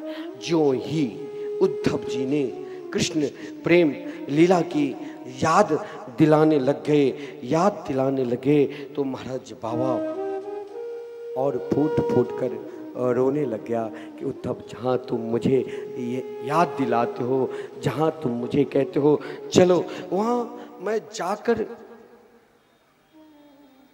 छोड़ दिया, क्योंकि जब ही मैं वहां जाता हूं तो वहां मूर्छित हो जाते हैं, क्योंकि कृष्ण की लीला याद आ जाती। कभी भी अपने आप को थको नहीं, कभी भी अपने आप को यह मत कहो कि हमने भगवान के चरित्र बहुत सुन लिए, मुझे याद हो गई। हम भी गुणगान कर सकते, गुणगान तो करना ही चाहिए, लेकिन उससे थको नहीं। नंद बाबा ने कहा मैं उद्धव जहां भी जिस स्थान पे जाता हूं, चाहे गिरिराज पर्वत की ओर जाता हूं तो लगता है कन्हैया मेरे सामने एक कनिष्ठिका उंगली पर गिरिराज पर्वत की उठा रखा है। मैं काली दा पे जाता हूं तो लगता है वही काली नाग को दमन कर रहे हो। हे उद्धव, मैंने सब कुछ करके देख लिया। अंत में उद्धव जी ने बाबा को बहुत समझाए, कुछ उससे अधिक ज्ञान की ओर बढ़ने लगे। बाबा व्यर्थ में क्यों रोते हो, व्यर्थ में मत रो, भूल जाओ उन्हें। मैं तो कहता हूं कि आप ब्रह्म की याद करो ना, जिसके नहीं हाथ है, नहीं पैर है, नहीं महाराज मुख है, वो एक प्रकाश है। जो ही नंद बाबा के समीप ये बात उद्धव जी ने कहा, उद्धव जी की बात नंद बाबा को प्रिय नहीं लगा कि है रे उद्धव, आप उद्धव जी है कि कोई और है जिसे मैंने उंगली पकड़ कर चलाया, जिसे मैंने कंधे पर बिठाया, जिसने गौ को चारण की, उसके विषय में आप कोई जले हुए पर नहीं कहते नमक डाल दिया, वैसे ही आप कर रहे हो। महाराज यशोदा तो जब ये बात सुनी तो फूट फूट कर रुदन करने लगे, उनके आंख से झरझर अश्रुपात होने लगे। उद्धव जी जैसे ज्ञानी सोचा कि अरे ज्ञान तुम्हें यहाँ कुछ काम के नहीं हो, मैं भी बाबा के साथ बह जाता हूँ। और बहते बहते उद्धव जी ने बाबा को एक बात कह दी कि युवाम सला क्या तमो नूनम, हे बाबा मुझे लगता है आपके समान इस संसार में कोई सौभाग्यशाली होगा ही नहीं, क्योंकि आप परम सौभाग्यशाली हैं। जो सदा श्री कृष्ण के लिए रोते हैं। बाबा, मैं आपको बहुत सौभाग्यशाली मानता हूं। धन्य है माता यशोदा। महाराज, ये बात जो ही उद्धव कही, बाबा ने कहा, उद्धव तुम मुझे सौभाग्यशाली कहते? मुझ जैसे दुर्भाग्यशाली तो इस संसार में कोई होगा ही नहीं, जो परम नाम जापक सद्गुरुदेव जैसे ऐसे विलक्षण महापुरुष संत मिले और वो बार बार कहते हैं तो मेरे ठाकुर जी से प्रेम करो, उनके नाम का जाप करो। हम सोचते हैं कि मुझे एक भार दे दिया, एक काम दे दिया, मैं क्या करूं, क्योंकि मेरे अंदर अभी तक वो प्रेम जगा ही नहीं। लेकिन नंद बाबा के अंदर वो प्रेम था, मैया यशोदा के अंदर वो भाव था। नंद बाबा और मैया यशोदा ने जब उद्धव जी को ये भाव को सुना तो महाराज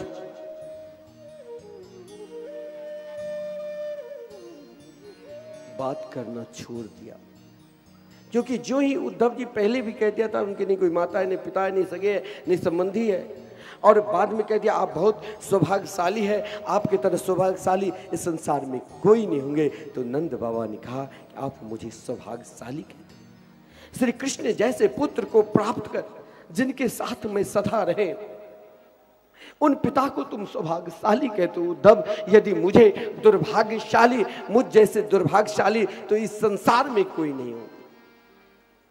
हम तो उस दिन दुर्भाग्यशाली हो जाए मुझे जब ठाकुर कन्हैया मिल गए, हम उनसे प्रेम करने लगे, लेकिन किसी कारणवशात हम उनसे दूर हो गए। हम संसार के अन्य वस्तु में ऐसे महाराज मस्त हो गए जो अपने ठाकुर जी को छोड़ दिए, तो सौभाग्यशाली नहीं माना, उसी तो दुर्भाग्यशाली दुर्दिन है। नंद बाबा ने कहा मेरे लिए तो दुर्दिन आ गए जो कन्हैया हमको छोड़कर चले गए। जब बार बार अपने वेदांत के सहारा लेकर कुछ उद्धव जी कहना चाहता था, तो जब महाराज कह दिया वो उनकी कोई माता पिता नहीं है, तो नंद बाबा जैसे माता यशोदा उद्धव जी से बात करना छोड़ दिए, वैसे नंद बाबा भी उद्धव जी से बात करना ही छोड़ दिए। और महाराज, आज जब आपको भजन में मन लगने लग जाएगा तो आप सब कुछ भूल जाएंगे। आज उद्धव जी नंद बाबा और माता यशोदा की भजन में लीन देकर रात्रि में उद्धव जी भी महाराज सोए नहीं। रात्रि में उद्धव जी भी महाराज याद करने लगे कृष्ण के। तब तक महाराज कभी उत्सव में कैसे शोकाकुल कोई व्यक्ति बहुत शोकाकुल में डूबे रहते हैं, वहां एक एक क्षण निकलना बहुत मुश्किल हो जाता है। और कोई व्यक्ति प्रेम में जब डूब जाते हैं तो रात्रि कैसे निकल जाती है तो पता नहीं चलता है। तो यहाँ भाव यही है कि नंद बाबा और माता यशोदा जी ऐसे डूब गए थे जो महाराज कृष्ण प्रेम में यदि शोकाकुल होते तो महाराज उनके लिए समय नहीं निकलता, उनके लिए समय पहाड़ की तरह हो जाते।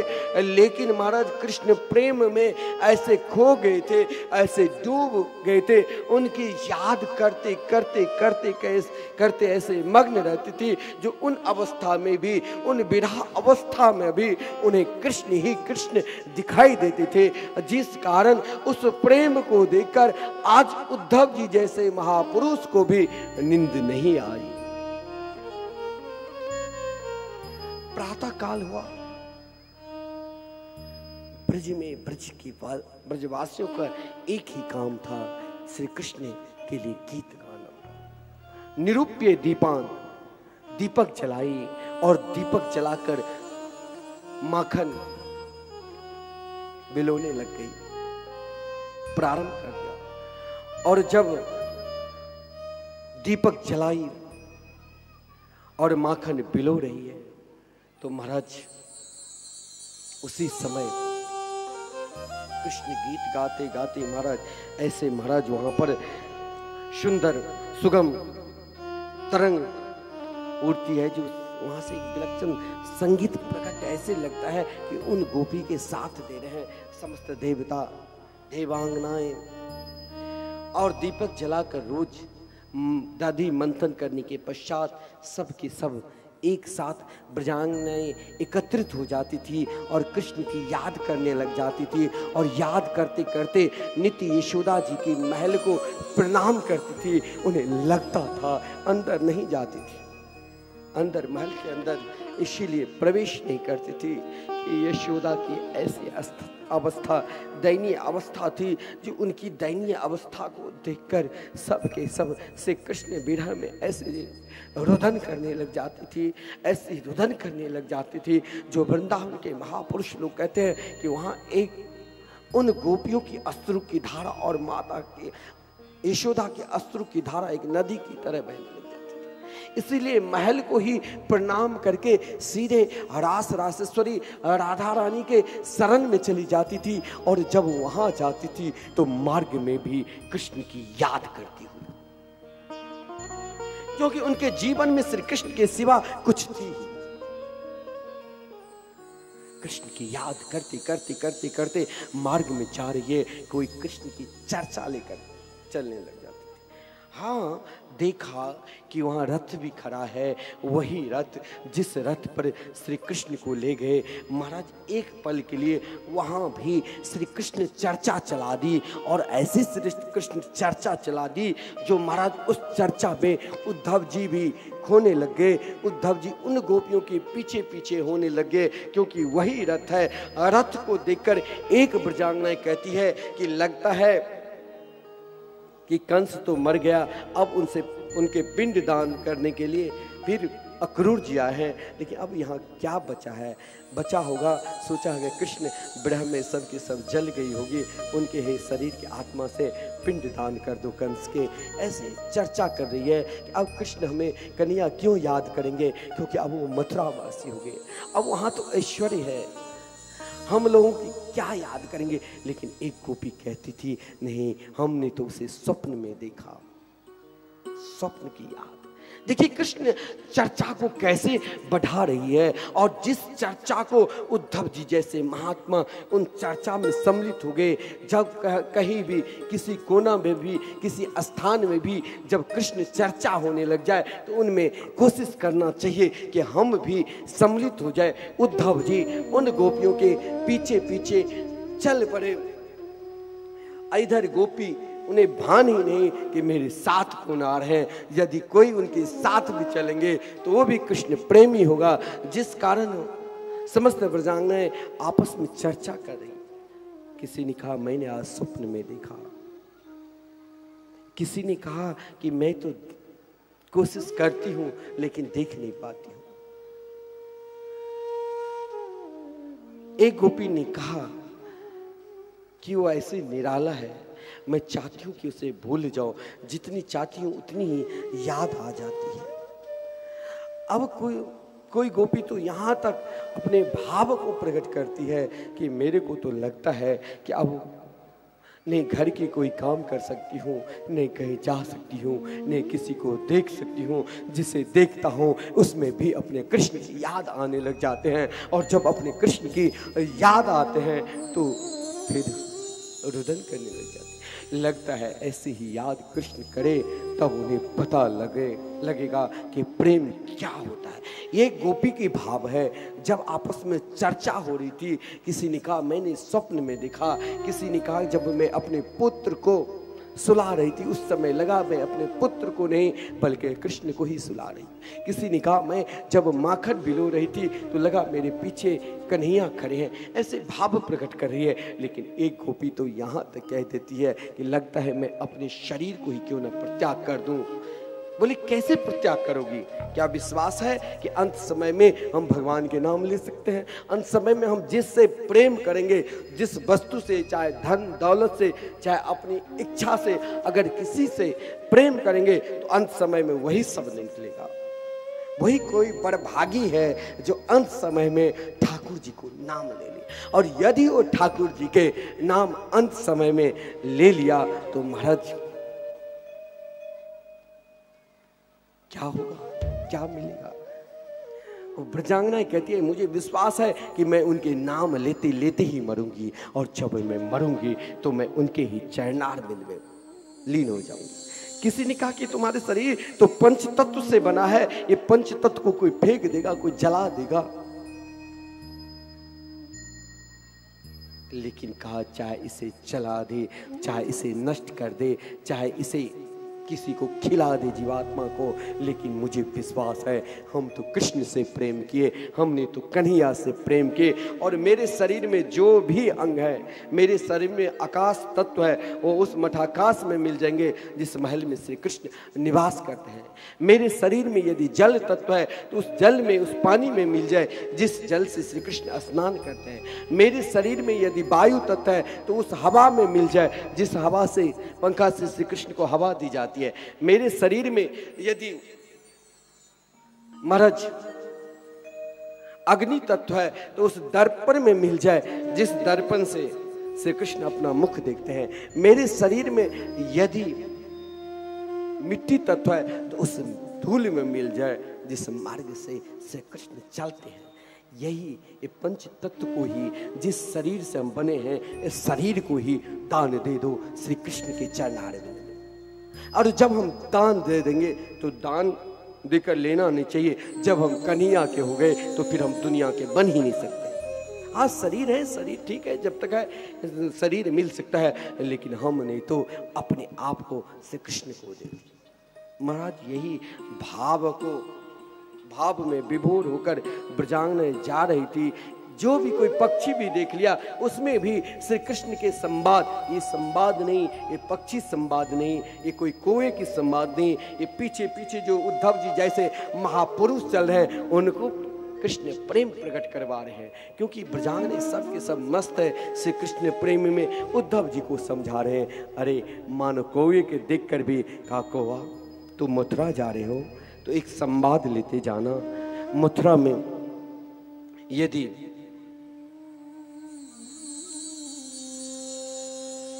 कृष्ण मिले तो उससे एक संवाद कह देना। क्या संवाद?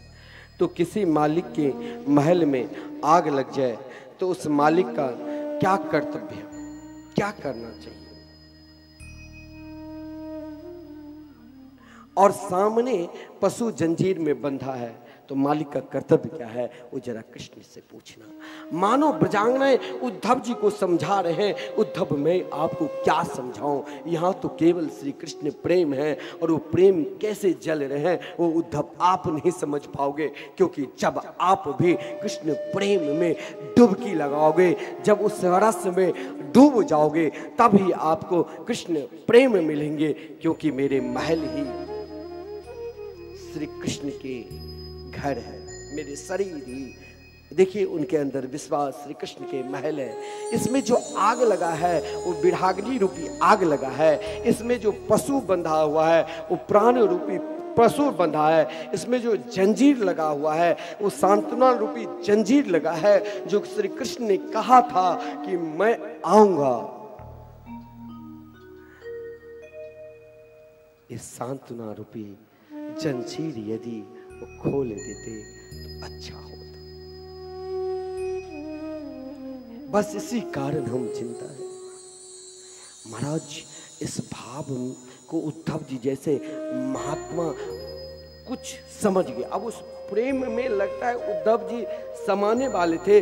जिस प्रेम की पराकाष्ठा जहां पर मिलना चाहिए वहां तक उन गोपी की कृपा हुई। देखिए ब्रज में किसी ब्रजवासी के, किसी महापुरुष के, किसी संत की कृपा हो जाए तो मान लेना कि अब ठाकुर जी की कृपा होगी ही। क्योंकि उन गोपियों ने उद्धव जी के ऊपर कृपा की और उद्धव जी को वहां ले गया जहां महल भी पीला, जहां वृक्ष में फल पुष्प सब के सब पीले, जहां सिंहासन भी पीले, और उस सिंहासन पर विराजमान श्री जी एक विलक्षण उनकी शोभा थी। महाराज ये होती है कृपा। उद्धव जी के ऊपर कृपा की, ऐसी कृपा की महाराज, जो उद्धव जी कुछ देर तो आश्चर्य में डूब गए, क्योंकि जब वहां ब्रजांगनाएं सबके सब पहुंची और श्री जी के दर्शन किया तो सब कुछ भूल गए चर्चा। एकमात्र जब वहां तक पहुंच जाओ तो फिर सब चर्चा छोड़कर देखो उन्हें, श्री जी को देखो, रास रासेश्वरी राधा रानी को देखो। महाराज उसी समय देखिए उपदेश कब, किस समय, किस स्थान में उपदेश मिल जाए ये ठाकुर जी जान सकते हैं। एक भ्रमर महाराज गुंजान करते हुए महाराज श्री जी के चरणार बिंद के पास आए तो उस भ्रमर के माध्यम से उद्धव जी को उपदेश मिल गया और महाराज उसे समझाया, मधुप कितब बंधो माम अस्पृशांघ्रिम सपत्निया। अरे मधुप, अरे भ्रमर, तू मेरे से दूर हो जा, तू एक कपटी हो, तू तब तक फूल के रस आस्वादन करते हैं जब तक उसमें रस रहता है, जब वो निरस हो जाते तो उसे छोड़ देते हो, तू मुझसे दूर हो जा। कोयल की मधुरता बहुत प्रिय लगता है जब कोयल बोलते हैं, और वही कोयल इतने दुष्ट प्रवृत्ति के होता है कि महाराज वो कौवा के घोंसला में जाकर उनके अंडा को मारकर अपने अंडा रख देते हैं। जब वो कौवे की तरह ही कोयल देखने में काला लगता है, जब बड़ा होता है तो पुनः वो कोयल के साथ मिल जाती है। ये बहुत प्रेम पराकाष्ठा भक्ति की ओर ले जाते हैं। महाराज भ्रमर ने कहा कि बहुत अच्छे हैं, आप उसे मत कोसो। बोले कि नहीं भ्रमर, कभी कभी प्रेम में ऐश्वर्य भी प्रकट हो जाता है, और जब ऐश्वर्य प्रकट हो जाता है तो उनसे संबंध जुड़ जाता है, फिर याद करने लग जाते हैं कि अरे तुम नहीं जान सकते हो, मैं जानता हूं कि जो उनसे प्रेम किए, चाहे राजा बलि हो, चाहे बाली हो, चाहे सुपर्णखा हो, चाहे रंती देव हो, चाहे हरिश्चंद्र हो, सभी को उसने रुलाया है। महाराज बहुत सुंदर भ्रमर गीत है। अंत में अब मानो भ्रमर वहां से जाने वाले थे, फिर बदल दिया। अब यहां पर समझाने लगे कि क्योंकि ब्रजांगने सब के सब रो रही है, ये बात श्री कृष्ण लग्न पहुंचे, इसलिए शब्द कह दिया, प्रिय सखे पुनरागा प्रिय ऐसा प्रिय सत्य किम। हे प्रिय सखे, श्री कृष्ण से कहना कि हम उनके लिए नहीं रो रहे। देखो जहां प्रसन्नता मिले, जहां सुख मिले, वहां उसे कहना चैन से रहे, हम उनके लिए रो लेंगे। यदि सूचना ये बात उन्हें मिल गई तो एक पल भी नहीं रहेंगे। मैं चाहती हूं कि उसे भूल जाऊं, फिर भी भूल नहीं पाती हूं। यह दृश्य उद्धव जी जब देखा तो उन गोपियों के देखकर कहा, भवती नाम वियोगों में ना ही सर्वात्मना क्वचित। हे देवी, आप सब के सब धन्य हैं। श्री जी के चरण पकड़कर और रुदन करने लगे। ब्रज की एक कामना तो करो, ब्रज के एक कामना करके जहां भी आप कभी वृंदावन जाओ, ब्रज में घूमो, ब्रज के किसी मिट्टी, किसी कण को, किसी वृक्ष को अपना तो लो। उद्धव जी ने श्री जी के चरणों में प्रणाम किया और प्रणाम करते करते यही कहा था, आशा मोहचर रेणु जुसाम हम स्या वृंदावने किम अपि गुल्म लतोस दीना। मुझे वृंदावन के कोई लता पता घास नहीं, क्योंकि वृंदावन के घास में भी वृक्ष में भी कृष्ण प्रेम प्रकट होता है। और आज भी उस रस को महापुरुष लोग कहते हैं, संतों का सिद्धांत है कि गिरिराज गोवर्धन में कुसुम सरोवर और देवर्षि नारद जी के कुटी पर उद्धव जी आज भी भजन कर रहे हैं, श्री कृष्ण लीला के दर्शन कर रहे हैं। और एक भाव से जब वहां से प्रस्थान की, उन गोपियों के चरण धूल को अपने मस्तक पर लगाकर उद्धव जी वहां से प्रस्थान करते हैं। बहुत सुंदर भाव व्यक्त है। और जब वहां पहुंचते हैं तो सबसे मिला, श्री कृष्ण से नहीं मिले। श्री कृष्ण पर कुछ नाराज हो गए कि वाह कन्हैया, जो तुमसे प्रेम करते हैं उसे तुम कैसे रुलाते हो। लेकिन श्री कृष्ण सबको जानते हैं। उद्धव जी जब उनके नजदीक गए, उनकी टेढ़ी नजर देखकर भगवान मुस्कुराने लगे। कहा कभी कभी संयोग में वियोग भी अनिवार्य है। कभी कभी हम श्री कृष्ण लीला में नृत्य करने लग जाते, विभोर हो जाते हैं, लेकिन उसी विभोर के साथ साथ जब मेरे हृदय से वो प्रेम उत्पन्न होने लग जाता है तो अपने आप अश्रुपात होने लग जाती है। फिर हम उस अश्रुपात में, उस प्रेम रस में ऐसे डूब हो जाते हैं कि श्री कृष्ण की लीला की याद, एक एक लीला जो कुंज निकुंज लीला है, मोहनमय है, वहाँ तक हमें प्रवेश मिल जाता है। तो संयोग में वियोग लीला भी अति आवश्यक है। भगवान ने उद्धव जी को उसी समय दो रूप, युगल रूप में, जो मंगलाचरण में कहते हैं, राधा कृष्णम स्वरूपाम्बे कृष्णम राधा स्वरूपिनम कलात्मानम निकुंजस्तम गुरु रूपम सदा भजे, राधा कृष्ण के रूप में दर्शन दिए। बोले ये भक्त को मैं दिखाना चाहता हूँ कभी कभी प्रेम में वियोग कैसे उत्पन्न होते हैं। हम दोनों सदा एक हैं, ये तो हमारी लीला है। क्योंकि आपने रास श्री राधा रानी के प्रागट्य लीला में देखा था कि भगवान रास श्री राधा रानी ही हम सब पर कृपा की, जो इस पृथ्वी लोक पर ऐसे विलक्षण आनंद लीला हम सभी को देने के लिए कैसे गोलोक में भूमिका बनी, उस सब आप सबके सब दर्शन किए। बहुत विलक्षण भाव है। महाराज कुब्जा के घर भगवान गए, अक्रूर जी को हस्तिनापुर भेज दिया, अस्थि प्राप्ति रोती हुई गई जरासंध के पास।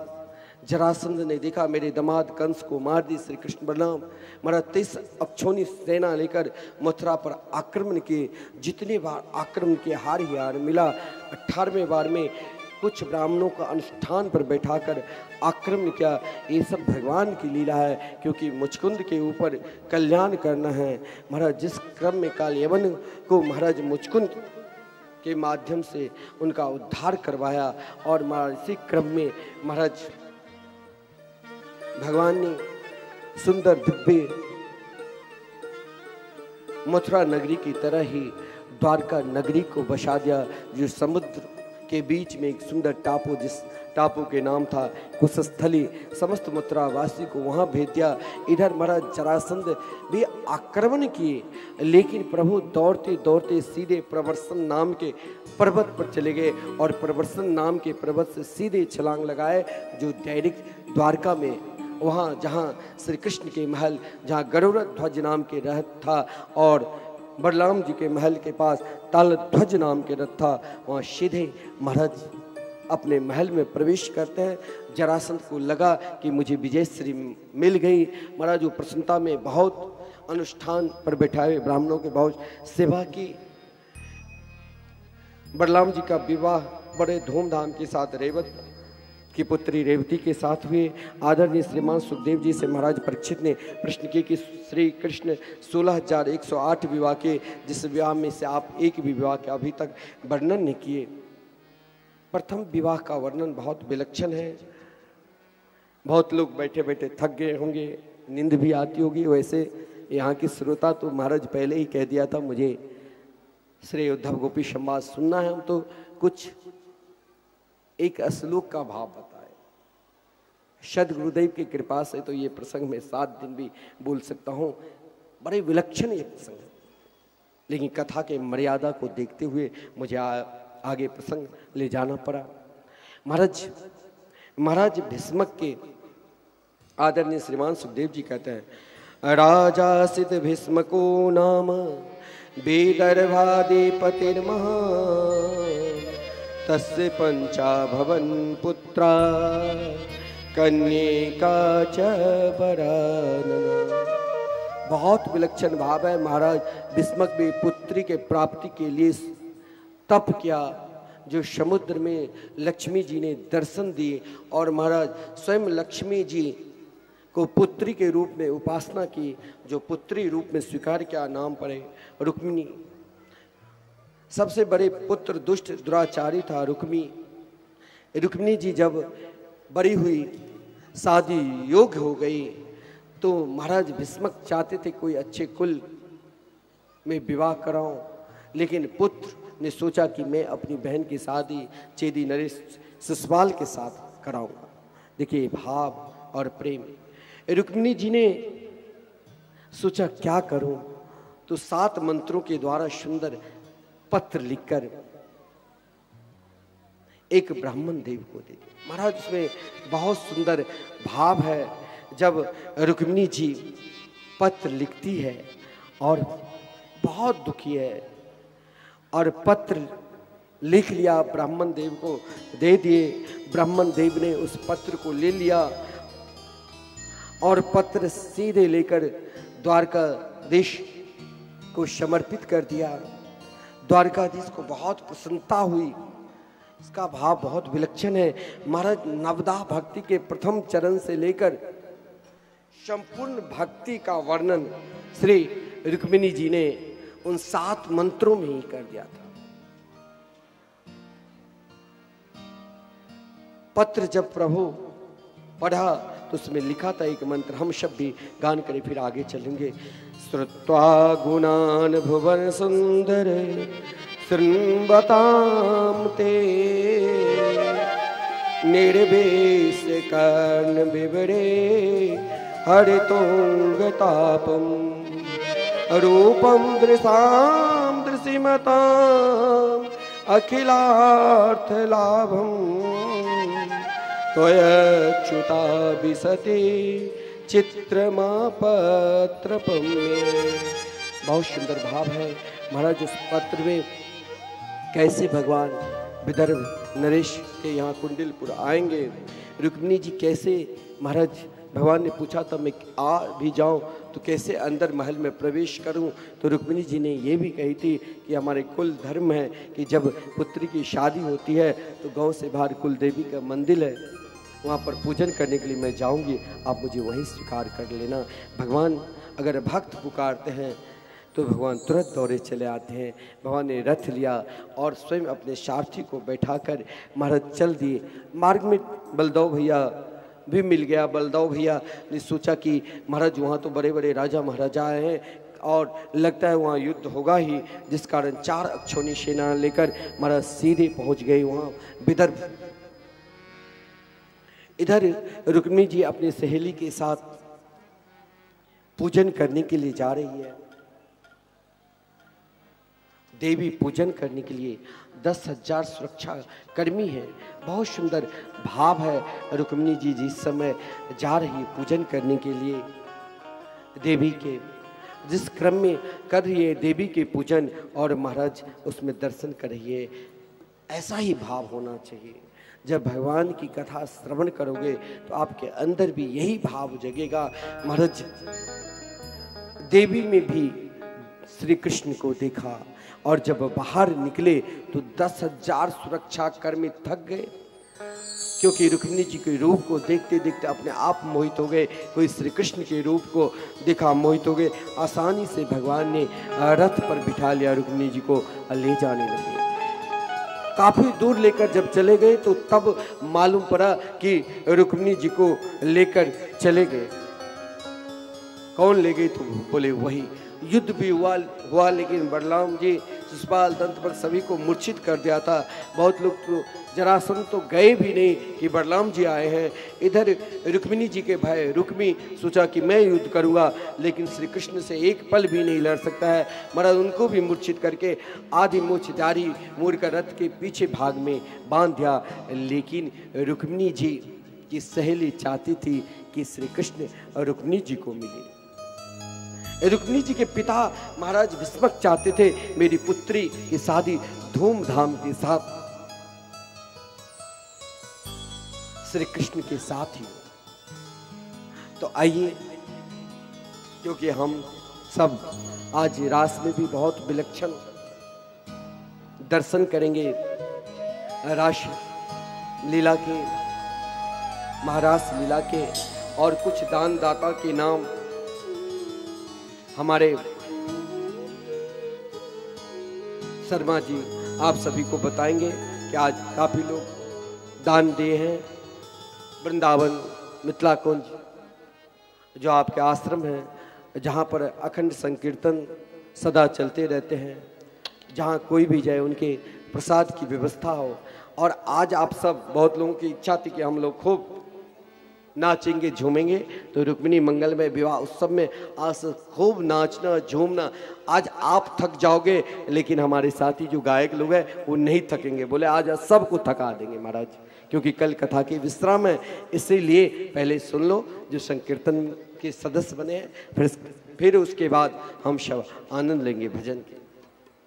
बोलिए श्री वृंदावन बिहारी लाल की जय। जय। बधुओं, कमला नदी के तट पर स्थित प्रतीक वृंदावन बथई घाट जगत जननी माता जानकी की ये पवित्र स्थली, और उसमें भी हम सब लोग यहां बैठकर पूज्य महाराज श्री महामंडलेश्वर श्री किशोरी शरण जी महाराज के पावन सानिध्य में उनके मुखारबिंद से बह रही पतित पावनी मोक्षदायिनी ज्ञान गंगा का श्रवण पान कर रहे हैं। पूज्य महाराज श्री का एवं हमारे सदगुरुदेव भगवान का एक ही प्रकल्प, एक ही संकल्प जो पिछले 25 वर्षों से निरंतर वृंदावन धाम से चल रहा है, एक विशाल अन्य क्षेत्र जिसमें वृंदावन धाम में आने वाले सभी संतों एवं आप श्री भक्तों के लिए अखंड भोजन प्रसाद की व्यवस्था निरंतर चलती रहे, और उसके लिए आप सबका सहयोग, आप सबका योगदान हमें यहां मिल रहा है। आप सब लोग बहुत बहुत धन्यवाद के पात्र हैं। मैं चाहता हूं एक बार जोरदार तालियों के साथ सभी दानी दाता और भामाशाहों का अभिनंदन करें। इस सप्त दिवसीय यज्ञ में आज षष्ठम दिवस के इस यज्ञ की आहुति में जिन दानी दाताओं ने अपने धन को पवित्र करते हुए इस प्रकल्प में जो योगदान दिया है, मैं उनके नाम की उद्घोषणा यहां से कर रहा हूं। श्रीमती उग्रतारा देवी, पति स्वर्गीय श्री अर्जुन ठाकुर, आप श्री श्रीदिल दरभंगा से हैं। आप श्री ने 21,000 रुपए की राशि का योगदान दिया है। मैं चाहता हूं जोरदार तालियों के साथ अभिनंदन किया जाए। श्रीमती राधा झा, पति श्री मदन मोहन झा, आप श्री गांव सिमरा मधुबनी से हैं। आप श्री ने भी 21,000 रुपए की राशि का योगदान दिया है। एक बार जोरदार तालियों के साथ अभिनंदन करें। श्रीमती प्रेम देवी, पति स्वर्गीय श्री गजेंद्र नारायण झा, आप श्री ग्राम पोस्ट मऊ बेहट दरभंगा से हैं। आप श्री ने भी 21,000 रुपए की राशि देकर आजीवन सदस्यता प्राप्त की है। बहुत बहुत धन्यवाद। एक बार जोरदार तालियों के साथ अभिनंदन करें। श्रीमती इंदु देवी, पति स्वर्गीय श्री आदित्य नारायण चौधरी, आप श्री गांव नहरा दरभंगा से हैं। आप श्री ने भी पूज्य महाराज श्री के इस पावन संकल्प में 21,000 रुपए की राशि का योगदान दिया है। बहुत बहुत धन्यवाद। एक बार जोरदार तालियां आप लोग बजाते रहें सभी दानी दाताओं के लिए। श्रीमती श्यामा दासी, पति श्रीमान भुवनेश्वर मिश्र, आप श्री पट्टी टोल मधुबनी से हैं। आप श्री ने भी 21,000 रुपए की राशि का योगदान दिया है। इनका भी जोरदार तालियों के साथ अभिनंदन करेंगे। श्रीमती सुशीला देवी, पति श्रीमान राम भूषण झा, आप श्री बिकुपट्टी दरभंगा से हैं। आप श्री ने भी 21,000 रुपए की राशि का योगदान दिया है। बहुत बहुत धन्यवाद। इनका भी जोरदार तालियों के साथ अभिनंदन करें। श्रीमती बोदाऊ देवी, पति स्वर्गीय श्री शमय मिश्र, आप श्री शिशवारी मधुबनी से हैं। आप श्री ने भी 21,000 रुपए की राशि का योगदान दिया है। बहुत बहुत धन्यवाद। इनके लिए भी जोरदार तालियां। स्वर्गीय श्रीमती देविका देवी, पति श्रीमान विमल कांत झा, आप श्री तुमोल दरभंगा से हैं और आप श्री ने वार्षिक संकीर्तन हेतु 2500 रुपए की राशि का योगदान दिया है। बहुत बहुत धन्यवाद। इनके लिए भी जोरदार तालियां। श्रीमती शैल झा, पति श्रीमान जितेंद्र झा, आप श्री गांव बरहा मधुबनी से हैं।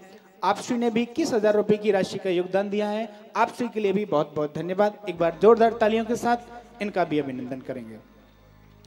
इसी श्रृंखला में श्रीमती अंजू देवी, पति श्री पवन कुमार झा, आप श्री लखन पट्टी समस्तीपुर से हैं। आप श्री ने भी पूज्य महाराज श्री के इस संकल्प में 21,000 रुपए की राशि का योगदान दिया है। बहुत बहुत धन्यवाद और बहुत बहुत साधुवाद। इसी के साथ आज की इस श्रृंखला में श्रीमती उर्मिला देवी, पति स्वर्गीय श्री शंकर झा आप श्री लखन पट्टी हैं और आप श्री ने 2500 रुपए की राशि दिया है। सभी के लिए एक बार जोरदार तालियों की गड़गड़ाहट यहाँ इस पावन मंच से बहुत बहुत साधुवाद। जय जय श्री राधे, जय जय श्री श्याम।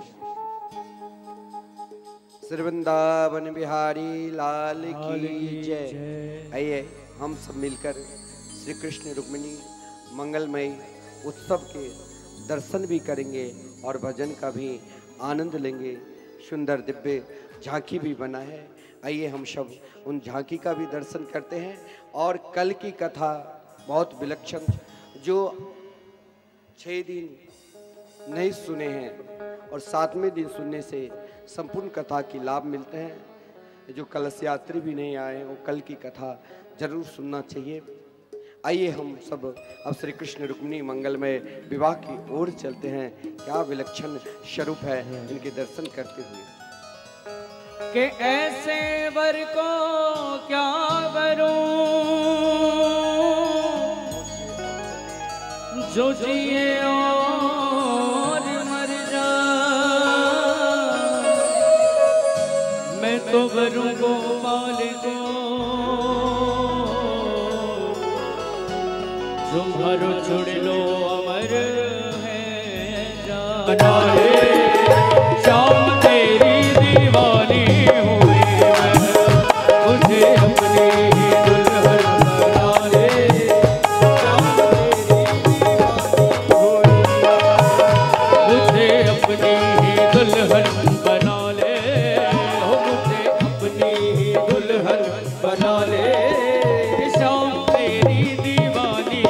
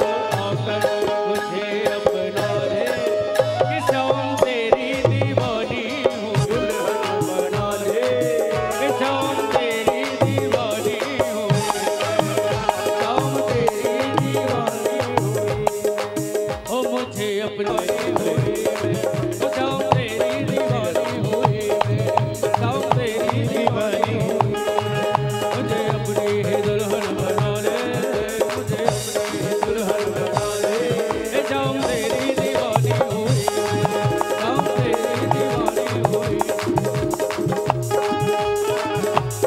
दोनों हाथ ऊपर उठा करके ताली सेवा करते हुए कैसे पता चलेगा ठाकुर जी की शादी में आए हैं? श्री राधे। देखिए, जब हमारे घर परिवार में और रिश्तेदारियों में शादियां होती हैं तो हम अक्सर कन्यादान करते हैं, क्योंकि कन्यादान ही एक ऐसा दान है जो सबसे बड़ा दान होता है। तो देखिए, हमारे यहाँ परम सौभाग्य अपना कन्यादान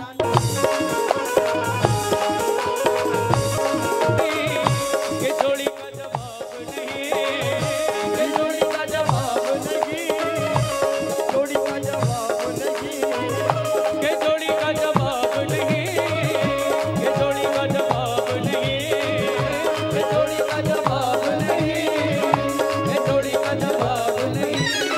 दूल्हा दूल्हा दूल्हा दूल्हा दूल्हा बने हैं नंदलाल, ये जोड़ी का जवाब नहीं, दूल्हा बने हैं नंदलाल, ये जोड़ी का जवाब नहीं। याद है मस्ती में झूमते हो सभी लोग, मस्ती में झूमते हो।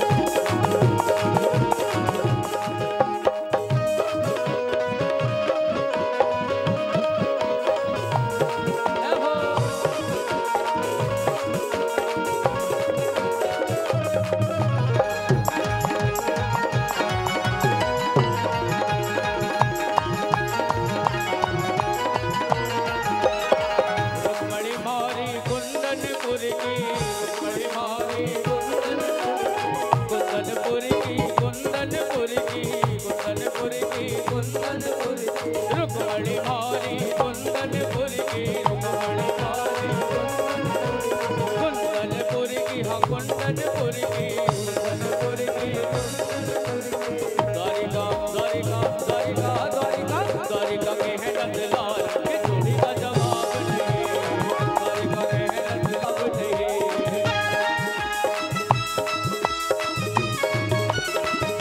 जय हो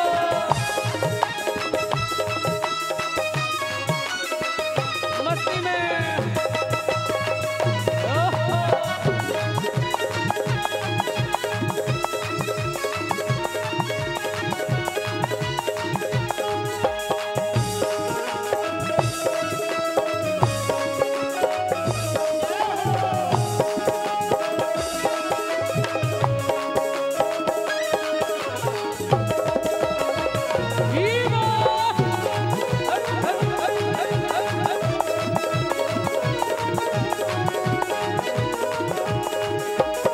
रुक्मणी भारी भोली भाली, रुक्मणी भारी भोली भाली, रुक्मणी भारी भोली भाली, रुक्मणी भारी लो चल छबीलो, चल छबीलो नंदलाल, नहीं ये जोड़ी का जवाब नहीं, जोड़ नहीं।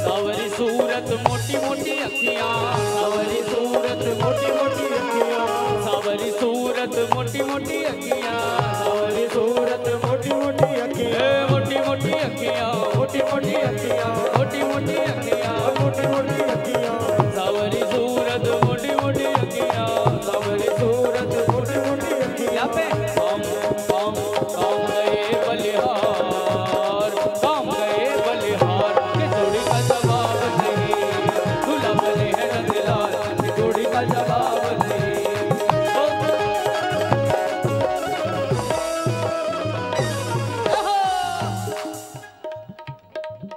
अब हम सब आरती के दर्शन करेंगे। एक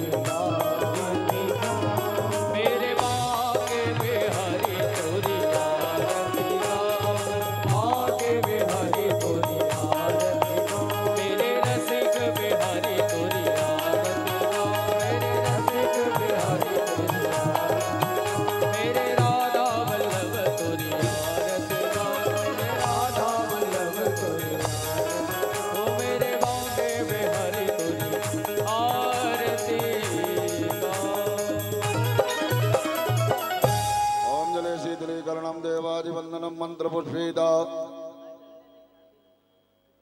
आस्तानि धर्माणि प्रथमान्या सन्नादिहनाकं महिमानः सजन्त यत्र पूर्वे साध्याः सन्ति देवाः हरिः ओम् एकदन्ताय विद्महे वक्रतुण्डाय धीमहि तन्नो दन्ति प्रचोदयात् हरिः ओम् नन्दनन्दनाय विद्महे यशोदानन्दनाय धीमहि तन्नो कृष्ण प्रचोदयात् हरिः ओम् भीष्मक्स्वतायै च विद्महे श्रीकृष्णप्रियायै च धीमहि तन्नो रुक्मिणी प्रचोदयात् श्रीवन्दिकाभकुलचम्पकपाटलब्जै उन्नागजातिकरवीररसालपुष्पै बिल्वप्रवालतुलसीदलमञ्जरीभिः त्वां पूजयामि जगदीश्वर मे प्रसीद नाना सुगंधि पुष्पाणि यथा कालोद्भवानि च पुष्पाञ्जनमया दत्त गृहाण परमेश्वरा ओम पुराण